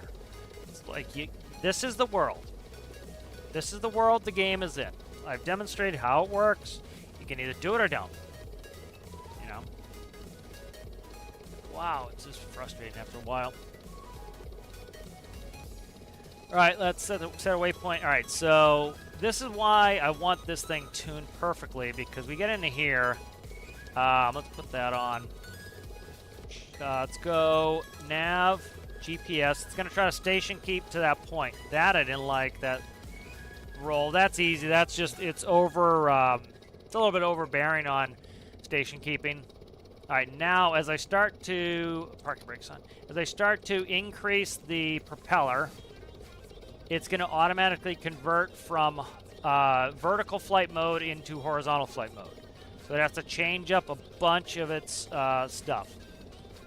Starting to get a little oscillation here. Hopefully it will clean itself up. That's currently what's a pain in the ass for me, is this oscillation isn't cleaned up as nicely as I would like it to. So this little bit of wiggles drive me nuts. Trying to get that out of there. Like, it works. It's me being overly picky too, but it's like that I can't abide. That I can't abide. See, we're slowly getting back on altitude. That's likely because, so the, I'm trying to think, but no, that wouldn't cause it. I'm trying to think where the center of gravity is via the thrust. Center of gravity is a little bit on the low end, so the thrust should actually be helping us here. See, we're maintaining too high of an altitude. We're supposed to be at 250. I want that within a foot, and we're 30 feet off. Let's give it a new altitude here. We'll give it a big altitude change. So like now, it no longer uses the rotor anymore. The rotor is not the rotor is not pitching us anymore. It is the control surfaces. So, like, see what it's fucking doing? At high angles of attack, it really wants to do wiggle. But it's that inherent instability that I really want to get fixed. See, we overshot our altitude by 200 feet. That's no good. I gotta fix that. I had all... See, the thing that got me why I went back to trying to fix this was I had all the pits tuned, and then overnight they stopped working. I'm like, I broke something, and I'm trying to fix that before I go back into pit tuning, because I don't want to pit tune something that's not ready to be pit tuned. I need, like, so here, watch. I take the autopilot off. I'm going to just let it fly on its own. This is not an inherently stable craft if it's doing this shit. It's just not, it's not stable.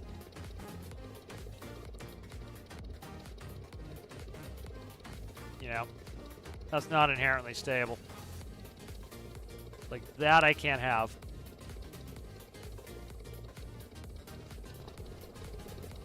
That is why I'm, like, spending so much time on this stupid thing. And then my brain goes to, just start over. Which is not easy. It's not helpful. Really isn't. Do something a little drastic here.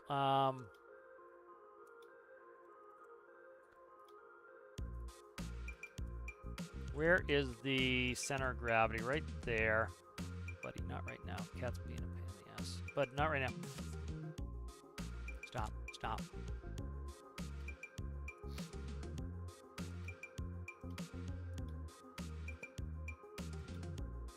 I'm going to redo all the physics sensor. I doubt this is it, but I'm going to put it in there anyway and do it.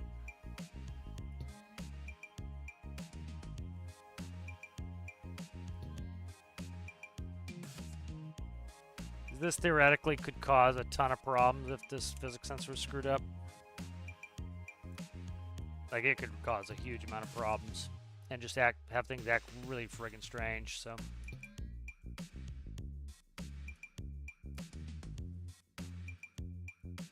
I'm just gonna take a blowtorch to this physics sensor and see what it does. I'm just gonna plug it directly into the battery, that way I can get infinite electricity off.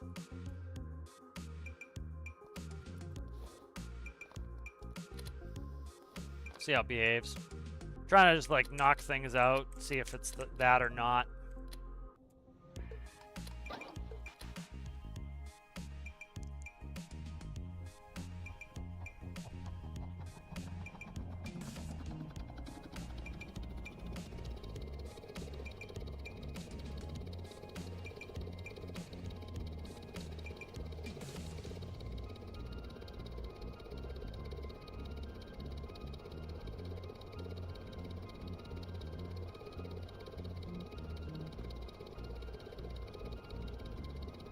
Alright, parking brake's off. Let's, again, I need this thing to fly stably without any intervention. That is not stable. The other one is stable. Like, if I thought it was just something wrong inherently with the helicopter, I would stop fucking with it, but it's not. Clearly, the other helicopter's flying great. The earlier version. And this one's got some better stuff on it, too, and it should be flying better. So, like, it's still doing this roll shit that I cannot figure out for the life of me.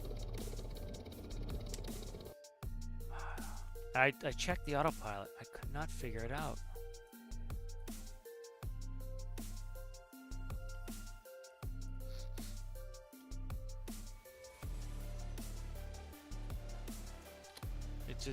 It's really puzzling me. Yeah, center of gravity looks good. Inherently should be stable. You know, it's directly under the rotors. It's nice and low. The lower it is, the better it acts like a pendulum.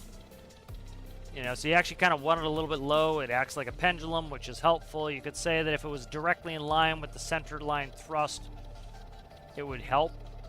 That's one of the reasons I was trying to drag it up earlier. So see, like, there's that. So it's not the two tail rotors. We know it's not the two tail rotors. Because watch, it still wants to favor the left side, so there's nothing to do with the tail rotors. Still wants to roll port, so hands off, watch what it does. Rolls port. Every time. Without fail. Alright. So it's a port rolling problem. You don't say to port and flying, but I like it. It makes it easy. But open up the one. You can see why this is the bane of my existence.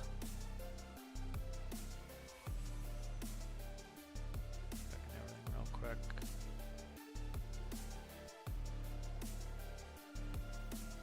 Let's try something real super. Like these are, see, like it's not these harnesses because they're all in there.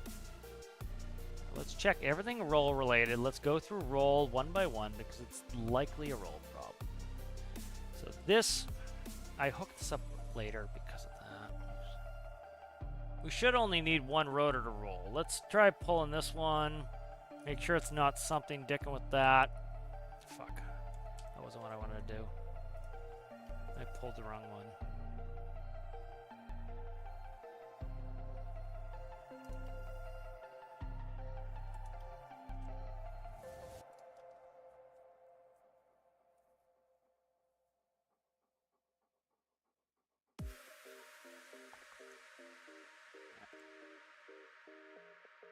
Let's yank the other roll off there.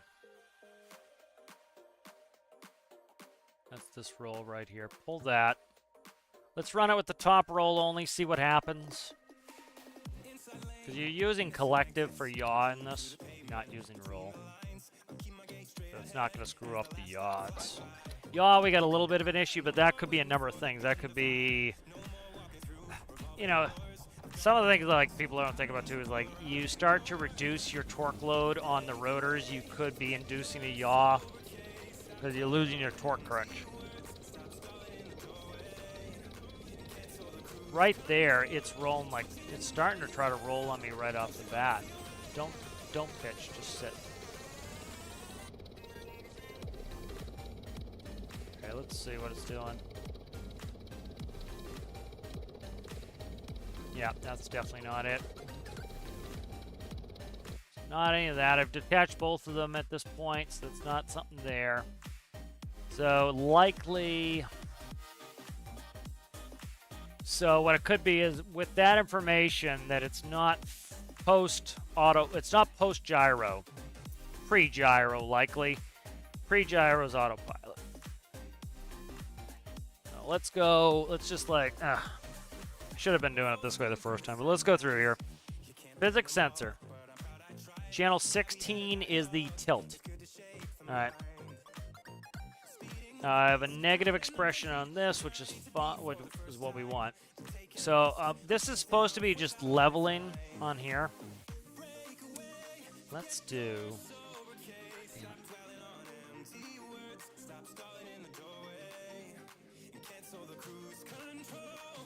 Let's do this for now. What are you doing? Let's try this. Let's bypass that for now. See how it flies. I'm trying to cut out the different links and see if it's between one section or the other. And then if we get a situation where it's flying great, we know, okay, it's that section I disconnected is the problem. Then I know where to go to look for the problem. But it's very obnoxious. Because I want this to fly near perfect without any sort of gyro or autopilot. Then when it's flying well, those should be better. Nope, see, it's still doing it there. So we know it's before that. It's not the roll correction at all, because it's still having that problem.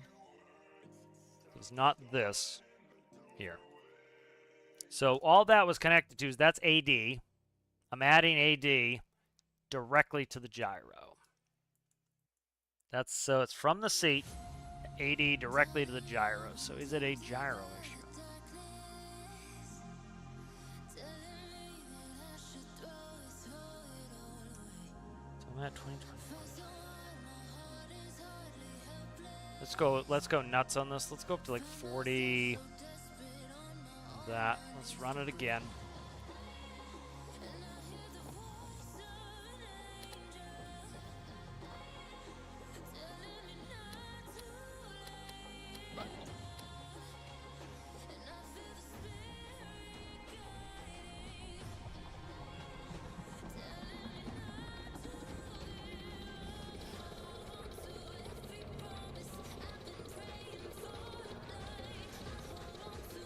Flip that spool.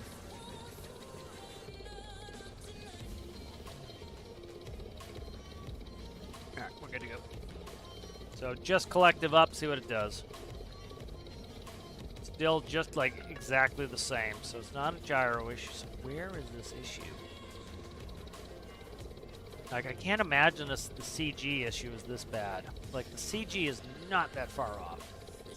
Like the CG is pretty damn close to where it needs to be. The problem too is that if it's fuel,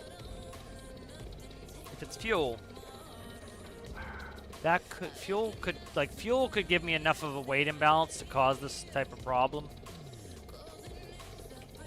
just gonna do collective. Again, I should be able to just press up on the collective and it should inherently just like want to sit stable. Instead, I'm just pushing on collective. See what it's doing? That's what it wants to do inherently. Okay. So let's do this. There's my fuel intake right there. Could be a fuel problem. Let's put this thing on life support for fuel.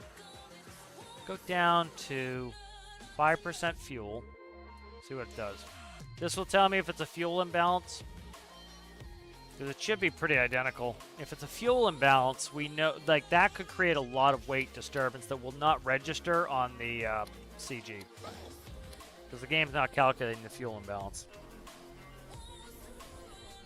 And that could make sense from just a basic aeronautics perspective. Ooh, that was a good sign there. Yawed to the right a little bit. So unlikely fuel, if we have that, like we're down to 5% fuel, so it's unlikely fuel. Let's take it outside again. Like it keeps wanting to roll to the left. And then the yaw is likely just a factor of it rolling that direction. Alright, so I'm just doing collective now. Let's see what it does. Yep, there's the same familiar roll to the left. Like I'm looking at the roll, it's not any of the and then yeah, it's gonna try to get the heaviest part forward again. That's perfectly normal. And so see how the nose picks up? That's actually something with inherent stability where as you lower the nose, I'm getting more airflow over my control surfaces, which will then fix it.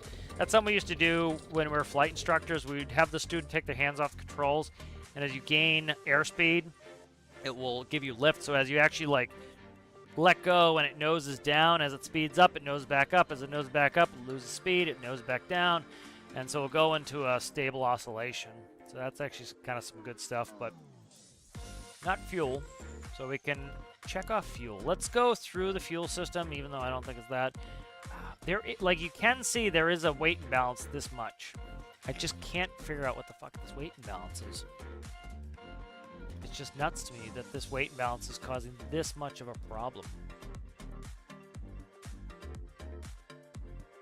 Yeah, it's nuts to me the weight is causing this much of a problem. We can do this. You know what, we'll do a subtractive thing. Let's do this. Let's try subtracting some stuff here. So let's do this. Cut. So let's try taking the fuel out of the port side, like so.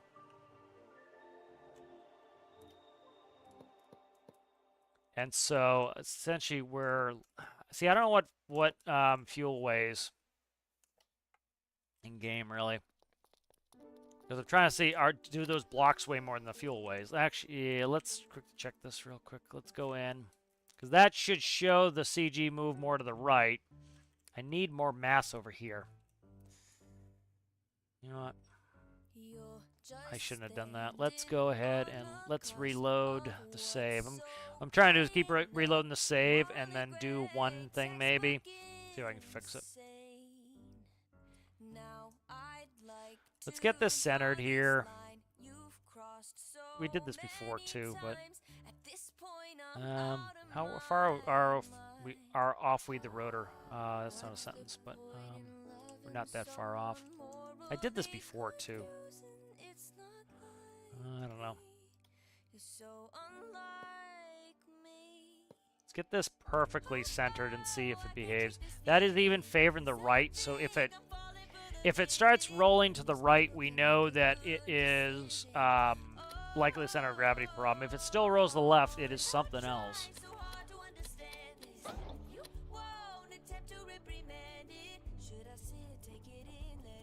It's starting to be a pain in the ass to figure this out. That's why I've been kind of like aggravated by this whole process. Is it's just like I'm doing like some solid tests here. I can't imagine there's that much of a center of gravity issue. So we got a starboard favoring CG. It's still going left. So yeah, I've got the CG on the right and is still trying to go left.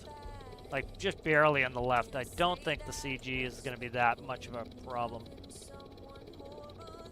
It's better, but it's still not perfect because like here, let's put on some prop. See how it's still rolling to the left? Shouldn't be doing that if it's if I got the CG fixed up. So the problem is if I add rotors, tail rotor, the pushers, watch what it's doing. It's going to try to roll us right over. See that? So it's not a center of gravity problem.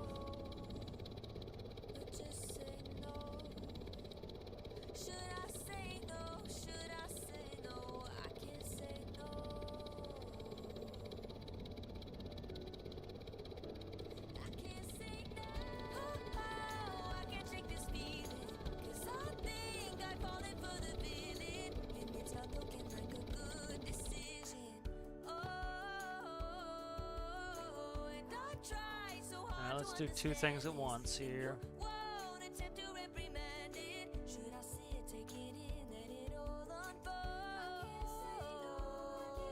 Alright, so I disconnected the, what's the stabilizer for the roll there.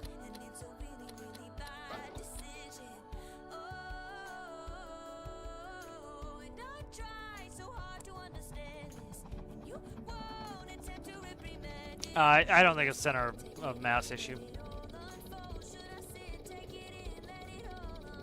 Yeah, like plumb bob it, but I don't think it's center of mass issue. It's an inherent issue with something in the controllers that's causing it to roll to the right. Now, I'm pretty confident that that's something to do with it.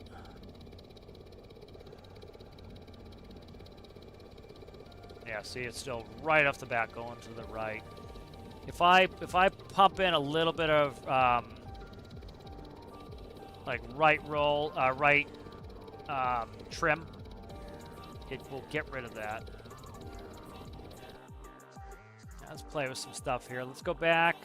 So I don't think it's center of gravity because I've had helicopters with much worse center of gravities. For example, if I do a rescue and I bring people up, if I sit in the left seat, it's like it's not that sensitive for center of gravity in the game. It really isn't on that. Let's try a couple things. Make sure we're not getting a weird like cable glitch or something. Let's try that. I doubt it because I've done many helicopters with that winch on the side. Like I do the same setup on all the helicopters. So they're all like that. It's always port side. You know, passenger winch, me down the center, every time. It's not unusual. The heater was something I changed. We could fuck with that at some point. All right, so all I'm gonna do here is once we're revved up and we have a green light, I'm gonna just go straight up on the collective, see what it does. See, trying to go left again. Yep, so it's not any of that. It's something in the controllers. It's gotta be. I'm gonna fart off the. Let's do this. Let's see. Let's take this. Let's go ahead and we will really go primitive on this. Where's rolls going to? That's okay. Let's do this. Let's go seat. 80 is roll.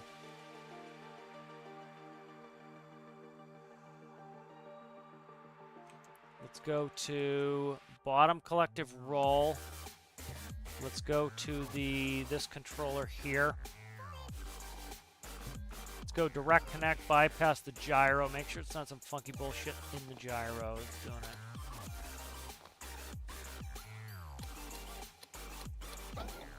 You know, it's not like I've just made this autopilot. This is on a bunch of the stuff.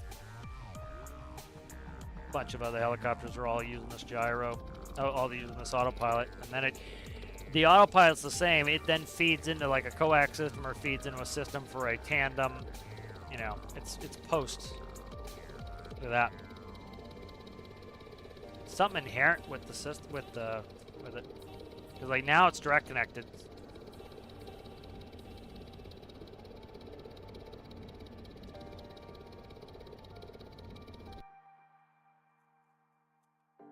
interesting. Very interesting.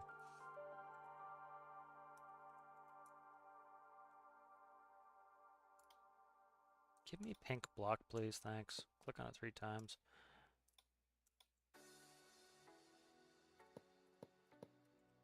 All right, now I'm favoring the, see, a little bit on the starboard side. I do not think it's CG, but I've also pulled the weight a little bit forward. Let's see what happens.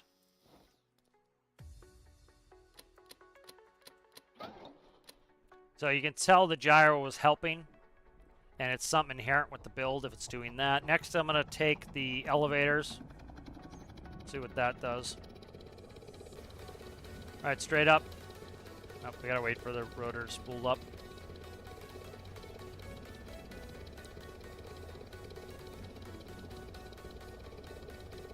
No, the open doors are fine. Again, I flew in the earlier version of the helicopter, and it flew great. Center of gravity is about the same. It's a little bit different. The doors are open. No, never had a problem with any of that. I do need a DJ. Yeah, I gotta just figure out what I gotta figure out which playlist was screwing me up and fix it. All right, straight up. Like, wow, that's a lot of weight, and it still so favors that.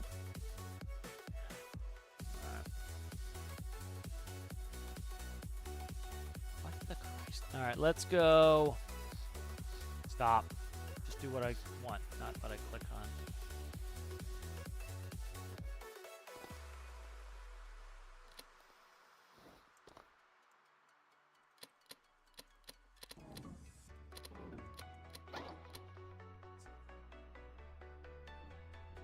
Yeah, that's I've been throwing stuff at the wall for about a week with this.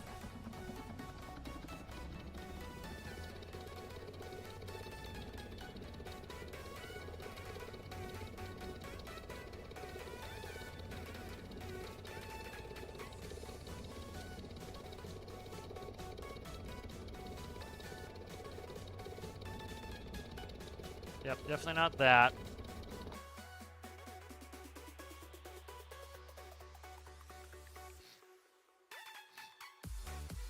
The one thing that is definitely 100% different between this build and the other build are those horizontal tail planes.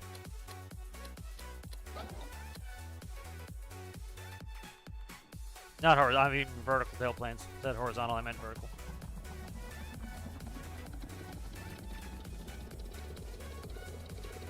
Make sure it gets green before I try to go up.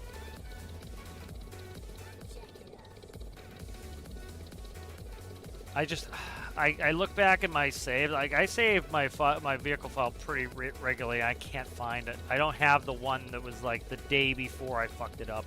I should have made. No, it's not the vertical tail planes either. Wow, it's being really obnoxious. It really is. I don't have to completely strip this out. All right, let's finish up. I'm kind of sick of working on this. Play Arc later maybe, but yeah, this is why I've been kind of like not in the mood to play. Is I've got this and like we'll look at the VTOL real quick. The VTOL's fine. VTOL's all right. I really want to make a fixed wing airplane and I could like RP my own bullshit, but it's like I really like some of the stuff to be innate in game. Like they really at this point have made it so that airplanes are not viable craft, and I don't like that. You know, I'm an airplane guy. I'm a fixed wing guy. I want some fixed-wing gameplay. Like, I don't need it all to be fixed-wing gameplay. I just want some fixed-wing airplane. That's gameplay. That's what I want, man. And it's kind of tough. It's tough that they've made it where it's defaults that. I give Delta some credit. He was very open to the cargo container Tage, and that would help me a lot to really like want to do airplane stuff. And this is why, like, I'm a logistics guy, so that's what's important to me. It's like kind of like with Tripper being a Steam person, he's like particular with Steam stuff. And for me, I'm a logistics person, I'm an airplane person, and anything that's not like kind of doesn't work, logistics or airplanes, is what bugs me. And so for me, I like the notion of using airplanes very much, of course, and you need a reason to use it that makes sense in a gaming perspective. And so like for example, airplanes excel at speed. That's it. All right, they're extremely expensive to run. They're extremely expensive to crew. Maintenance is extremely expensive. Initial purchase cost is extremely expensive, but they offer insane speeds compared to any other mode of transportation.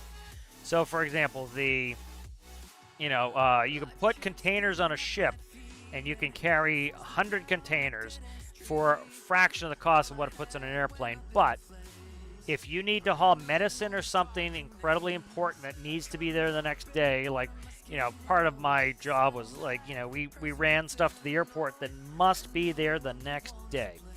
Incredibly vital stuff that had to be, and people were willing to pay out the nose for it for the convenience of the time. And we could have that game if we have this Tajin airport. If we have the Tajin port, we can then, it gives us that reason to fly up there. It gives us that purpose to fly there. I thought we had 2. What happened? I'm not in the latest version of VTOL, I don't think. It gives us a reason to fly up with an airplane. And so we have cargo containers that are worth like big money, 34,000 a piece. That's 68 grand. Like operating expenses probably are somewhere in the neighborhood of 48,000 for me to get up to Tajin with this airplane. So it cost me 48,000 to get to Tajin, and I make 68. So I'm still making 20 grand to run. That's good. It's worth it for me to do it, and that's what's important to me. It is not really worth it for me to go to Dremore. To pull 2 cargo containers to go to Spy Cakes, I don't think it's, like, I'd have to run the numbers real quick. I don't think it's going to be worth it. What's that? That is tuner 2. Let's see what 1 and 2 are. I've got the numbers written down. Luckily, I took better notes than I did when I screwed it up last. All right, so Pit Tuner 2 is on... Pit Tuner 2 is on what? Pitch? Pitch. Pit Tuner 2 is on pitch. Pit Tuner 1 is on roll. All right, 1 roll, pitch 2. Okay, I need to do this because I need to manually enter in the pit numbers. We'll get it spooled, and then we'll go take this quickly. This thing's working great. It's just not as perfect as I would like, and that makes me, like, I'm kind of hung up. I don't want to make starting procedure more difficult until I get this where it needs to be. I need infinite electricity on this one. Alright, so I've got all the numbers written down, so I need... Oh, shit. Those are, okay, I see where they're written down now. Okay, so pitch is going to be 2. So I need 0.1, 4 and a 1, and then I've got 1. This one's a little tricky on this, and then this is roll. Let's see. 2.5.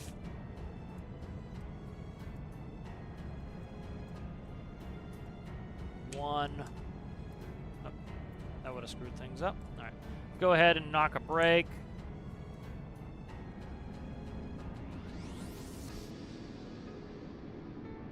Did I shut the brake off? I did.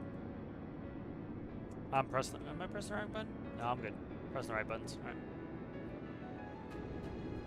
So like this, to make this like a fixed wing would be great. I'd really enjoy it. It's the VTOL shit that's kind of just like everything ends up being a VTOL. It's like I'm making a helicopter. I'm making another flying thing, VTOL, another VTOL, another VTOL, another VTOL. I really want to focus on airplanes. I can't until they kind of screw with the game some. All right, here we go.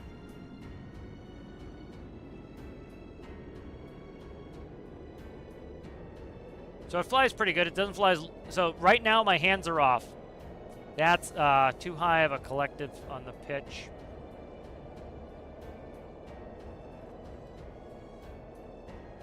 So it's not bad. It's just not as good as I would like. It's a little bit jumpy. It's not terrible. It's not my favorite. Let's upset it a little bit. So let's roll to the right. So that's what the roll looks like. I just get super particular with my airplanes. So I'm going to roll to the right and let go. I'll tell you when I let go. Rolling to the right, rolling to the right, rolling to the right, let go. So that's it, fixing itself in an emergency. Works fine. It's just not as where I want it. All right, let's yaw right. I'll tell you when I let go. Yawing, yawing, yawing, yawing, yawing. You can tell by the rudder what I'm doing. Let go. So pitch is currently the biggest problem. It takes the longest for pitch to kind of smooth itself. So you can see it kind of wants to oscillate on a pitch. I gotta play with collective a little bit. Like right now, I have like all I have is the auto hover on. That's it. If I take that off, it will continue. It will continue going. That's all that's doing is smoothing it. So like it's not terrible. I need to work the pitch a little bit. So let's like here. Let's crank. Which one's pitch? The back one. Let's go high on that one.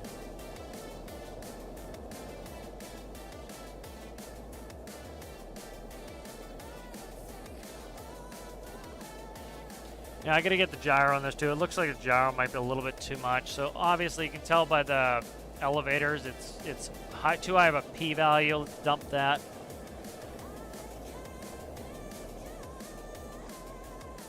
Now you can see that's still over-correcting on that. The pitch is troubling me. The roll, yaw are fine. The pitch is being kind of a pain in the ass. If I start to, let's throttle up and go forward, it flies great in forward flight. I wasn't having any issues with forward flight. Just that hover is just bugging me a little bit. Flying great, forward flight.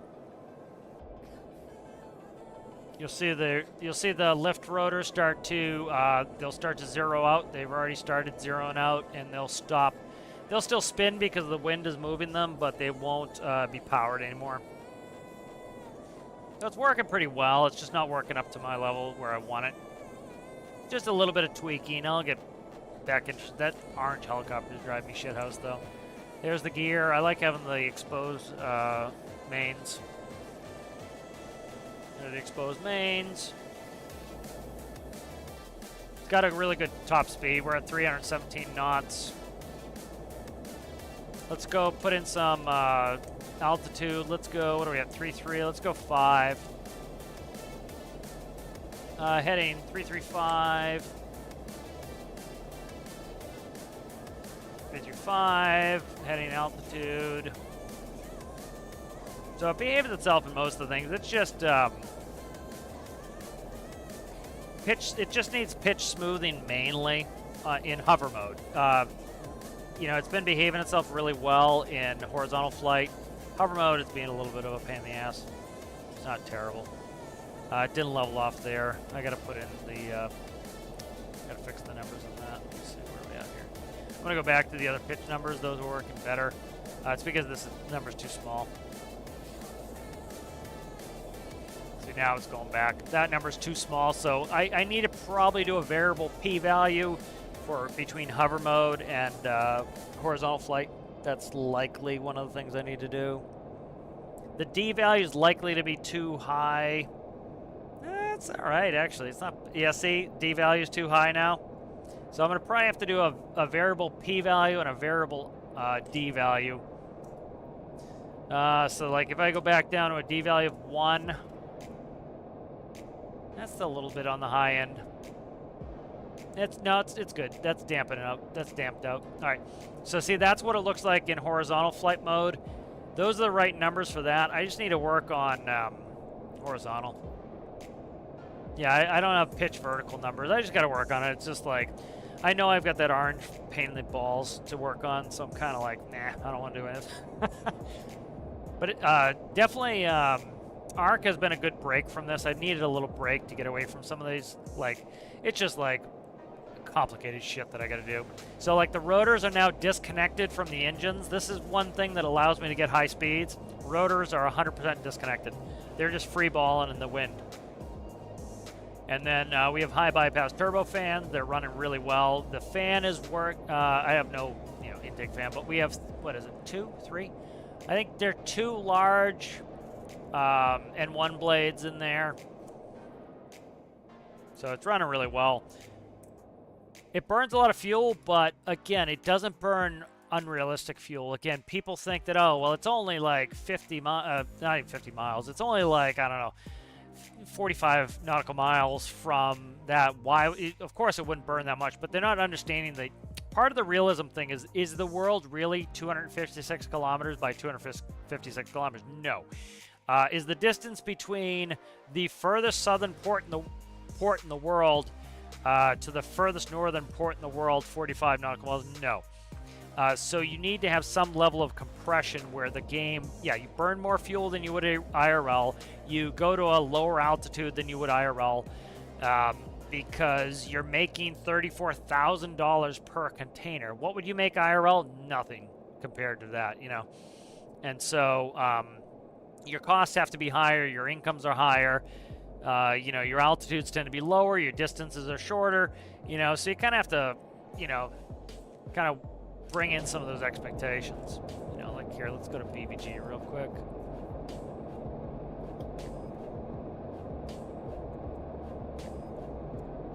All right, now we're just going to BBG. Roll works beautifully in, I have the same roll numbers for vert as I do with horizontal, which is gorgeous. That is awesome. I have the same, oh, what's going on here? What's happening? What's going on? Are we out of fuel? The fuck are we out of? There's no way. Christ, we're out of fuel. Did you know what I bet I did? I wonder if I lowered. No, we got fuel. What the hell's going on? Why are we? What's going on here? Or it's a fuel problem. Interesting. Did I accidentally shut my engines off? No. What's that about? It's not that. None of that shit. No. What the hell happened? Definitely it's fuel starvation. I don't know what is causing the fuel starvation, though. We've got fuel. Got plenty of fuel. Oh, I didn't vent my tanks. I bet that's probably what it is. I didn't vent the tanks. I bet you that's it. But I've been flying it and I haven't had the issue. Interesting. But, yeah, so I need to work... Like, this one is actually not that bad of a project. This one's going pretty well. The issues that I'm kind of having is, again, I'm so sick of VTOLs, man. It's like everything's VTOLs. It's like, oh, get a transport mission to take a dude from here to here. Okay, I can't use a plane. So it's like, you know, what do I use a plane for? I've done a lot myself where it's like, for example, I fly jet fuel from here up to military and deliver the jet fuel. That's a nice mission for me in career. One thought I had is to run fuel from FG. Let's do a quick check here. Let's go over here. I want to run the logistics on this. Let's quickly vent the tank. Starting to get back into it here. I was kind of getting annoyed by the orange, and I'm starting to get back to it where I'm kind of enjoying playing. So let's see what we got here. Where's my fuel system go to here? There's my fuel intake. Fuel intake, where are you, guy? Where are you, fuel intake? You on top? I think it is. I think that's it right here. Yeah, that's it right there. Okay. Let's go semiometry. Oh, let's get purple. Come on, there, guys.